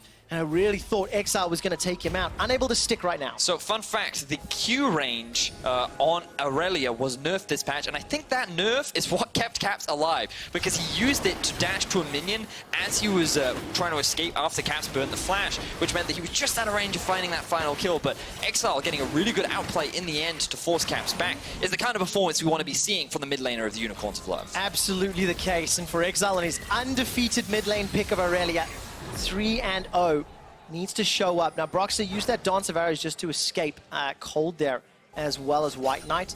After picking up the second Ocean Drake, that's the third of the game. As far as late game insurance go, multiple dragons on the side of Fnatic and Kaisa Aurelia on the side of EULCS is going to be interesting to see who's going to be able to play around those objectives. Because for the time being, Fnatic, they're still unable to knock over that mid tower. This is so crucial for EULCS to stall and keep delaying and buy more time to farm. Yes, and exactly, that is exactly what they want, especially for White Knight in a side lane who by going for the AD build, needs those items to even consider being a threat. But now Fnatic, they pushed out top, they pushed out bot, they have their eyes on mid, and they will finally take down that tower. And as a reminder, a few minutes ago, Vedius, we talked about Fnatic's average gold lead at 20 minutes. It was around 1.8k. It's just a little bit higher than that as we've gone past 22 minutes on the clock. Let's see if Fnatic can continue to grow that lead. This is the passage of play where they have shone all summer long. Samex has got that killer instinct available. I wondered if he wanted to pull the trigger, but with Exile and White Knight fully committed to the top and bottom lanes, Unicorns don't really want to go in 3v4, 3v5. It looks like EULCS made the decision to try and trade 2 towers in mid for maybe a top tower and a bot tower, but they're taking this very slowly. Exile's now by himself. He's just used the E. He could lose his life here.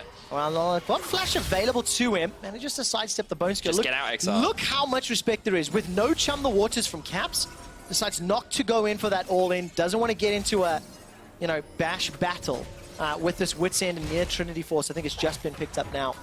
Irelia, because Exile hurts. We've seen that happen already. Irelia, Trinity Force, Wits End, definitely scary. There's the Wits End now completed for White Knight. There's the Rage Blade done for Samex. And remember, we talked about Fnatic having a good mid-game spike. You have a good tank in the form of Bwipo. Second item not yet finished for Broxah, very nearly done with the Black Cleaver. There it is. And now you also have 2 items done for both Reckless and Caps. So that mid-game spike is in full effect for Fnatic. Similar state for the Unicorns of Love. So fights being forced right now, there's no guarantee that it's going to go one way or the other. So Caps is instead looking for picks on a side lane. But given that he is not spotted on the map, UL using this to gain vision around the Baron. They might actually start this off. No, okay, good. I held my breath when they stepped into the pit. Top outer tower will fall. Numbers advantage for Unicorns up there. Look at the bot lane though. How many teleports are up for Fnatic? On Bwipo as well as Reckless. So if Unicorns wanted to force Fnatic's hand... All right, now they got to do it. They start the Baron, they'll force the teleports out from Bwipo. I mean, Exile, Samex, White Knight can do a lot of damage. Whoa. Do they know? Do they know? Fnatic may not know. Vision's coming up. Broxah's going to make his way. Yeah, this is going to be so close. They got it. 1100, 600. It's secured by the Unicorns of Love. But where's the Bone Skewer? A target onto Cold connects. Here comes Broxah from the side. Chum the Waters tags on Cold behind. He's going to get knocked up into the air. Caps continues to chase with the help of Reckless. There's the explosive cost. Teleport coming down from White Knight. This will make it a 5v5. But Unicorns, they've escaped so far, and they've got Baron. Run, Unicorns, run! You got to get away from the Fnatic horde that are looking for kills. Oh, the Love Hurts crew are going to be ecstatic if Unicorns can get away. Exile's in trouble, gets a multi-man stun, turns it back around, but he is shut down in the process. Helisan gets a follow-up onto Cold, but there's no damage from Fnatic yet. Here comes Caps, death from below, not going to be enough. True Shot Barrage flies across the Unicorns team. Defensive flashes from Totoro and Samex as they take a blast cone to safety. White Knight in the interim is pushing down mid. He got himself a tower. It's an even gold game, and a couple of Barons on the Unicorn squad. So UL were just buying time for White Knight to push down mid. He's now showing respect towards Fnatic, and he's going to get out of there to save the Baron. Fantastic play from the Unicorns of Love. I thought Fnatic were well aware of what was going on because they saw UL clearing out that vision. They saw them grouping up around the Baron, but instead they did not expect them to do it. They were just leisurely pushing the waves up, farming away, and it was too late before they realized that UL had secured the big objective. Do you believe that upset day continues? Can you visualize an end state of this game, Vedius, where Unicorns take down Fnatic? I can see it happening, Quick Shot. The undefeated streak for both Samex and Exile on their respective champions could continue today. And what a way to end your final game of the regular season. Fnatic, they want to secure that first place spot. A loss here, reminder, will result in tiebreakers depending on how the results of the day go. But it means that first place is not locked in just yet. It's not. If you look at the standings as well, just before this next potential fight, Fnatic 13 and 4. If they lose and G2 win, then that will give us 2 additional tiebreaker games today, with one of them being that battle for first and second seed. Unicorns need to close the game out there. They've got 1 minute and 20 left on this Baron. They've taken the bottom inner turret. Now they're looking to escape. Info's Rupture did not find an appropriate target. But I get nervous. I'm waiting to see what Hilly does as he's trying to make his way in. Doesn't find a target though. Oh, okay. Totoro used the heal because he had the unsealed spellbook. I was a little bit confused there. That's absolutely fine. Braum ulti used just as a disengage tool. Glacial Fissure comes down. Caps and Hilly continue to look forward. They're looking for kills. While all of this is going on the mini-map, Exile was pushing in the top lane. trying to play the map. So, Vedius, it feels like EULCS have got elements of split push and team fight, and they're mixing it at the right time. So I think what EULCS were doing in that specific situation was they pushed towards bot, but they recognized Exile had to catch the farm up top side, and because he doesn't have teleport, they didn't want to go for a 5 versus 4. They just wanted to avoid Fnatic at all costs. As a result, they secure a tower. They don't lose anything off the back of it. Fnatic still sit with the gold lead. Now they will secure the 4th straight of the game as well. But it looks like that there's no Elder spawning just yet. But when it does, Fnatic will look scary. Oh, it's terrifying. Already got a Mountain Drake, another one to add to the collection if Unicorns don't contest. Unicorns are content right now. 5-man stack in the mid lane. Actually going to get a lot of damage onto it. They might just take this tower. Ooh, it's going down low, 10%. Just survives by the skin of its teeth. They're not done yet. Totoro goes golden thanks to the use of that stopwatch. Unicorns continue to retreat. Totoro is the first to fall. Caps continues to chase. Chamba Waters has been used, so cannot stick to anyone further. And it's going to be up to Helisang. Death from below will not find a target. And the Bone Skewer Flash finds Cold once again. It feels like he's been caught every single time. Hourglass will save Caps' life for now as Exile is jumping forward to the help of White Knight. Look at Exile. He's tearing Fnatic apart. He's not done yet. Samix in the back end takes down Caps. Looking for Broxo. Won't find him just yet. Unicorns of Love get 2 for 2 in the trade, but they're pushing back down mid. Unicorns of Love turn a big fight around. Remember how low that mid health bar was? EULCS want to remove it completely. That looks like an inhibitor going in favor of the Unicorns, and now that gold is going to swing in their favor. Oh, look at this. The inhibitor starts to be focused. The Unicorns of Love fans here in Berlin are cheering, and despite Hilly finding another skill shot is simply not enough. Samix 2-1-3, undefeated on his Kai'Sa next to the undefeated Exile on Irelia.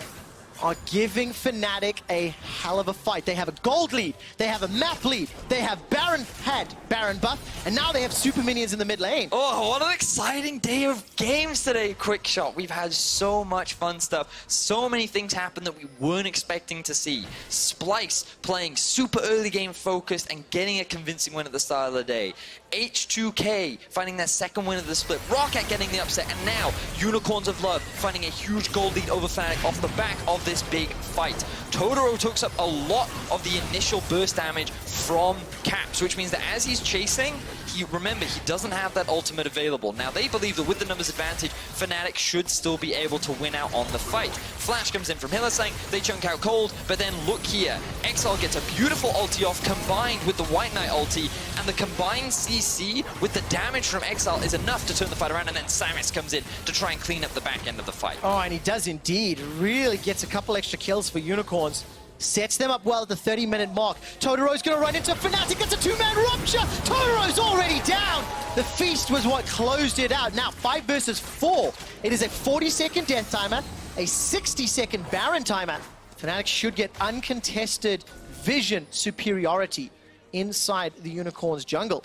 Impressive that Fnatic were able to so quickly move up towards the top side of the map and gain all this vision. If we could just quickly toggle to the EULCS vision, you'll see how dark it is right now for them on the top side of the map. Big mistake to go for that face check. Did result in Totoro losing his life, but he's now picked himself up the cleanse. He's going to respawn before the Baron is enabled. But the important thing here is that Fnatic can reset. Look at their inventories. You're about to see a bunch of control wards be picked up, I hope, because the Baron is going to be the big primary objective that both teams look to play around. I was thinking about it as well. Not only are the Love Hurts crew happy about what they're seeing, but the G2 army are ecstatic. If Unicorns can close this game out and G2 can beat Vitality in our next game, then that means we will have that tiebreaker game for 1st and 2nd seed. G2 Esports will be playing Vitality, and of course, if Vitality win that next game, we'll have all of our tiebreakers tomorrow. We'll break down those reasons a little bit later. Right now, Baron has been started by Unicorns. It's going so low. Exile, White Knight, and Samix are melting through. Broxer can hop over the wall with that dance of arrows. He's inside the pit. He's got Lamb's Respite to buy some time, but he's not going to get needed yet. While Broxer's focusing, Baron, the fight breaking out on the left. Lamb's Respite buys time. Exile's dashing forward. He's taking out Reckless, but Caps is still alive. Baron is the focus, and Broxer's still inside the pit. Spike fight! Picked up by Fnatic! People go mad in Berlin, but the fight fight is won by EULCS. It is 0 kills for Fnatic. Why is he farming? To 4 for Unicorns of Love, and EULCS, they're bounding down mid. Wait a minute, look at the death timers. Quick shot, there's 30 seconds right now on Reckless. There are 5 members of the Unicorns. There is no inhibitor in mid lane. Could Unicorns end the game right now? Yes, they can, and that will mean the fight for first is back on the table. Unicorns of Love looking to shut down Caps. He's trying to get as much damage to the minions as possible. 10 seconds before Reckless comes up. Nexus turret number 1 is about to fall. Caps is still alive. Nexus turret number 2 is about to fall. Reckless just spawned. The Nexus is the focus. It's going low. Unicorns need a few more hits, and they've taken down Fnatic. The day of upsets, ladies and gentlemen. Week 9, day 2. Unicorns of Love find the win against the best team in Europe, and what a way to do it. What a send-off to the 2018 season. The last regular season game for the Unicorns of Love, taking down Reckless, Fnatic, and Whippo, as well as the rest of the crew. In what was a very tense game. Oh, it was so much fun. That final round fight, Exile came up huge, killing Reckless multiple times throughout the entire game. Caps unable to be that big carry that Fnatic needed him to be in this matchup. And now G2 have the potential to steal away first place. Unbelievable turn of events. So many shocking results today. And that, of course, leaves us with only 2 options left for tiebreakers. Young Vedius, if G2 win, we will have a tiebreaker between Fnatic and G2 for first and second, as well as Misfits and Vitality for 4th and 5th. If Vitality win, then the battle for the bye starts tomorrow between G2, Schalke, and Vitality. That's what Unicorns has done. Unicorns has created this scenario, but look at that gold graph and look how close the metrics are. Oh, it was so much fun to watch. The Unicorns of Love, final day of the split. You can never afford to count this team out, and I was worried they were falling behind. But let's not forget that one big fight around the dragon. It wasn't even the objective that they were fighting for, but Exile and Samix came up huge.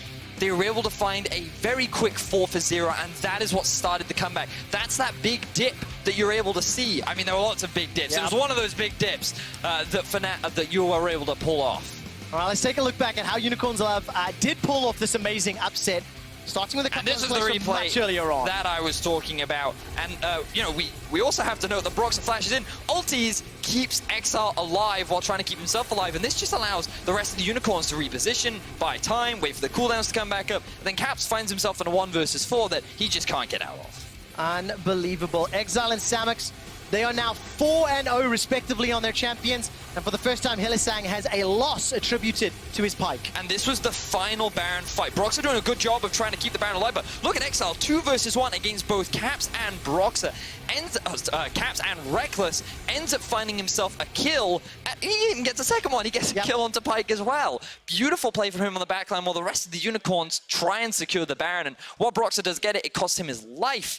And Fnatic just ends up losing the game off the back. Blind pick Irelia. The counter pick Fizz did not work for Caps. You guys at home need to tell us who you think player of the game is. White Knight, Exile, or Samix? It is a hell of a hard decision for me. Go on to @LOL Esports on Twitter. Let us know who you will be voting for. We will announce that a little bit later. And of course, let's see whether or not Unicorn kicking Fnatic's ass has cost them that #1 seed going to playoffs. Because it's close, it's risky. It was super close. G2 now have it all in their hands to take first place. They do. And of course, I've waffled so much, we do need to move on. Coming up next, Vitality will take on G2 Esports with the 4-time EULCS champions looking to force that tiebreaker game against Fnatic. More on that in a few minutes, though. First, let's hear with Law, as well as EUL's jungler. Thank you very much, Trevor. Upsets everywhere today, and EUL made no exception here. So what does it mean to you to beat the first team in the standings today and denying them first place? A little bittersweet, I think.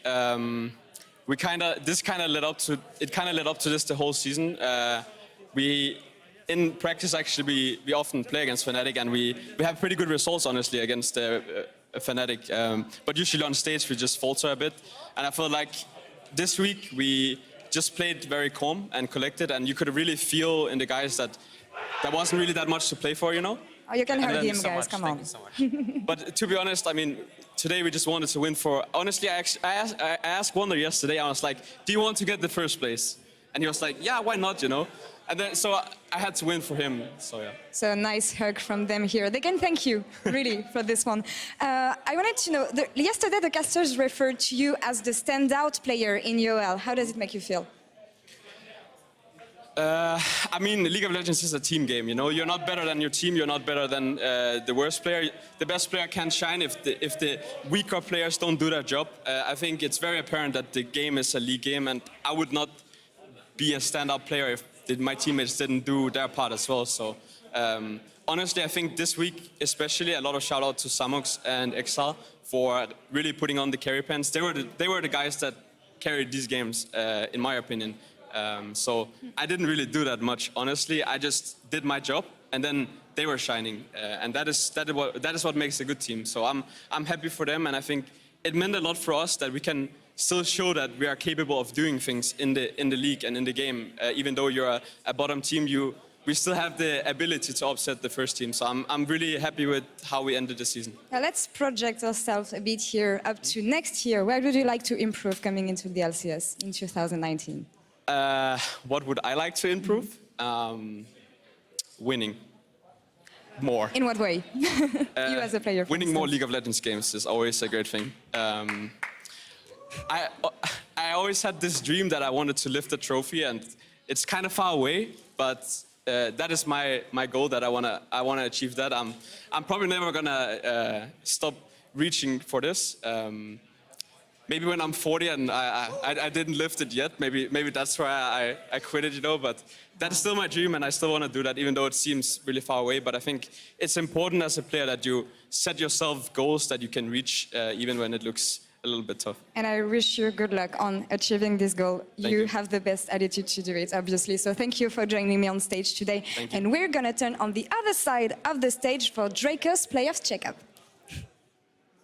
Thank you very much, Laura. Good to hear that Cold wants to stay until 40. He's already given us a great gift today, and that is the fact that the fight for first is alive and well. Now, our Foldy sheets all but dead at this point, but we have two scenarios. Now, in the event that G2 wins the next game, ladies and gentlemen, we get it.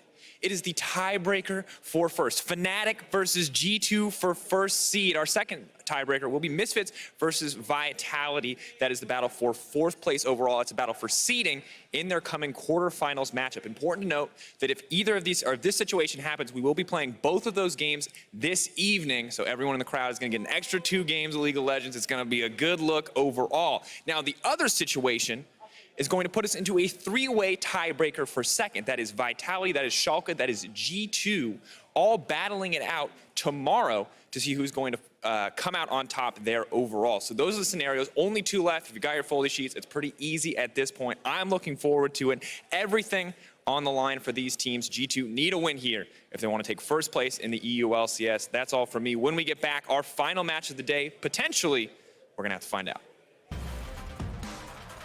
Caps going very, very low. Needs the cooldown. Not going to have it yet. One more hit may all be needed. Ignite! First blood to Totoro and Unicorn. Oh, that's already a kill to Unicorns of Love. Lamb just buy some time. Look how low Fnatic are. That's 1, that's 2, that's 3. Unicorns of Love are crushing Europe's #1 team. Caps is golden for now thanks to the stopwatch, and he continues to run for his life. Unicorns, the Love Hurts crew are going to be ecstatic if Unicorns can get away. Exile's in trouble, gets a multi-man stun, turns it back around, but he is shut down in the process. It feels like he's been caught every single time. Hourglass will save Caps' life for now as Exile is jumping forward to the help of White Knight. Look at Exile, he's tearing Fnatic apart. He's not done yet. Savik's in the back end, takes down Caps. Caps is still alive. Baron is the focus, and Brox is still inside the pit. Spike fight picked up by Fnatic. People go mad in Berlin. Reckless just spawned. The Nexus is the focus. It's going low. Unicorns need a few more hits, and they've taken down Fnatic.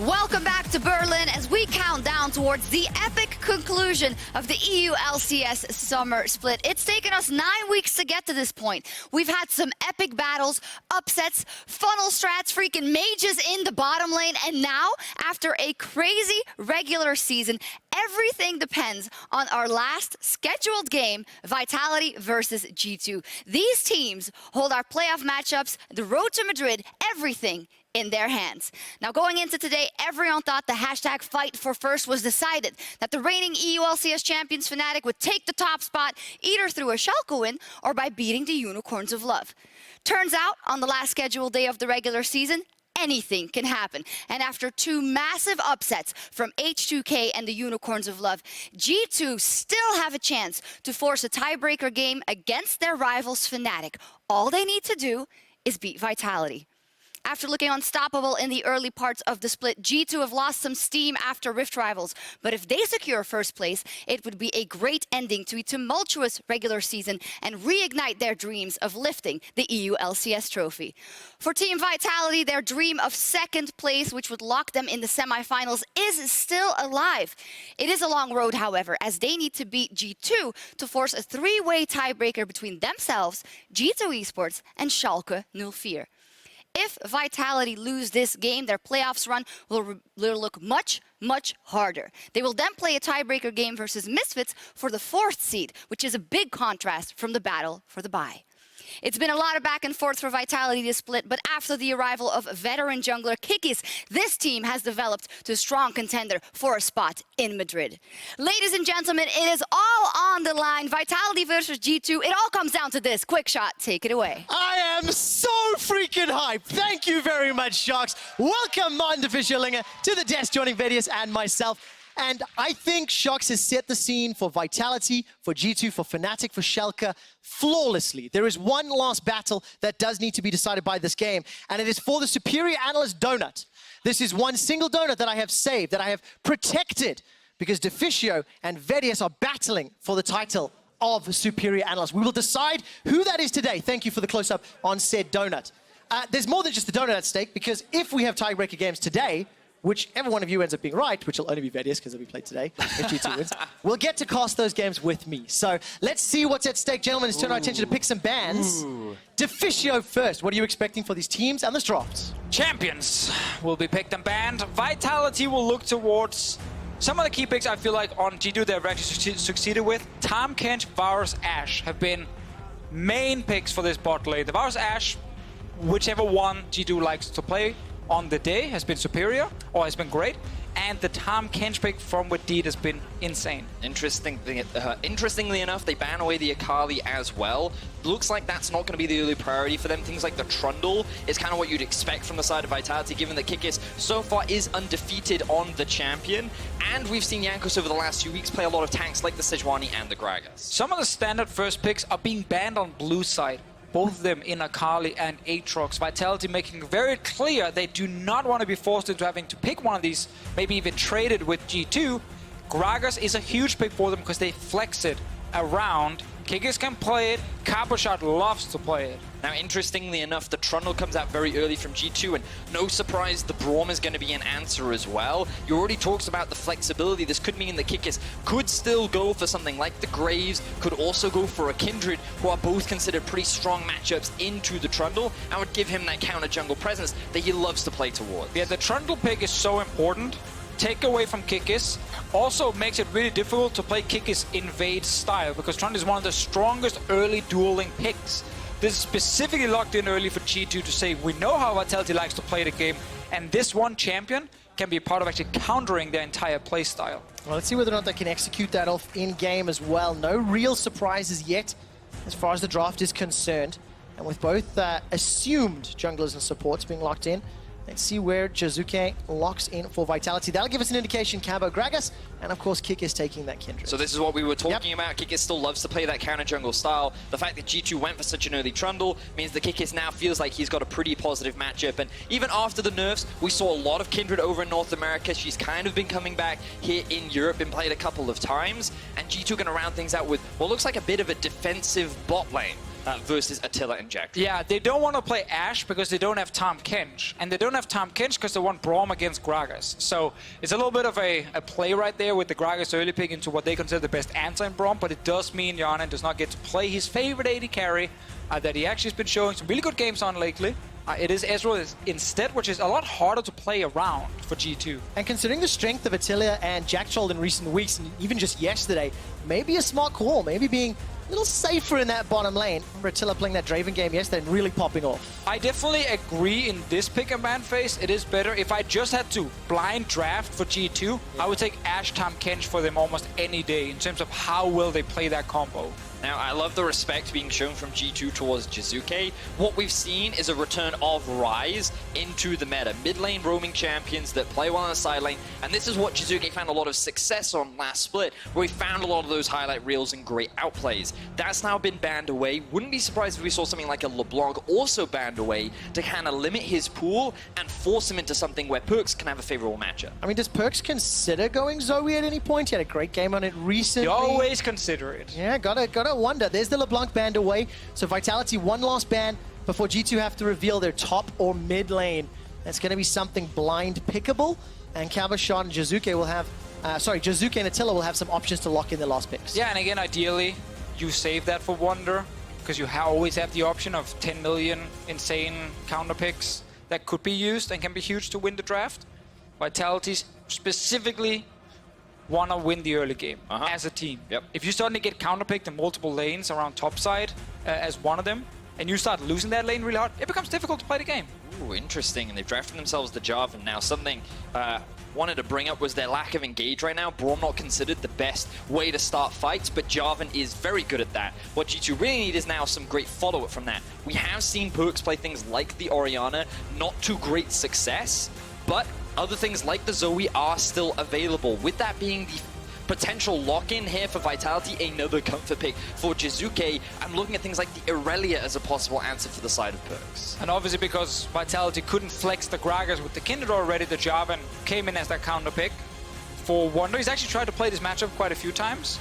Also mixed success, but we had that beautiful game where him and Jankos together just hard-camped Odoamne. That was a Jarvan top lane, and it worked really well for them.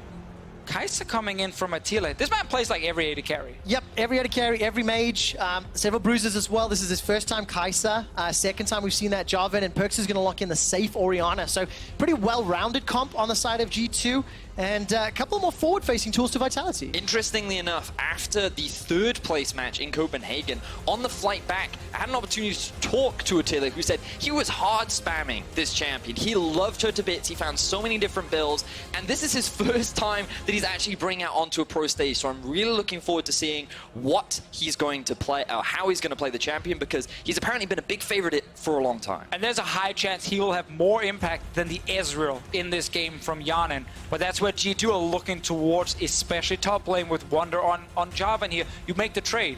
Attila, can you carry harder than Wonder on top side? He gets a counter pick. He has a Trundle jungle next to him. I think we're gonna get a split map. Who does it favor? I don't know. G2 has actually succeeded with top lane before. Well, Deficio, didn't you think Vitality were going to win this game? Now you've seen the draft. Do you have the same level of confidence you did a few hours ago? I think Vitality have a lot of ways with actually two huge carries in the Kai'Sa and Zoe. But I think G2's comp is a lot easier to execute. But my big concern is Perkz has not shown a comfort for these control mages. The last time he played Orianna, he went 0-4. He got shut down hard, and that was against Fnatic, where we did get to see that awesome wind wall play where he ended up sombreroing that ulti, and he just didn't have the same performance that you would expect from Perkz. So my eyes will be on this mid laner. Can he have more of an impact on the Orianna and take his team to a potential tiebreaker for that first place? And of course, while you're watching Perkz, I'll keep my eyes on this Jankos versus Kikis matchup and what sort of level of impact that is going to have. And it's going to be an exciting match, that is for sure. There's a fight for best Polish jungler at the moment between the two guys. Then Kikis would definitely claim, knowing him and his confidence, that he's the one. I can guarantee you that he has, because I have watched some interview footage with him backstage where he said unequivocally exactly that, Deficio. But this is where he needs to prove it. Kikis, of course, on the Kindred, going to potentially be looking to fight Jankos on that Trundle. And we've touched a little bit on how this map is going to get split, so let's see who's going to pick up any sort of early advantages and who's going to be able to get a lead to push forward. G2, for the time being, they're grouped up in the top lane. Well, if I was to see a early play or kind of early presence from the side of G2, it would definitely be towards the top side of the map. Funnily enough, Vitality kind of expecting a similar thing, looking toward already towards the top side, given that they do want to invade on bot, and they now have full information of what G2's early game is looking like. Yeah, it's a very standard, you know, just break open the map level 1 by saying we now have information of your blue buff on both sides and we could maybe invade it, and then suddenly you have nothing on bot side. And the same obviously where G2 will then control the top side on their side. For now, both junglers are starting in their own camps. Yeah. We need to see how it plays out. Just quick reminder to everybody at home, we've been playing this prediction game all split long. We actually want you guys to get involved. If you go follow at LOL Esports and you actually jump in and vote on who you think will win games before 12 o'clock each day, you can actually help Twitter win. Now, I think you guys are sitting 4th. You're just ahead of Shox and just behind me. But when it comes to the superior analyst, Deficio and Vedius are tied at 66 points apiece. I tried to find the most flattering photos I could of my two co-casters. So good. And of course, this game will determine it. Whichever member is the superior analyst gets dibs on casting those tiebreaker games. And let's highlight, now that we are talking about it, I picked Vitality, yes, and Vedius picked G2 Esports. And last split, Deficio did win. He was the champion. I'm glad you're highlighting that. It's important to recognize that when a king is dethroned by the young upstart, and I'm looking forward to that. It's the beginning of a new legacy, and that's what Kikis is looking to do as well. You're very biased today, Trevor. You also only fist-bumped him and not me. Take a look at this. Kikis goes for the invade on red buff of G2's side. Oh, Wonder's on his way. It's not going to be their time. Kikis can just dance of arrows over the wall if he needs to. And I was wondering if Jankos was going to go mid. It seems to be the case. But I mean, if you see Jizuke there in the minimap, he knows. He's like, okay, I'm going to stand towards the top side where my jungler is at, because I know the enemy jungler will come from the bottom side. A little bit of free poke. Kikis will find him as well. Gonna be a fight. Kikis finds Jankos. Dancing oh, baby! First blood goes to Jizuke. Vitality aren't done yet. Perkz is getting dropped down like 200 hit points. Wolf's Frenzy and the Mounting Dread combined to take down Perkz. What was the decision-making there from Jankos? He just walked into the face of Kikis, who in the early levels has the additional damage. The Ignite immediately went down from Jizuke as well. G2 not respecting this early game damage from Kikis and Jizuke, and Vitality find themselves 2 very quick kills. Here's what I think happened with Jankos once we get the replay. For some reason, he feels like Kikis is not going to go towards him after having pulled the Raptor Cam, because they had vision of the Raptor Cam with the ward next to Perkz. But the moment he walks into him, there's no way out, because they're never winning the trade. Yeah. So this was one jungler disrespecting, and the other jungler saying, well, thank you. Come to me, I will then kill you. Kikis was also level 2, so I'm sitting there thinking maybe he thought that because of the level advantage he could do it, but I don't know, ends up backfiring for the side of G2. They've now fallen behind in this early game. And we have to highlight, Jankos has very much been a coin flip player this split. We have had the great early games where he took over and he looked fantastic, and we've had the very bad early games where he gave away early kills and had no impact. Not a great start from him in this one. Definitely not out of the game yet, but Kikis, he's a happy man. Now, Kikis and Jizuke have both used Flash. This means that there is a potential return gank in the middle lane, but the same can be said for Perkz. No summoner spells available, the cleanse was also used, and we already talked about his impact on these control mages. If you set Perkz behind, can he have the same carry performance that he's had so many times in the past? Just about to mention Jankos going top lane. It was delayed because he died in the mid lane, but he's up here now, and he's no flash. Kickers and Cabo are just going to hunt him down. That's a flash over the wall from Cabo. Cabo takes down Jankos. The coin is flipped, and Jankos is dead. 0-2 already at 5 minutes. And it feels like Jankos is all over the place right now. After a mistake in mid, without flash, he rushes straight into a gank, having no information of Kikis. The crowd is getting animated right now as G2 are suffering under the early game. 5 minutes in, Kikis 1-0-2 and looking for a play up topside. I sincerely hope I'm understanding correctly, but it sounded like they're saying Italia. If that's the case, getting behind Jizuke, the Italian stallion. 3-0 for Vitality. Kikis and Cabo looking to double team Wonder. Wonder's got flash available. There's the flag, the drag. Holding on to the flash. Sleepy Trouble Bubble needs to tag. There's the flash, and Jizuke is going to be very happy with that one. This does give a lot of farm over to Perkz. Well, Jizuke will have to run all the way back. Obviously, right now, Jackro's going to try and soak up some of the experience. Perkz, Dum. Hunting Perkz in his lane kingdom. Already got the headbutt pulverized, but here comes Jankos. Pillar of Ice will buy some time. Maybe enough.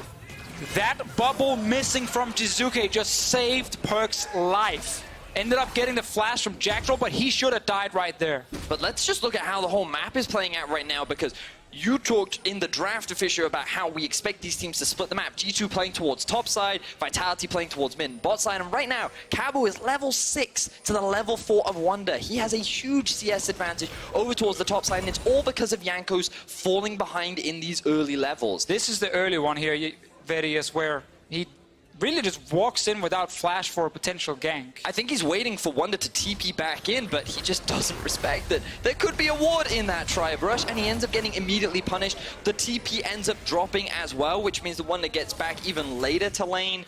Everything is falling apart for G2 in this early game. Now, Yanin is winning the bottom side in terms of farm right now. Obviously, Attila wants to scale on the Kai'Sa. You're not really looking for these early kills here. Jack Troll on his side was spending time mid. And because that bubble missed onto Perkz, it actually meant that G2 did not lose even more from that early one. So they're still trying to hang on, but they're falling pretty far behind, and especially the jungle matchup is a huge issue. It's a 1,500 gold deficit right now, Deficio, and Jankos, he is currently 2 levels behind Kikis. Kikis already has his ultimate and Lamb's Respite. It's nearly 1,000 gold. So that gold lead that Vitality has accrued is in Kikis' back pocket. There's also a 2-level difference between Wonder and Cabo. Betis, when you were in that replay talking about the gold and the CS experience that Wonder's missing, that's the roll. The barrel roll comes out. No flash. Cabo shot's going to get knocked backwards by the Pillar of Ice. Kikis is making his way up from the river, but it's too low level, not enough items, and they simply cannot pick that fight on the G2 side. Wonder has no teleport either. It looks like that he could go for an invade if he wanted to, but Perkz setting up some vision to try and deny that invade from Kikis. Yeah, Kikis so badly wanted to jump the wall there and start sitting at the red buff, but because Perkz is leaving mid, he couldn't do it. They should know this, it should be communicated. But man, that could have been an opening for Kikis to get even further ahead in the enemy jungle. Well, Kikis is doing a great job for now, clearing out the vision, continuing to push forward. I'm looking at the mini-map. Actually leashing his red buff. Unbelievable. Jankos is really struggling to find his footing. Kudos to Kikis being one of the instrumental members of Vitality to get the team ahead. Look, still pushing into the jungle. There's support now coming up from Jizuke, but they can't threaten the Brambleback. It is secured by G2. That was just good from Perkz. The fact that he had the push in mid into go topside to cover so that Kikis could not invade into the jungle instantly. Because if Kikis had stepped into that jungle, Jankos wouldn't have gotten a single one of those camps. Might even have died again. So Perkz right there, covering for Jankos. Now he's going to be rewarded with a blue buff, which will certainly help with the farm in terms of the mid. But right now, things looking heavily in favor of Vitality. A huge gold discrepancy separates the two junglers. A level discrepancy as well. 1,000 gold in the pockets of Kikis over his counter, or his opposite jungler rather. But now Jankos may be looking for an opportunity. The spot lane can be rather challenging to gank, especially seeing as Wooded isn't even level 6 yet. We're trolled by observers toggling the vision. We didn't see whether or not Jankos came over the wall. And obviously he decides to back away. Take a quick glimpse there up in the top lane. Cabo and Wonder still trading, still a 2-level advantage to Cabo Shot, plus 14 CS. And I'm looking at Kikis, how many stacks? Sitting on 2 stacks already, pre-10 minutes.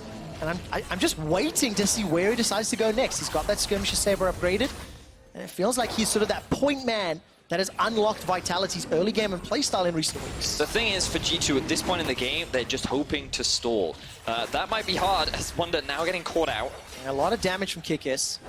That flag and drag gets him to safety. But it's important that because nothing is happening bot lane, G2 are controlling that side at the moment. So it's opening up Infernal Drake. I feel like when you're down 2,000 gold, you should almost never be able to get an Infernal Drake uncontested. But because Vitality are focusing so much topside, playing around this Gragas that's now winning so hard, they're able to get it. Now let's see if Vitality can punish them for it. Yeah, here comes Kikis again. All right, teleport's being channeled in the top tower. Wonder goes down to the Cataclysm. He's looking for Kikis. Lamb's Respite is available, and so far it's a 3 for 2. But it's only Wadid that shows up. There's not enough damage. There's not enough utility. And G2 Esports will concede 2 more kills to Vitality. And that's now the answer from Vitality side. Okay, sure, you get Infernal Drake. That means your jungler was stuck down there. He will not be topside for a couple of minutes or a couple of seconds. And then we can go for the play.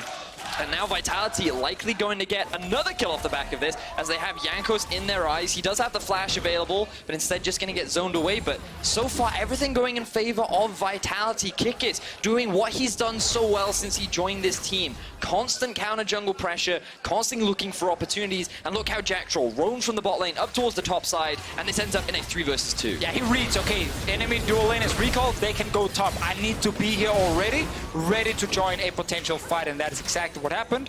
Ended up probably surprising with Deed initially when he TP'd in. Yeah. And of course, it's just 5 kills, 100% kill participation for Kikis. Vitality are 4,000 gold up. But the thing is, Kikis has done this a lot. Kills plus assists at 15. He's currently averaging 4. Counter jungle percentage, the third column there, is the highest out of all junglers here in EULCS. He's got a significant CSD.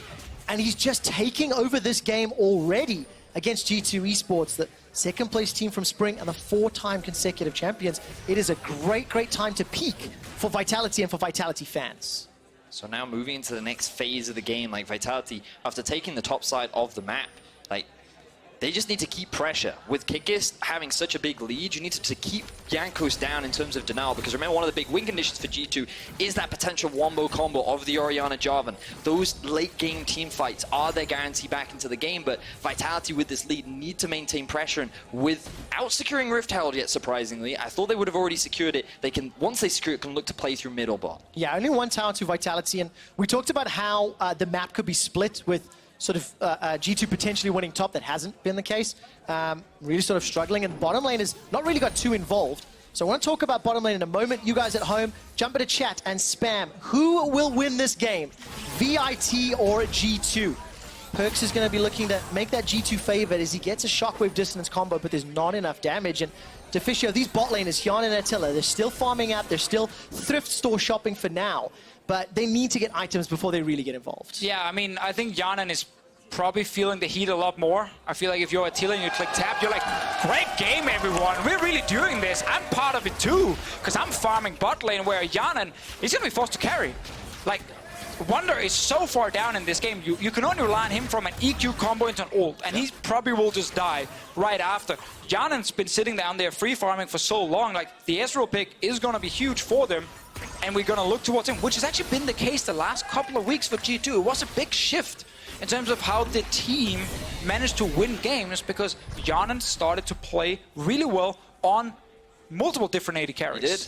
And, you know, we thought that with the shift away from mages, he would start to struggle. What kind of champions would he shine on? But as you rightly said, Deficio, he's kind of come back into form. But the one person that's always been inconsistent is Jankos. And while he has had better performances over his last few games, the question was against some of the other top teams in Europe, would he be able to maintain that performance? And so far in this game, he is struggling. Kikis now level 9, taking full control of the topside jungle. 4 members around mid, they have their eyes set on their next objective. Let's see whether or not Vitality can take this tower. Jack Troll looked for that I think he got him.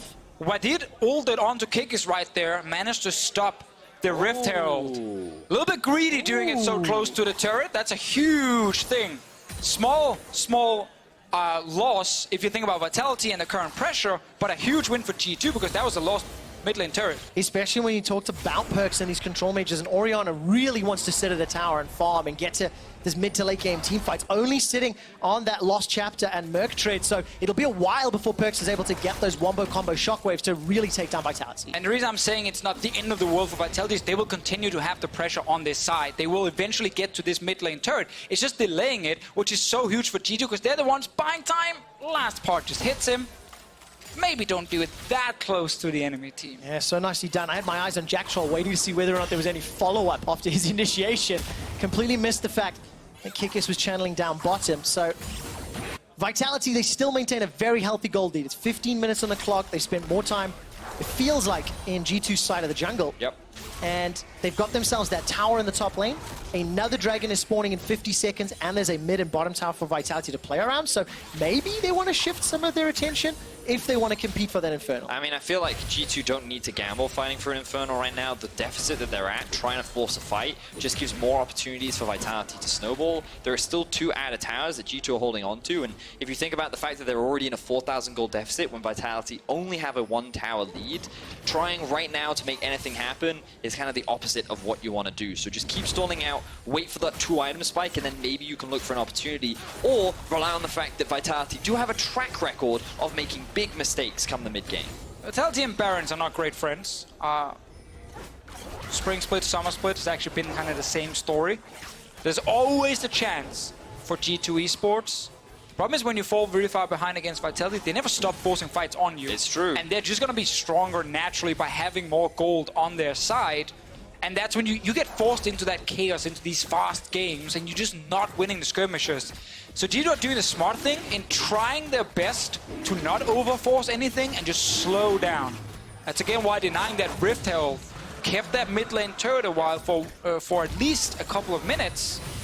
That's big for Perks. Yeah, really big. That 4,000 gold deficit becomes less impactful when you start looking at itemization. Now it's Luden's Echoes for both Perks and Jizuke currently at this very second, about even as far as that is concerned. I think Jizuke is sitting on at least $1,000 though, so he'll be able to pick up his next item. And Vitality, they got that Infernal Drake, it was uncontested, and they're looking for an opportunity to a lane to push in. Now, the gold is obviously a clear indicator of a team being either ahead or behind, but another big indicator is the fact that Cabo has freely sat underneath Wonder's tier 2 turret, completely unafraid of being ganked. And this just kind of ties in of G2 just playing ultra defensively. They can't even move into the top side of the jungle because of Vitality constantly controlling it, and they're still able to take play on the other side of the map as well. And that just shows how much control Vitality have across the map right now. Full vision across the river, and only 1 out of tower left to take. And remember, if you've missed all the tiebreaker chats from earlier in the day, you're just tuning in now, maybe from North America, and you're waiting for some of the big games that's going to happen later in the LCS as well. Well, if Vitality win this one, we have 3-way tie tomorrow between Vitality, Schalke, G2 Esports, and the winner of that will get second place, go straight to the semifinal. If G2 wins, they will play against Fnatic later tonight for the first place. And it's going to be so quick. It'll be Fnatic versus G2 as our first tiebreaker game if G2 bounce back, followed by Vitality versus Misfits. G2 are trying to set up that showdown with Fnatic, and they need to claw back this gold deficit. Jankos uses that subjugate, and he's starting to back away. Wonder goes with the Dragon Strike of the Demacian Standard to put some distance between him and Attila. Jack Troll. Where is the support now from Jack Troll? Can he find a headbutt pulverized combo? The answer right now is no. And of course, one thing just quickly to note about those tiebreakers is we will at some point move over to EULCS 1. We will let you know as and when that is happening. I feel like right there, Vitality did overchase a bit, hoping they could catch them, but G2 had already stepped away the moment they saw the TP come in from Attila. And while Kabasha tried to body slam forward and maybe force a flash, no one reacted. That's obviously, again, something that does buy a little bit of time for G2 Esports to continue trying to catch up. Baron is spawning in about 1:20, and the one thing you can say about Vitality is they're not afraid to force that objective. You already talked about how they don't have the best relationship with it, Deficio. That's in part why, because of how much of a willingness they have to use it as a means to fight. And with G2, especially Perks, still farming up nicely. He's currently level 12, matching that of Jizuke. He has completed his first major item in the Ludens. He can still be that big carry threat that G2 will turn to turn this game around. So, game while still very much in control of Vitality. They're looking like the heavy favorites so far. I'm keeping my eyes on this mid laner to find some kind of comeback. I'm also gonna see the interaction between Perks getting his ult off and Kick is doing the same. There's actually no way for G2 to properly get people out of the Kindred ult. Yep. And that's where if Kickis is ready and not CC'd the moment Perks actually seems to pull the trigger, no one should die at first. But then obviously the follow-up can happen. Well, Kikis is sitting on 5 stacks of his passive and rapid fire cannon, has some tools to put some distance between him and Perks. And Deficio and Vedius, you guys were talking about the Baron and the relationship Vitality have with that objective. Well, in terms of the rest of the jungle objectives, Vitality have picked up 9 red and blue buffs combined this game to G2's 3. And that was another one that just went the way of Vitality. Kikis is counter-jungling, and the advantage and the lead that Vitality have accrued up till this 20-minute mark is allowing them near absolute control of G2's jungle. Jankos is the same level as the 2 supports in this game, while Kikis is level 12. He has done a fantastic job of not only finding an early game lead, but maintaining it with 137 farm as well, 20 minutes into the game. Starting the Baron right now. There's a ward right outside. The classic ward outside that G2 uses to spot them. So again, Vitality, a little bit early here. You can properly sweep this river because G2 are not allowed in it. Like, you have full control. You have so much time to actually make sure that everything is cleared. One thing to highlight, though, about Kikis specifically, and this draft in the game, remember Trundle was grabbed first rotation by G2. It was like, haha, this is your best pick, we take it. We use it to stop you from playing the Vitality and the Kikis playstyle of just, you know, bullying me in the early game and forcing these fights against me. And Kikis was like... Yeah, how did that work out for them? Exactly. He's like, great, I can play Kindred now. Thank you, everyone. So their plan, while it looked smart at first, actually ended up backfiring due to what happened in the game. Well, all credit to Vitality and Kikis for taking advantage of that and putting themselves in a position where they could punish Jankos. It was that invade earlier that set it up, then it was punishing Jankos on that sort of return gank. It's 21 minutes in the clock, 45 seconds to the next Infernal Drake. That's 3rd in a row. Sleepy Trouble Bubble will find what did, and Perks, oh, there we go. I thought he was going to body block it, decided against it. And Vitality, they're once again grouping up. They're trying to get this mid-outer turret down. Yeah, keep your eyes on the side waves. Top is pushing in for Vitality.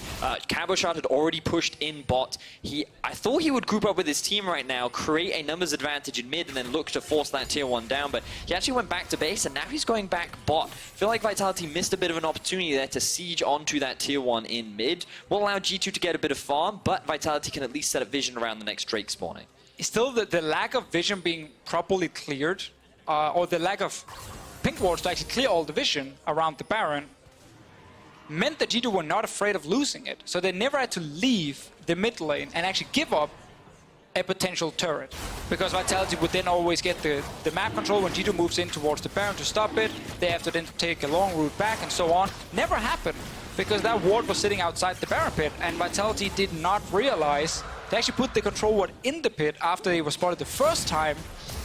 And then they didn't even find a ward in there. So like, what's happening? How did they know we did it? And you look at the vision right now, G2 have set up a healthy set of wards around that Baron objective. We're 22 minutes into the game, and I believe we haven't seen a kill now in like roughly 10 to 12 minutes in either side. And this is the perfect kind of stall that G2 have been looking for. And they missed the ward again here, because he was using the vision plant right there to go towards the right side. And obviously getting a bunch of wards forward, so there was not a bad use of the plant. It's just still not giving any information of it. Oh, Shockwave did not do enough. Yes, it caught onto Jack Troll, but didn't catch more champions, didn't catch more minions. And Vitality take the 3rd and final outer turret from G2 Esports. They extend the gold lead to just shy of 6,000 gold. They've got themselves that 2nd Infernal. There's Baron available to them, and it feels like Vitality are in absolute control of this game. And now we get to judge and evaluate, have they learned from their Baron mistakes? Can they... So far, no. Can they play this comp in a different way, pushing onto inner turrets or catching G2 in the jungle? You know, how do they use this lead and advantage that they have? So I think the important thing to remember about Zoe is she can be impactful in team fights, but her true strength comes from her ability to poke, and ooh, she could be in trouble right now. Well, let's find out what did get headbutted away. 5 members of G2 are close by. Here comes Attila. His killer instinct is on a hunt Void Seeker goes out, and here comes Cabo. Explosive cast available. Look at the damage onto G2. Wonder gets dunked by Kickers, who remains on 100% kill participation. If you're trying to fight Vitality in the mid lane, you're gonna have a bad time because they will always fight back. They were ready right there. Perks didn't have his ulti when Madid tried to force the engage. And now G2, if they want to come back into this game, they need to steal this Baron. Jankos, this is your moment. There's no flash, there's no blast going. The shockwave doesn't do it. It's picked up by Attila. In the ensuing teamfight, Wadid and Perks are running for their lives. They stay alive as Hyanin remains untouched. Somehow, Wadid gets dropped in the end of it, and Vitality get Baron and get out. Oh, Vitality, that is so huge because they don't have to set up Baron slowly. They actually get a fight first, and then they can go for the objective. Look at this play here. No ult from Perks when the engage happens. And look at the positioning of Wonder as well. He's not in a position to follow up. There's a perfect flank opportunity from Cabochard behind. And then here's the Zoe damage. Hits onto two members. Wonder tries to get out, but gets interrupted by a fantastic ulti from Cabochard. And with one quick kill and Jankos only being level 10, Vitality can feel super confident that that Baron's going to go in their favor. I mean, the way this team succeeded with Barons in Spring Split was to get the fight first. Yes. Pick up a bunch of kills and then go for the really safe, easy one. They always failed when it was slow setups. Not this time around, because G2 opted into the fight. There's and they got nothing punished. slow about this, Deficio. Vitality are barreling down mid lane. They've taken an inhibitor. They've got a 10,000 gold lead. And if Vitality close this game out, we have an EULCS Super Sunday on the cards, as the battle for the bye will start tomorrow at 2:30 p.m. Schalke, Nulfear, Vitality, and G2 Esports will all be competing for seeds 2, 3, and 4. And that will start at 2:30 tomorrow. That is all assuming Vitality close this game out. But you have to think they have all of the tools. They have the lead. They have map control. It is up to Vitality to take that final hurdle. Vitality still have 1 minute and 45 seconds left on the Baron. They have such a huge level advantage over so many crucial members of G2. Ezreal is currently sitting on the top lane, and with this numbers advantage, Vitality can just force another tower. Only thing they're looking at is the ball from Perks that was used to kill minions. And that now means this turret is going to take a lot of damage. Vedius, you said it in picks and bans. Control mages and Perks are not having a great time. This Orianna has not had the impact it needed to. Now, to be fair, the game has somewhat fallen apart around him. Wonder and Jankos just got picked apart in the early game by Kikis, who is still 205, 100% cult participation. He's got an Infinity Edge now as a third item, and super minions in 2 lanes. Yeah, no matter what you say about individual performances here, we have to look towards the jungle matchup as the key one that changed everything in this game. Jankos walked in, died around that mid lane, then walked top, died again to Kikis. So Wonder was left on his own. Perks in the mid lane could just farm, nothing else. Like the whole thing fell apart early based on the two junglers. And a lot of this comp revolves around Wonder. Not only did he get that kind of matchup in the top side of the map, but he is the primary engage for G2. He needs to be your front line. He needs to be the one setting up these plays, and he is 2 levels behind Cabochard. He's been put at a constant deficit throughout this game, and it is off the back of Kikist and the squad pressuring him. And now with the Baron, 20 seconds still left, 2 inhibitors down, Vitality are looking to force that 3-way tiebreaker. Man, G2 are just running out of options. They're running out of time. And Vitality, it has been a showing. We saw some tweets earlier on stream where Yamato said, "Thank you very much, H2K. Second seed is now available to us." Speaking on behalf of Vitality. Wonder replied and said, "Yeah, we'll prevent that happening." His 0-2 Jarvan unfortunately has not been able to make that a reality, and there's a killer instinct from Attila. He chases Hyanin as well as Wonder and Wadid away from the tower. That's going to drop as Jizuke takes it down. That's a kill onto Wonder. 3rd of the game. The first time the Kickers isn't involved in the super minions onto the Nexus turrets. Vitality are about to force the tiebreakers. They're going for some more here, more kills! Oh, it's simply not going to be enough. Jizuke's on a killing spree. He kills Wadid. The Nexus turrets are falling. So is Jankos. The 3rd time for the game. Vitality have taken down G2 Esports, and the battle for the bye starts on Sunday. The elation on Vitality's faces. H2K gave Vitality this opportunity, and and they took it without a moment's hesitation. They could not have stomped G2 any harder. They looked so clean in this game, and it all starts around the early game with Kikis once again. What a change since he joined this team. Vitality have a chance tomorrow to get a bye, to skip quarterfinals, to guarantee themselves an appearance in Madrid. And the people standing in their way are G2 Esports, who they have just obliterated. And of course, Schalke no fear, who will need to come back tomorrow. And it's important to highlight, a couple of weeks ago, before Kikis played, we were talking about a Vitality not even making playoffs. True. Because they were losing so many games. And that's what I call a great run. And this weekend, we have to vote for MVP. At what point do we start considering Kikis in that conversation? This man has changed this team, and if he takes them to a second place, is he one of the most valuable players in our league? Well, let's step back. We talked about Vitality. They had lower expectations several weeks ago. But one of the things we haven't necessarily covered, gentlemen, is that whoever wins tomorrow gets the bye. But whoever loses takes 3rd and 4th seed. They drop down. For G2 Esports, who've been in the top 2, top 3 all split long, for Schalke, who were moments away from that 2nd seed, it is a terrifying prospect to think you're going to be in that 4th, 5th battle. Or 3rd, 6th, for example, as well. Oh, man. And it just leads us to some very exciting games tomorrow.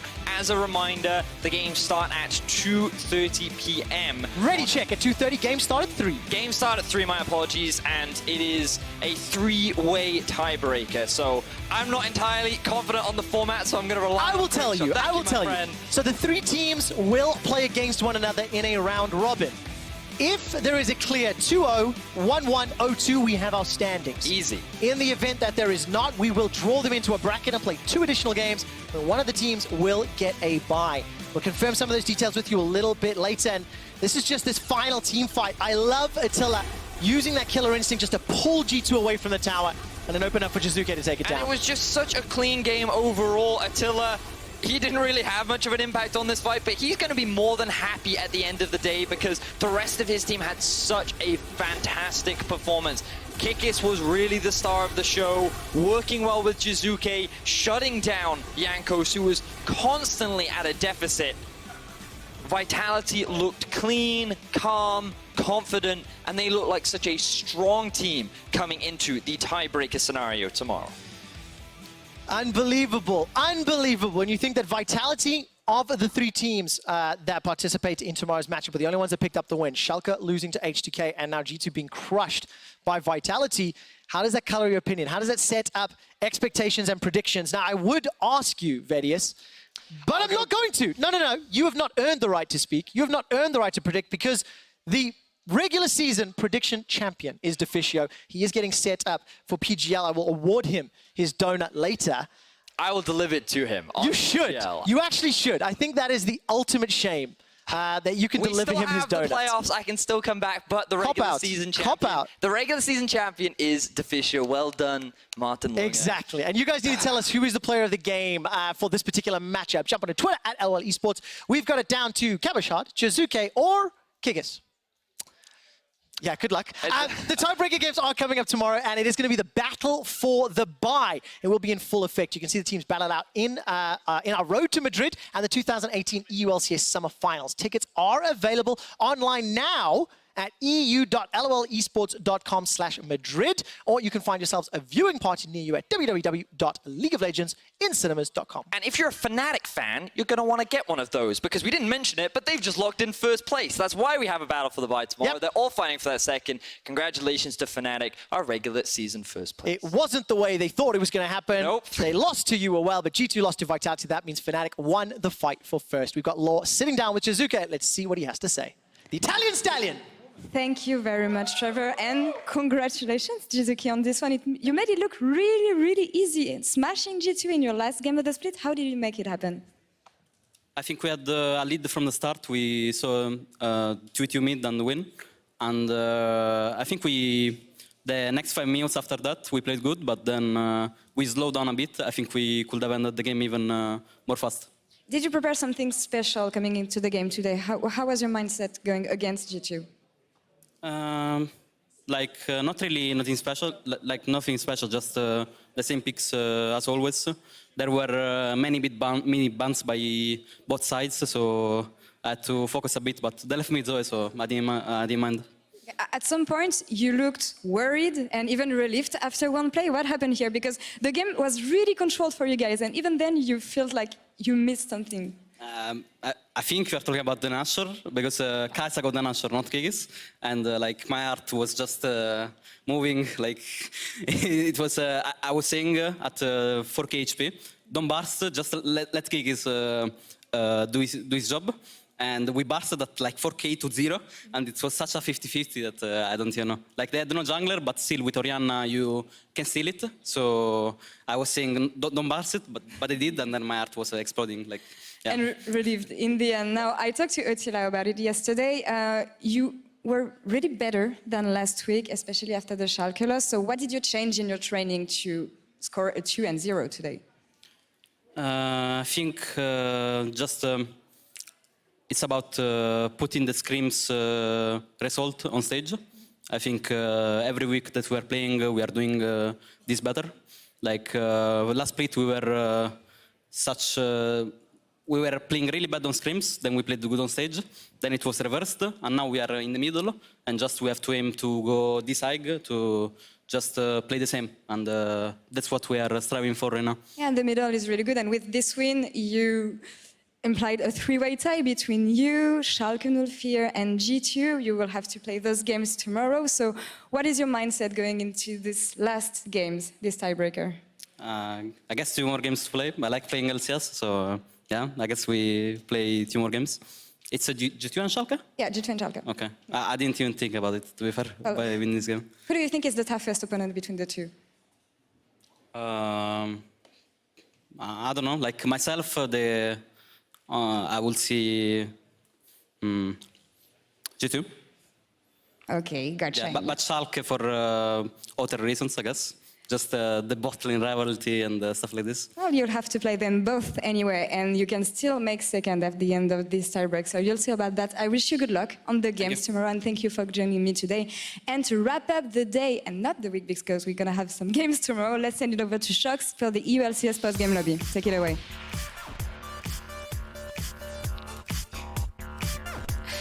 Thank you so much, Law. Welcome everyone to the EULCS post-game lobby after a crazy day, a day of days in the summer split. I'm Shox, here with Dracos, the Fisio, and Fnatic's Broxa.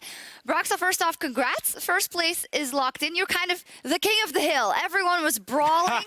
You also lost, though, but in the end, it didn't matter. Can you walk us through the day and the emotions of the day? I think the day overall was really, really mixed for me, because at first we obviously expected Schalke to just beat H2K and make our day kind of easy and we would just be able to chill, but then they lost, then Misfits lost to Roccat. Yeah. And then in our game it actually ended up being kind of a mess as well, and it was really close. Like we got a lead and we threw, and then it started getting a bit scary from there. But we had hope and vitality, and they made it work in the end. But Tobii really doesn't feel like we're first place right now. I feel like if you lose that game, you don't feel like you deserve the first place. Yeah, exactly. My mentality quickly would go from, wow, we deserve this, to we take those. When Vitality wins, we're like, you know what? Can't really be picky. We lost Unicorns of Love today. We still got first place. It's been an okay day, you know? Still got it. Mandatory question we don't often get to talk to. So, excuse the word, but the losers of a game. What happened versus the Unicorns of Love, Roxa? I think a lot of things went wrong against Unicorns. The first of them was draft. We had a kind of weird draft where we ended up just blind picking Kindred, which is not something we normally do, but all of a sudden there was a lot of jungle bans, and we ended up in a pretty tricky spot, so we picked the Kindred, which was okay, but it could have been better. And then yeah, I don't know, it was just really random, and we didn't really know what to pick into Irelia, because like just a lot of things didn't go the way we expected them to, right? Teemo's a great pick into Irelia. Maybe we should have picked Teemo. I'm sure Caps would love that, to be fair, but I know, I just think like we were pretty well prepared coming into it, but then they threw a lot of curveballs at us, like a lot of things we didn't expect. Because interesting. Wait, what do you mean you didn't? That was the most predictable. Yeah, I was gonna say they picked Aurelia. He's undefeated on this. He only They wins picked on this Kennen, game. which is apparently the only champion White Knight likes to play these days. I What think was that- unpredictable? I think the Irelia was somewhat predictable, but for example, for me, I really didn't expect this many jungle bans, right? Right, okay. This is Ah, not that's something fair. you normally see. I think there was 3 or 4 jungle bans in first ban phase. Unless you're And Kikis, that that put doesn't me in a pretty tricky spot all of a sudden where we quickly had to figure out if we want to still pick jungle first free or if we want to sack me, like what's the best thing to do, right? And we ended up going for the Kindred, which, as I mentioned, it was okay, but you know, it was not like I was going to carry with What the you're pick, right? saying is the Unicorns of Love prepared you for playoffs because now you know, hey, this is a thing that can happen. Let's quickly. Yeah, I think it's actually really good in a way that we lost today because, like, in a way, regardless of what happened in draft or how we played, it doesn't really matter because now we're first anyways and we're going to have a lot of time to prepare coming into playoffs. And generally, when thinking of our team, I think we do the best after actually losing. Like, I don't think we've even had a week this year, or maybe the split only, where we actually went 0-2. Like, usually after we go 0-1, we find out what the problem is, we work on it, and we fix it. And now that happening right before playoffs should actually be beneficial for us more than anything, I think. So a follow-up question now with the Unicorns loss, and not to stay on the just negative stuff with Fnatic, but I feel like over the last couple of games, they've been pretty messy overall, quite a lot. I mean, I've seen you guys be very vocal about it as well, being like, man, it wasn't the cleanest game, but we managed to win. Do you feel like you guys have been performing worse in the last couple of weeks? Or is it just like, you know, we knew we had it, so we could have a little bit of fun? I don't think we will ever really think of games that way. Like, we always play to win, and we were actually just as prepared coming into these 2 games as we were when we played G2 or Misfits or wherever it was. And we took it really serious. And yeah, I'm just not really sure what's happening, to be honest. I feel like our early games generally still have been really good. Right. I think pretty much every early game has been good. Even today we got ahead, but then we took a really bad fight, which I think has been one of our problems. We end up in a lot of bad fights and take some stupid risks instead of just closing the game out safely and properly, right? It was also a big problem against Splyce, where we were pretty far ahead, but then we were just too rushed. We didn't play by the book, and we ended up throwing a few times. So we just need to be more disciplined, I feel. Yeah, you do have 2 weeks now, right, to work towards your semifinal. So I think we should turn it on the positive, although you don't really feel like it's a victory today. You guys did very much deserve that first place after the way you've played, even if it wasn't so clean. I think we can all agree that in the last couple of weeks, there's no one else right now that can hold a candle to Fnatic, and they should be first. Is that fair?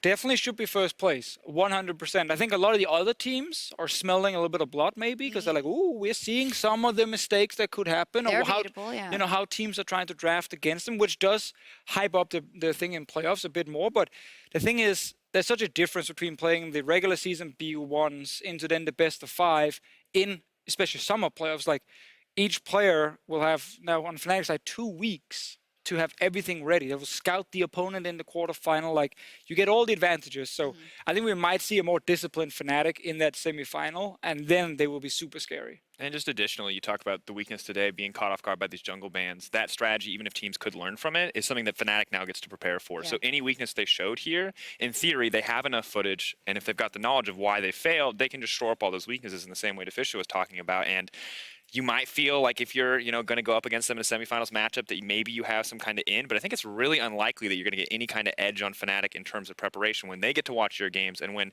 our quarterfinals are going to be really intense competitively. Yeah, that is true. A final question. Of course, we were following the Reckless coming back in very closely, and we were thinking about the fact that it's the first time we've really seen a 6-man roster where these players are being subbed in and out. Do you feel with these 2 weeks of playing with either of the players, you're now prepared to go into playoffs and it's really a strength and not a liability that someone hasn't played a lot of the season? I think coming into playoffs, it's going to be beneficial for us to have played with Reckless. I don't think it's part of the reason why we've been playing more poorly the last 2 weeks, but giving him some games is going to be really good going into playoffs, because both for him, because if he hasn't played for a long time and then suddenly gets thrown in a semifinal, he's going to be a little more nervous than usual. And for us as a team, the dynamic and the communication just changes when he's in the team, right? Like, when you take a person out and put another in, it's just going to be different. And Reckless and Bwibu have 2 different personalities and bring a lot of different styles and views in game.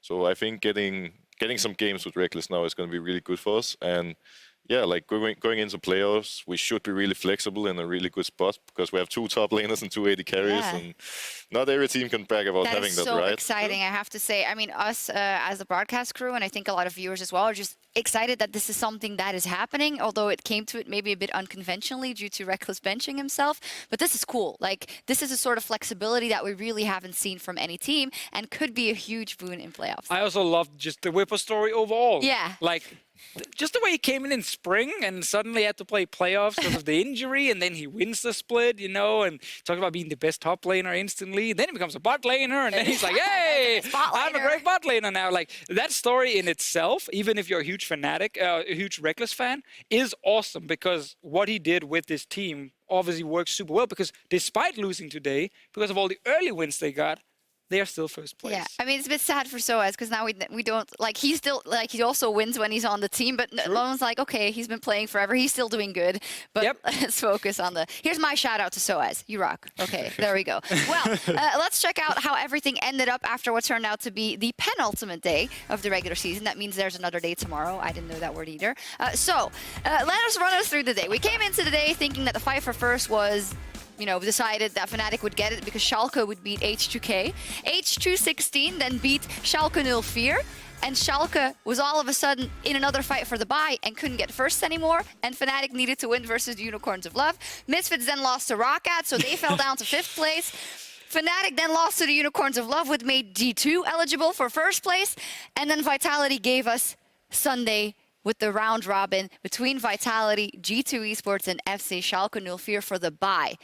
I feel like that's an ideal timeline. What do you guys think? I mean, from how many games can we play, how hyped can we make it, I personally love it. I was kind of holding out for the G2 Fnatic tiebreaker for first. Sorry, Broxa. But now that you've locked it, I think this is the next best thing that could have happened. And honestly, Vitality probably feels really good about this. Schalke, yes, they lost to H2K today, but when you see all the potential scenarios that could have unfolded, this is one of the better ones because there's a lot of places where they just would have locked 3rd or could have been in a tiebreaker for 4th. So the fact that they can still fight for a bye is very good for them at this point. I think one of the nightmare scenarios was a 3-way tie we had to play on a Sunday, but not for one of the top seeds. And you'd be like, yeah, you know? That's great. Or the Misfits Vitality tiebreaker that could have happened today, we play for 4 or 5, so you still play each other. You can just get play for one blue 1, side. 3, or 5, That's or you it. can get it 2 Also, or 4. would not have been the most hyped tiebreaker. Before we talk about tomorrow, there's one thing that we need to wrap up for today. I just saw him from the corner of my eye, otherwise I would have forgotten. He's been standing there for 15 minutes. Vedius has a trophy. His name is Minion now. Minion has a trophy for our superior analyst, Deficient Bro. Kneel, Minion. Give him the gift. For he hath earned it. Kiss my Donut. Kiss the shoe. That's too. No. You did well. You still got 2nd place, even though it's the first loser. It's still 2nd place. So, just to be clear, in the prediction game, this means that the regular season prediction god, superior analyst, is the official, but but it's not over until the best of 5s are played, and then you get points both for predicting the winner and the match score correctly. Then you get a fatty bonus. Does this sound gross when I'm eating this? I can't hear it, so maybe. This donut is also a day old, but great. Okay. Makes it better. Alrighty, crazy stuff. I also just want to call out that I had the Unicorns over Fnatic and Vitality over G2. I have Roccat over Misfits. Yeah. No, it's a winner's donut. I wanted that prediction. I'm beating Twitter now, thank you. Me too. All right, you get it. You get it. It's yours. It's yours. You want to bite 2, Broxy? You want to split this? Oh my God. You can have it, it's okay. Dracos, those Euphoria bets are making you crazy. It's a community donut. It's meant to be shared. It's like something from church. Alrighty, right. Let's move on. Enough shenanigans. We have a very serious round robin tomorrow for the bye. Probably the most important tiebreakers we've played because sometimes we play them for 3 or 4 or whatever. This is for a bye. You can skip quarterfinals and go straight to semifinals, and it will go down in a round robin, and Dracos is going to set it all up for us. Yeah, so basically, round robin, every team is going to play every other team, so 2 games apiece. Now, if someone has won, if there's a 2-0 team, they will get the highest seed in 2nd place. The 1-1 team will get 3rd. The 0-2 team will get 4th. Pretty straightforward. The issue becomes when we get to that 1-1 stage, that's when we start adding more games. So you go from 3 games to 5 games. The teams are going to be seeded seeded into a single elimination bracket. Now, the person who's going to get the bye in this bracket is determined by win time. The team with the fastest win is going to get the free seed. They're only going to have to play one game to secure their spot. The other two teams battle it out. So the loser in the first round is fourth, the loser in the second round is third, and the winner of the whole thing would then get second. So nobody on those teams wants a 1-1. I want a 1-1 because I love more games. We want more 1-1s, but you can see the schedule behind us now. Yes. I wasn't sure how it's seeded, and now I don't have to find out. There we go. So we start at 2:30 with Ready Check. So at 3 p.m. we will have Vitality Schalke, then G2 Vitality, and then G2 Schalke No Fear. Now, let's talk about momentum. First up, I want to talk about Schalke because we were finally all bought into the hype train, right? They were 10-1, for Christ's sake, in the last 11 games. And then Schalke lost the very first of their important games in the next couple of weeks. The game which would keep them alive in the battle for the bye or would give them a better chance for the bye. And they lose it. Does that tell us anything, Broxa? Do you think we should be worried?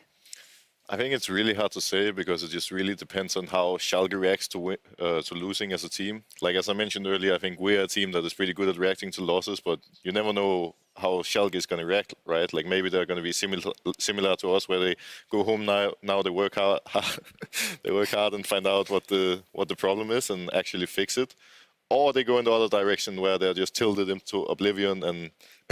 Sorry, Broxa. And the game tomorrow is going to be, or the games tomorrow is going to be rough for them. Yeah. So it's really hard to say. Personally, for me, I agree 100%. We have to find out what kind of team they are. But if they are even a little bit the kind of team that tilts after a loss like this is where you tilt. This is scaring me. Because H2K has been labeled a free win since like week 4 for the vast majority of teams in our league. And if you are the kind of player that is very prideful, that's going to be a blow to that confidence. Also, Hungarian fan bus was here and was cheering. Not saying that, but those things. That's more fuel to the fire, though. You got to imagine. Fire when this happens. I'm not panicking yet. As a potential Schalke fan.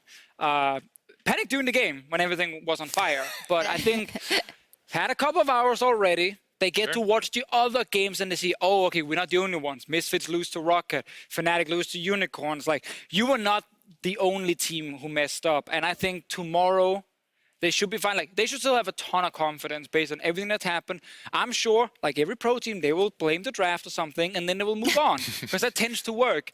And they should be fine for tomorrow. And tomorrow also, like, if anything, however they come out of this, they will have gotten over some of the nerves then going into playoffs, at least, as a positive. But if you come out of this and you're like 5th, yeah, that's where it sucks. For sure, it's tough. But I mean, the logic that people always bring up is that if you want to be the best in EULCS, you should be able to beat every team. But you can also avoid some good ones on the way. I mean, if they crumble here in terms of a mental game, they have a bit of time to recover to figure out this is a very high-pressure scenario. It's kind of like the training wheels for playoffs, so maybe you can argue it's beneficial regardless of what happens.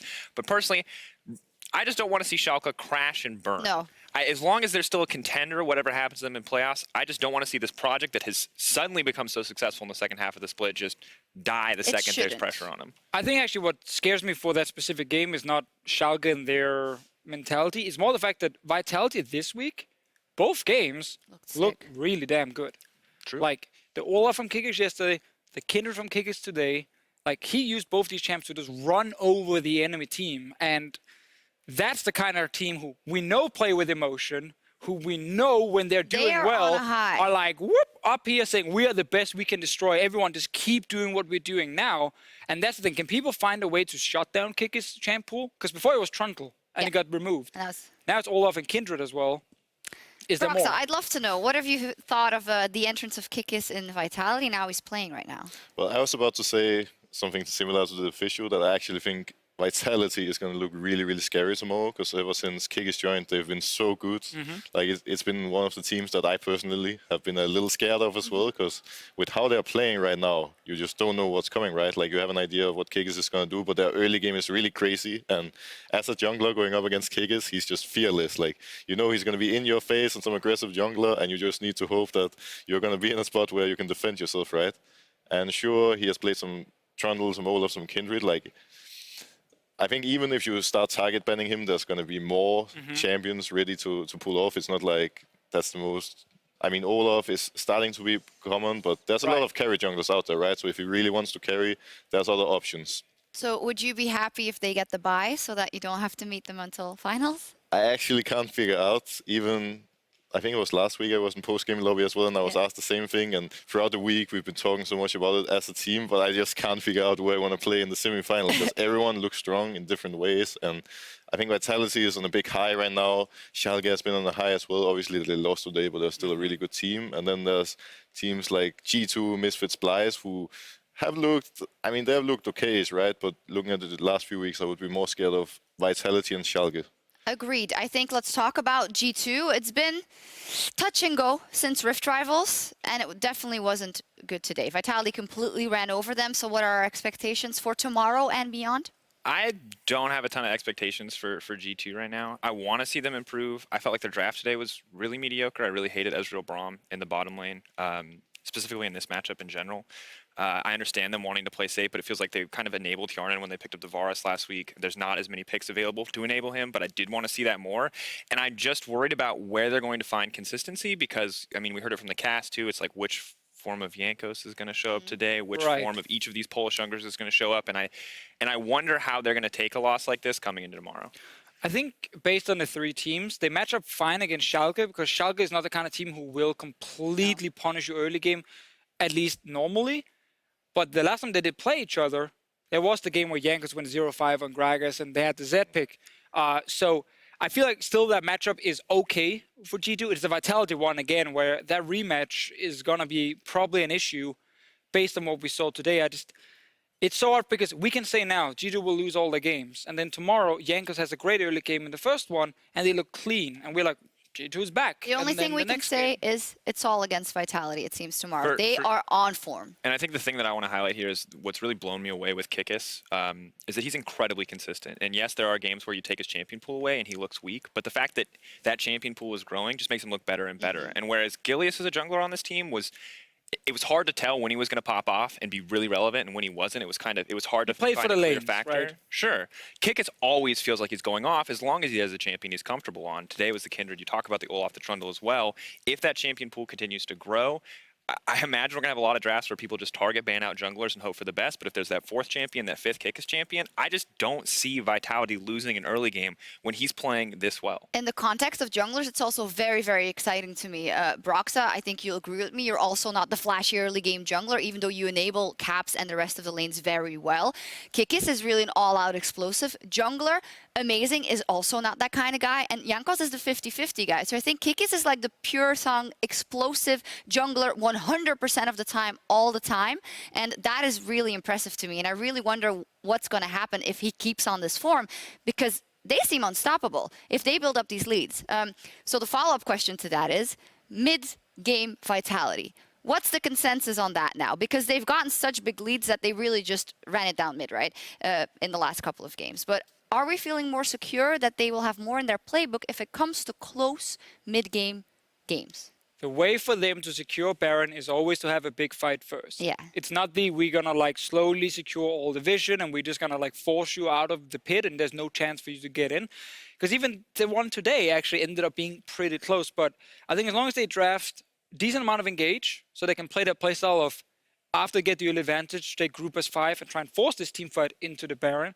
I think this team will be able to, in a best of 5, secure most of them, but there will be games where they mess up late game. 100%. And I think from this game, the one thing that I noticed was when they got that lead, yes, Baron was still very rough, but one of the big moments where they were going to continue to snowball, Wadid denied the Rift Herald. That was a big factor because you did see Vitality choking out control on the top side jungle completely, playing a slower game, trying to play a more controlled game. There were still things missing. Absolutely, they weren't setting up enough vision, in my opinion, but you're starting to see small improvement there of how they can play a little bit slower. In the end, it does come down to that Baron fight. It comes down to a little bit of that insanity, but I feel like if the Rift Herald had been summoned, we would have seen a few more towers go down, and then we actually would have gotten to see a true test of how cleanly can Vitality set up Baron in a game where they are winning. Rox, what do you think? Yeah, from my point of view, Vitality has gotten better at playing mid-late game. I think they're getting they're playing it at an okay level now, but comparing them to Schalke and G2, I think they really need to get ahead early game. I think Vitality just send us too much around early game, and Schalke and G2 are pretty much the opposite in my eyes, where they are really happy going even and play macro. Like that's pretty much how their playstyle works. They play tanky junglers, more supportive jungle style for the most part. Jankos has played some Talia, but generally they're pretty happy playing Gragas, Sejuani, whatever it may be. Whereas Vitality wants to be in your face. They want to play Olaf, Kindred, and generally with these type of picks, the game is going to be harder if you fall behind early. So for Vitality, if they actually do get ahead early, I think they can make the game really, really hard to play for Schalke and G2 and Snowball. But if they fall behind, I think Schalke and G2 will just smash them. Are Fnatic the most complete team of all the teams in playoffs? Do you guys know how to control every part of the game correctly if needed? I think if you asked me before today, I would probably say yes. But right now I'm a little biased because we just lost the Unicorns.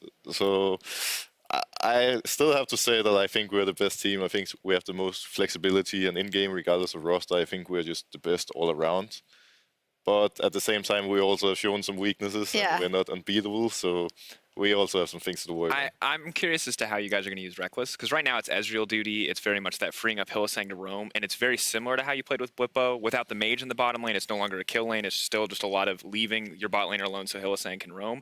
I want to see if we see more games where Reckless is on an 80 carry, and they actually put him in this position to be a hyper carry, because that would, to me, be a very big stylistic shift in terms of how you guys are playing. Because like last year was the Reckless show. This year is much more spread out, and I wonder if we hit a point where it calls for it, where you're in a game where you need a hyper carry, that you guys can do that. Because the Splyce game, while you guys did pull off the win, we saw that when you get late game with these, these Swain and the Wukong kind of setup, that it was very difficult for you guys to team fight against a team who was comfortable in the late game.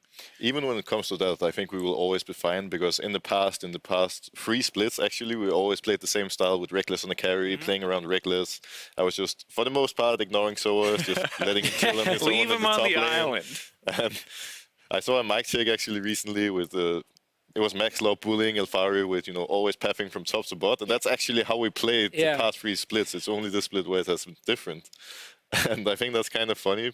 But yeah, like going back to the subject, I think that if we have to play carry style, bot lane, Reckless on a Tristana, probably not Tristana, she's not the greatest right now, but you get the point, right? Then we will be able to play it, because we've played it so much in the past. Yeah, and oftentimes also when we thought, even I think in like times before, when we thought, oh, they're always going to go always for caps, sometimes you guys would just pull out a protect the 80 carry comp out of nowhere, and we would be like, what are they doing? And sometimes you would win. So I mean, that was finals, right? Where we were like, oh, they're just going to do the same strategy 3 times in a row because they know G2 can't win team fights. And it worked. It definitely worked. So we talked about all the positives. We talked about tomorrow. I do want to touch on one big elephant in the room called Misfits Gaming. Whew. Yeah, what a fall from grace, I would say, after the first half of the split. Same score as H2K in the second half of the split, thanks to Twitter reminding us of that. Roxa, what do you think is going on with Misfits? I think it's kind of hard to say, right? But I think they started getting a bit too high hopes when they were 9-0. I mean, you can't really blame them for that, right? But they were 9-0. It seemed like they were really confident and believed that they were by far the best team in Europe, at least from the outside. And then we beat them, and after that, it just started going completely downhill for them. Like, after that one loss, they just seemed to react pretty poorly to it and didn't really know how to come back, because after we beat them, there was more losses coming. They just kept losing, and it kind of snowballed. And it just seems like they don't really know how to get back on track. And, like, I really don't know what's going on in the team, but it seems like they're not really playing as a team anymore. It looks like a kind of a breakdown of, like, characters and confidence and everything. So one of the problems was they won with one play style in the start. Yeah. Which was the try to get a winning bottom side, Maxwell plays around bottom side, Alfari on a tank top. They stepped away from it after losing to Fnatic, where the focus was around mid lane. And obviously, you guys shut down Senkooks pretty hard. The Wukong mid was a big surprise, all that kind of stuff. And they changed it to carry top laners a bit more. Hansama disappeared.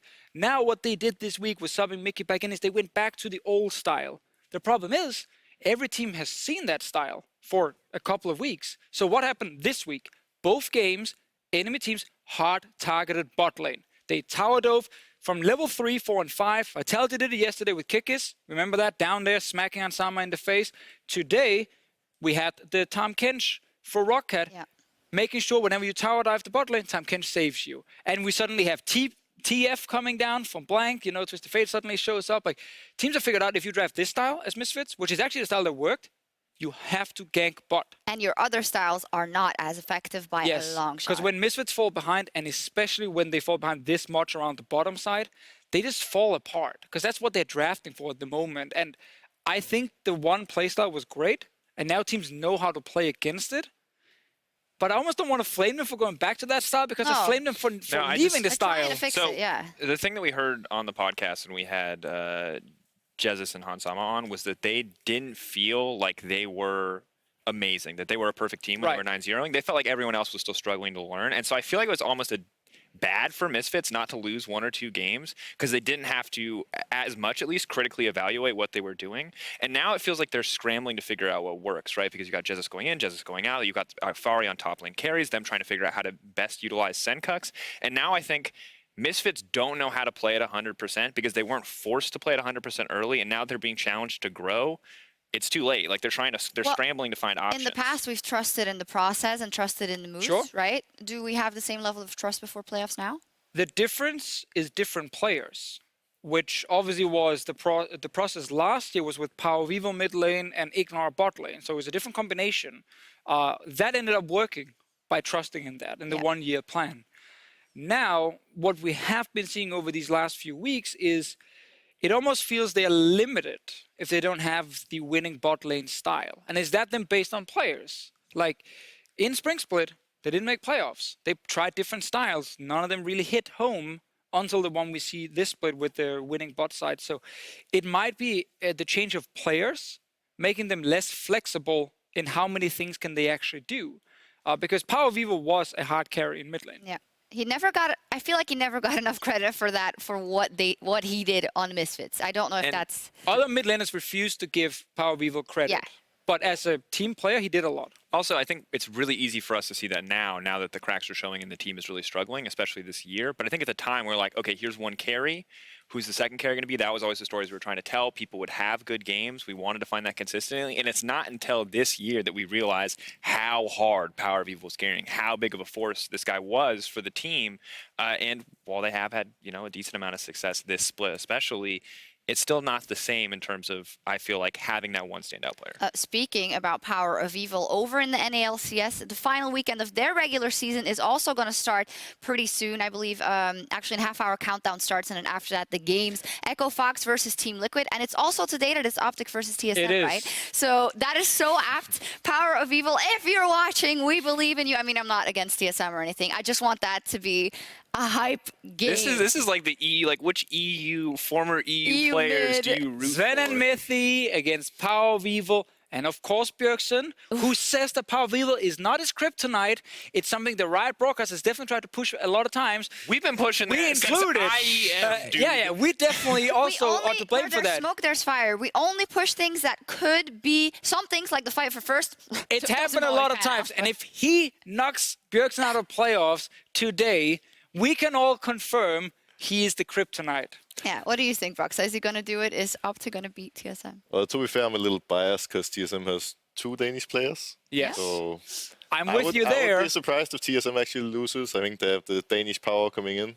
But that's my kind of analysis. I agree with that. Is NA going to counter our craziness with, like, TSM is fighting for their lives over there? Like, that would be the ultimate craziness. We'll see. It's true. If you look at what happened in Europe, then I would say that Optic is probably going to win. Like, realistically speaking, TSM haven't looked that great, the split, but it would be a big surprise if they actually don't reach players. And today in Europe, everyone that you expected to win almost ended up losing. Mm-hmm. So that's TSM's strength. They've been so bad that they're not expected to win. And today's the day where the unexpected happens. Go TSM. Righty. Housekeeping-wise, after the NALCS and possible ties, I believe you will then see the EULCS rebroadcast. And then tomorrow, we'll be back for the tiebreakers. Now, this has been crazy. Let me just say, tomorrow we get to see the team of rookies in spring that fell down a bit and could now come back and snatch away the bye. We see Schalke maybe finally living up to their potential, or we see G2 getting closer and closer to the rematch for that cup. I mean, yeah, if you're G2 Esports, you were the team #1 who used to win all the time. Is this the first time they haven't gotten a bye if they lose out here? They've gotten the bye, not... They had the Splyce one. Oh, yeah, the Splyce quarterfinal. Yes, But, yes. like, you were supposed to be back in that final. telling Fnatic that 3-0 never happened. That's not how it's supposed to be when G2 Esports is in the final, because they're supposed to win them.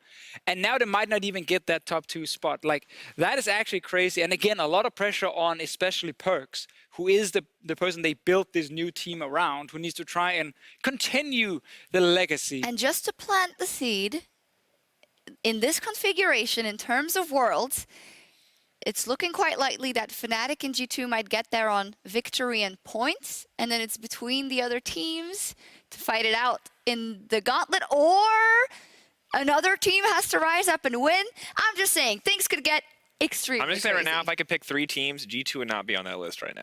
I would pick Fnatic, Schalke. But how are you going to keep them out of points? I mean, I can't. No I'm just saying, if I could, as an EU fan, if I could pick 3 teams right now, and I would be happy to see G2 Maybe this is prove too me early wrong to in go the in that. future. I would love to send Vitality into best of ones at Worlds. Yeah. And like, have fun, everyone. Here we go. Now we're gonna fight, and like We never got that to would send actually the be great. unicorn, so now we're sending Vitality. There you go. That'll be crazy. I cannot wait for tomorrow. This is going to be insane round robin. The battle for the bye will be on tomorrow, but that'll be it from us here tonight. Thank you so much for watching. We'll be back tomorrow, 2:30 p.m. Ready check, and then the craziness. See you for all that mayhem then.